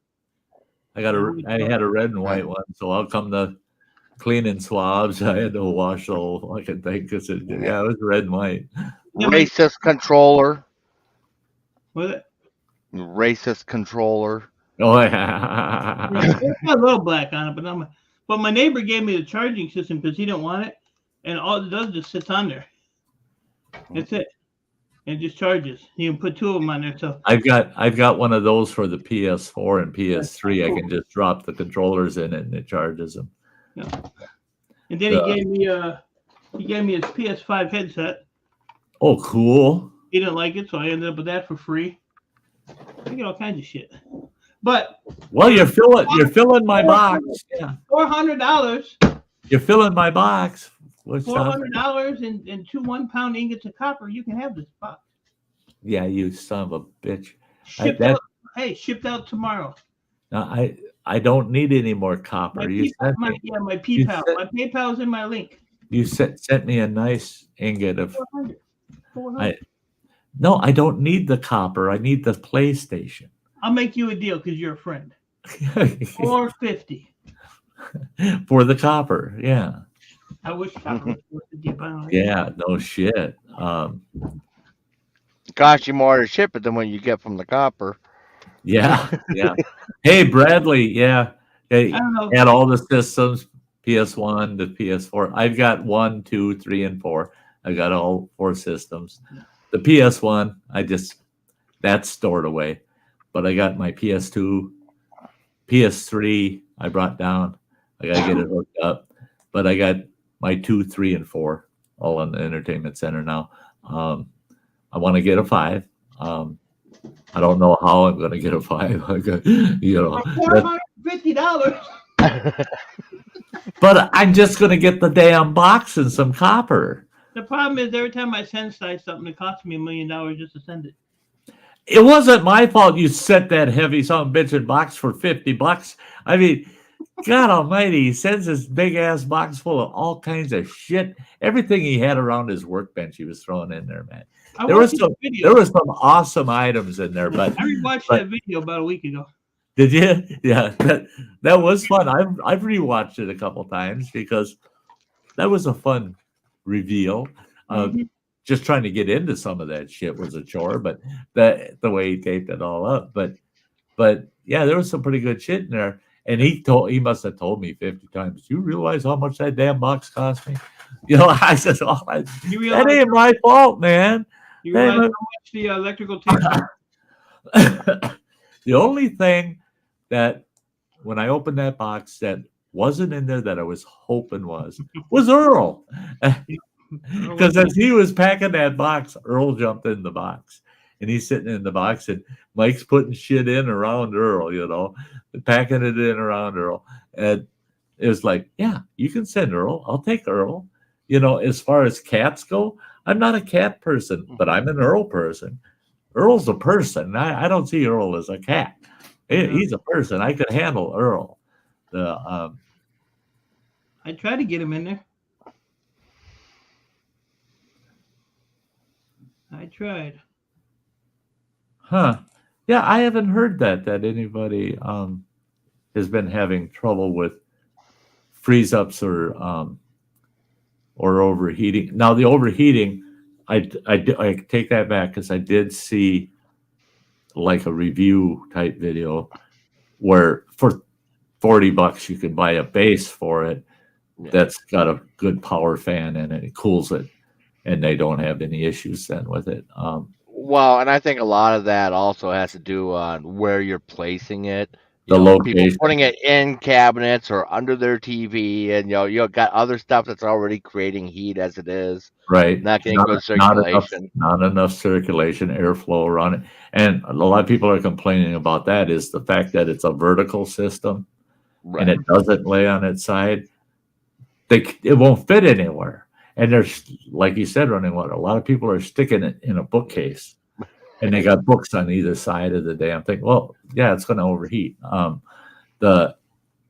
You got to set it out in good open air, but where? You can't have that thing in the middle of the room. And I'm looking at mine. I got to get the measurements and measure my entertainment center. See, will it fit in one of my lower shelves? Because that's real open under there. I got that wide open. If it ain't going to fit under there, then I would have to get a fan base for it and set it on something next to the entertainment center so that it's right out in the open air. But I'd love to have a PS5. I would, because I played the living shit out of it. That Conan, I've just gotten so. I even went back and started messing around playing Ark a little bit, just because of the building part of it, But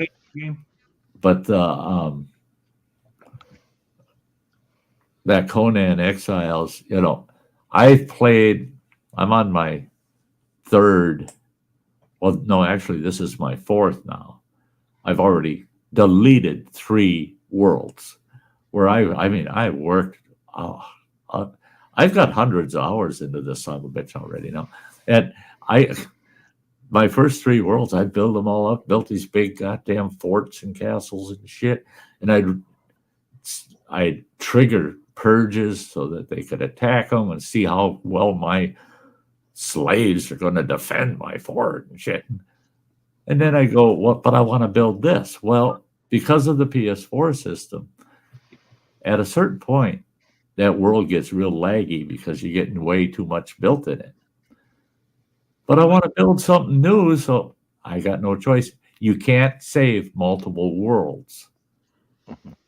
That pisses me off, that system won't let me have like 3 or 4 different worlds that I can work in.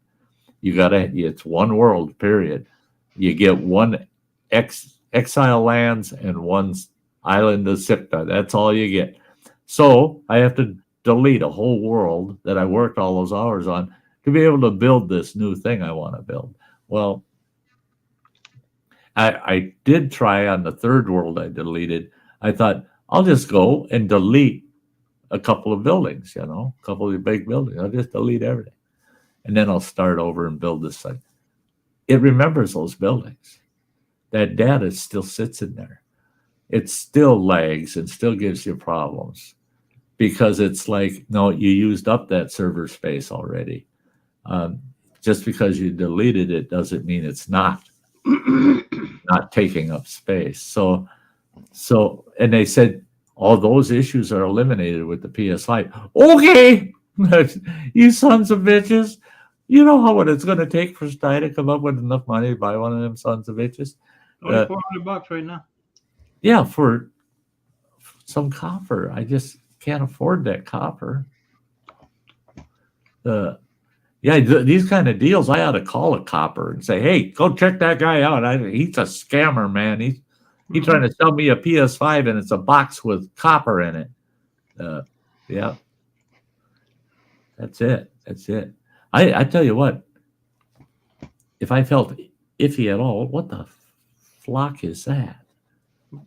So I put the link to your unboxing in the chat. Oh, let's open the mystery box. Okay. I had to go back and search for the damn thing. When was that? November 14th of 2020. Yeah, isn't that hard to believe, man? That is back there. Wow, Phil was skinny, a little skinnier back then. Watch it. I ain't afraid of Phil. I ain't afraid of him. You're not afraid of him. But no, you want to see a funny video? Go check that one out for Sty. Took only like 8 hours.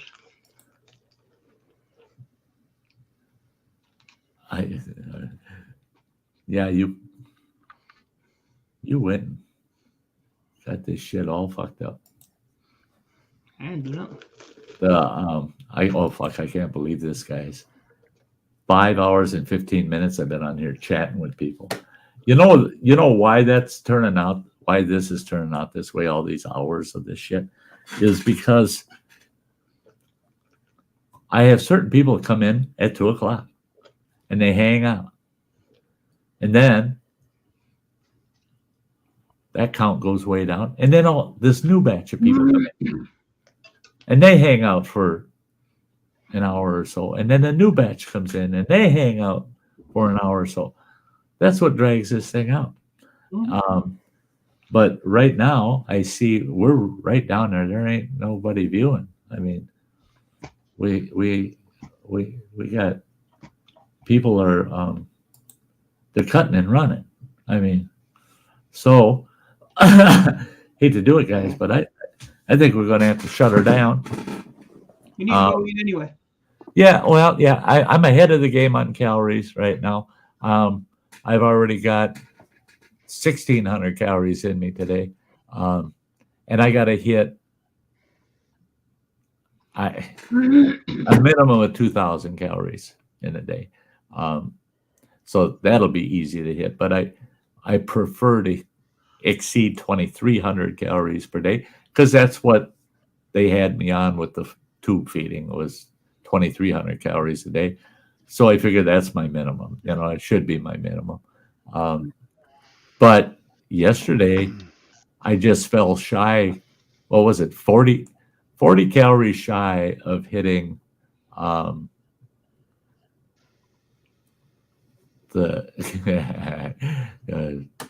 Bradley,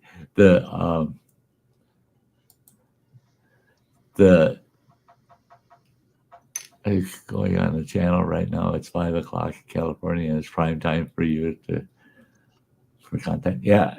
I know. That's it. I should live somewhere else. Jesus. But anyway, I need. I think I need to go eat some more pizza. I got 3 slices of pizza left. Well, that's 700 and some calories right there. So I add that to what I already got, puts me well over 2,000. So I just go heat up those last 3 pieces of pizza. I have that for dinner tonight. But I gotta go to bed early tonight. This is strange for me, man. I can't stay up till 1, 2 o'clock in the morning. I got chemotherapy. I got to be there by 8:05 in the morning. And did yours take about 5 hours? No, this new chemo that I'm on takes 30 minutes. Holy shit! My neighbor's did 5 hours. The whole appointment, I go there, I get my labs done. 15 minutes later, I chat with the doctor for about 15 minutes. So there's a half hour.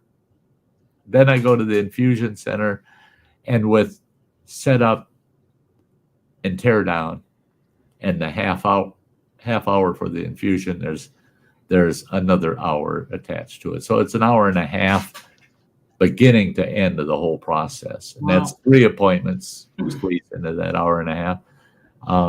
I told them.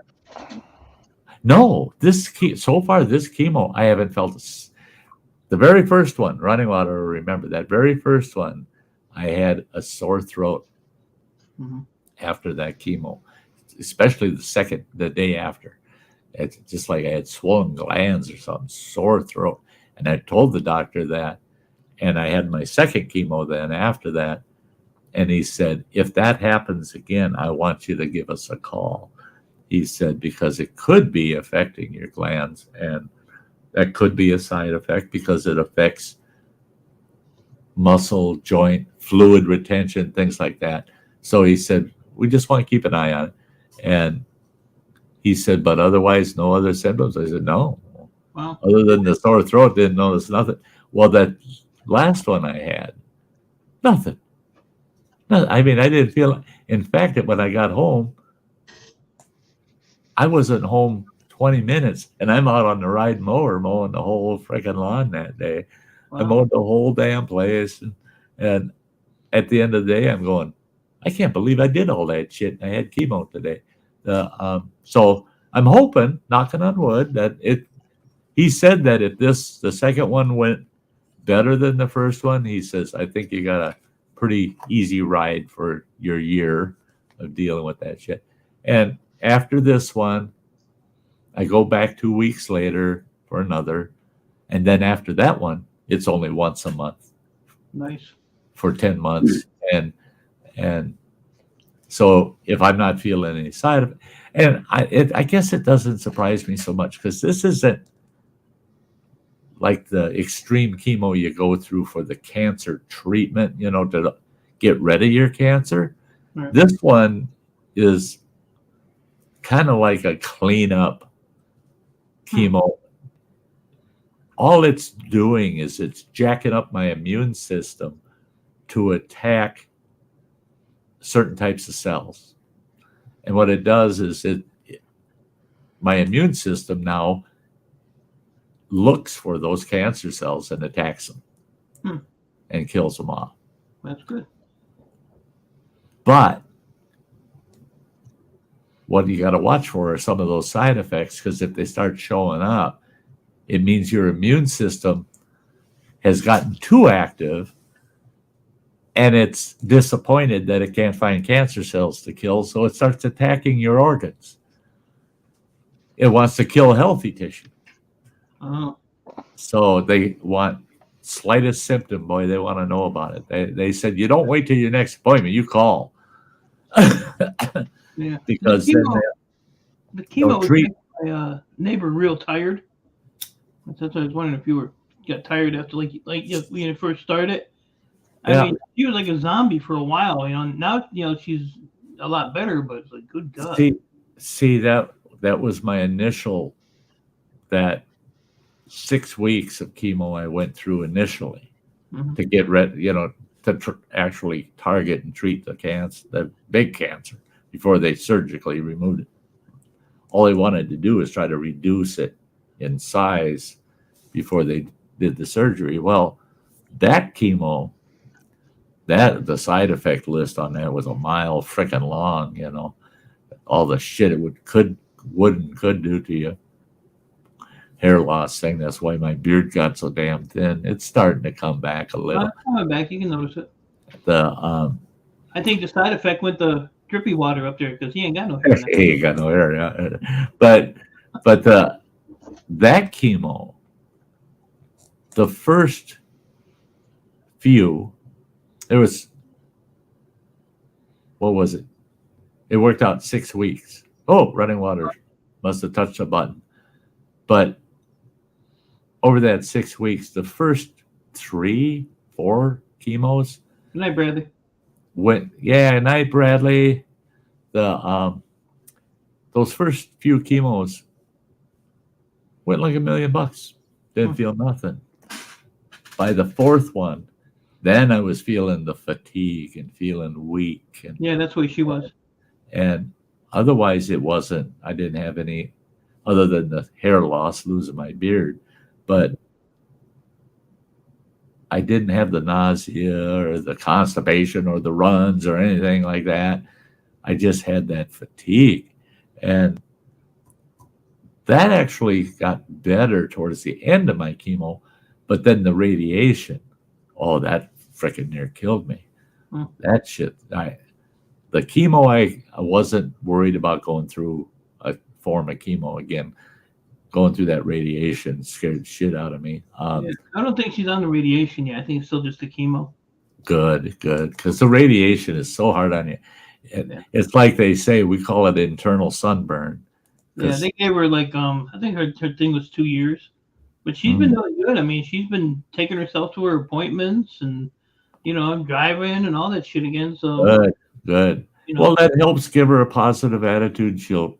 Yeah, and I quit bugging her. I'd check on her 3-4 times a day. So once a day, everything good. She'll text me back. All's good. Okay. Just give her a little more independence instead of me hounding her all the time. Because we have a thing, I'll text her like 3 times, and then if she don't answer the text, well, then I'll call her, and then if she don't call her, well, then I go in. I have the house keys. But she's been doing really good. Thank God. Single crash mobile hotspot. So, oh, okay. Yeah, good night running on her. Yeah. Take care of my dog. Take care of my dog. Hey. Well, he's not due back until Christmas time. Damn it. I want to get a PS5 by Christmas if I could. I don't think I will, but I'll send you mine for free if you want it. I'll do it. I don't care. I'll get another one. No. I'll do it. I got your address.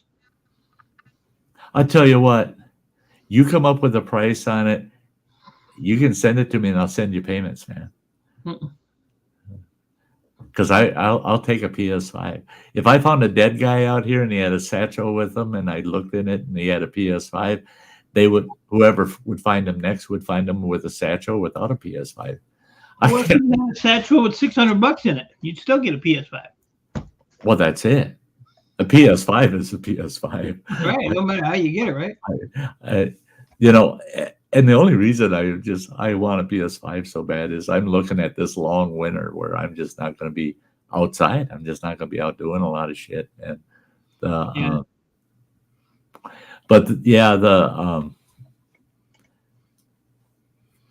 glad to hear that she's tolerating her chemo and she's doing things for herself like that, because that positive attitude will go a long ways. My ex-wife, they say she's cured from her cancer, and they classed her as stage 4, going to be dead within 20 months. The 550. Yeah. PS5 console Horizon Forbidden West one. Yeah, I don't think, like I said, they gave her 2 years, but I noticed lately she's been like, I think she's got a little bipolar going on, because she'll be fine, and then like in like 10 seconds she'll just like off on, she'll just go off on a tangent, and then she's fine. And me and her had a little spiff yesterday, and it was like I had that shed in her backyard. Well, there's a tree limb hanging over it. So I told her a couple weeks ago, I said, we're going to move the shed, cut the tree down, clean the mess, put the shed back. She came out there yesterday, man, and the shed was like in the middle of the yard. She goes, that can't stay there. I said, it's not going to. Calm down. I said, because I went out yesterday morning and I cleaned up all the branches. So I was just waiting for, 2 buddies to help me, put it back over there. And I said, I don't want that tree cut down. So, and then the neighbor on the other side, he came over, she started ragging on him. And he just flat out said, fuck you, bitch. Fuck you, bitch. Said, I'm done. He wasn't going for it. No. I mean, I wanted to tell her too, but I know how she is. So I just, and then she was just like, and 2 seconds later, she's like, oh yeah, the grandkids are going to come for Christmas. Well, she don't see her grandkids, at all. So I said, oh, that's cool. And, she had a little surgery thing Friday. And she's like, yeah, they left the tube in because I was too jaundiced to do the surgery. And she was just talking normal. And then 2 minutes later, she's back on a freaking. I was like, ugh. So put this fucking shit over here so I can get away from her. The other day, she made me muffins and all kinds of shit. And she's and then ragging on you the next day. Yeah, my ex-wife, I just take it. She was actually diagnosed as bipolar years ago, but then her bouts of bipolar were kind of long spread out, so you never saw when one of the negative sides would pop up. You never knew when it was coming. Well, that kind of settled itself until she got the cancer and went through all the treatment and shit. And then she got this positive attitude and was going to fight. And now she's cured. And my youngest boy said, "Oh, yeah, the bipolar thing's back." I said, "Really?" He says, "Oh, yeah, one day she's happy as a lark. She wants to go back to work. She's retirement age. She could retire off of my Social Security, for Christ's sakes." Mm-hmm. Well, no, she wants to go back to work. She's just, "Oh, yeah, they're going to let me work 2 to 3 nights a week. Yeah, I want to go back to work." Well, so he said, I asked her a few days later after she told me that, "Well, did you take that any further? Did you talk to him? Are you going to go back to work?" And she said, "Why the fuck would I want to go back to work? Why should I have to do that shit? Why, I shouldn't even have to do that." And she went on a tangent. And he goes, "Holy shit." He said, she said she wanted to go back. I didn't say she should go back to work. She wanted to go back to work. Now she's pissed at me. Why would I want to go back to work? Why would you think that shit? Because you said it. Oh, don't go there. Yeah, they say it and they don't remember. Yeah, and like I kid around my neighbor a lot, and I made a comment. She said something to me. I said, "Yeah, from all them hours of sitting in the hospital with you." She turned that right around. Like, I was complaining that I had to sit in the hospital for hours with her, and yeah, I mean, it's just I just ignore it. It's like whatever, you'll be all right.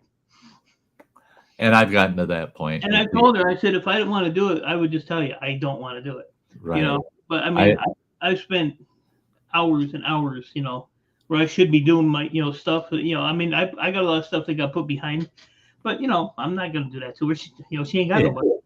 Right. But it's just, it's just her mindset and what she goes through. So, I mean, I wouldn't want to go through what she's going through. That's for sure.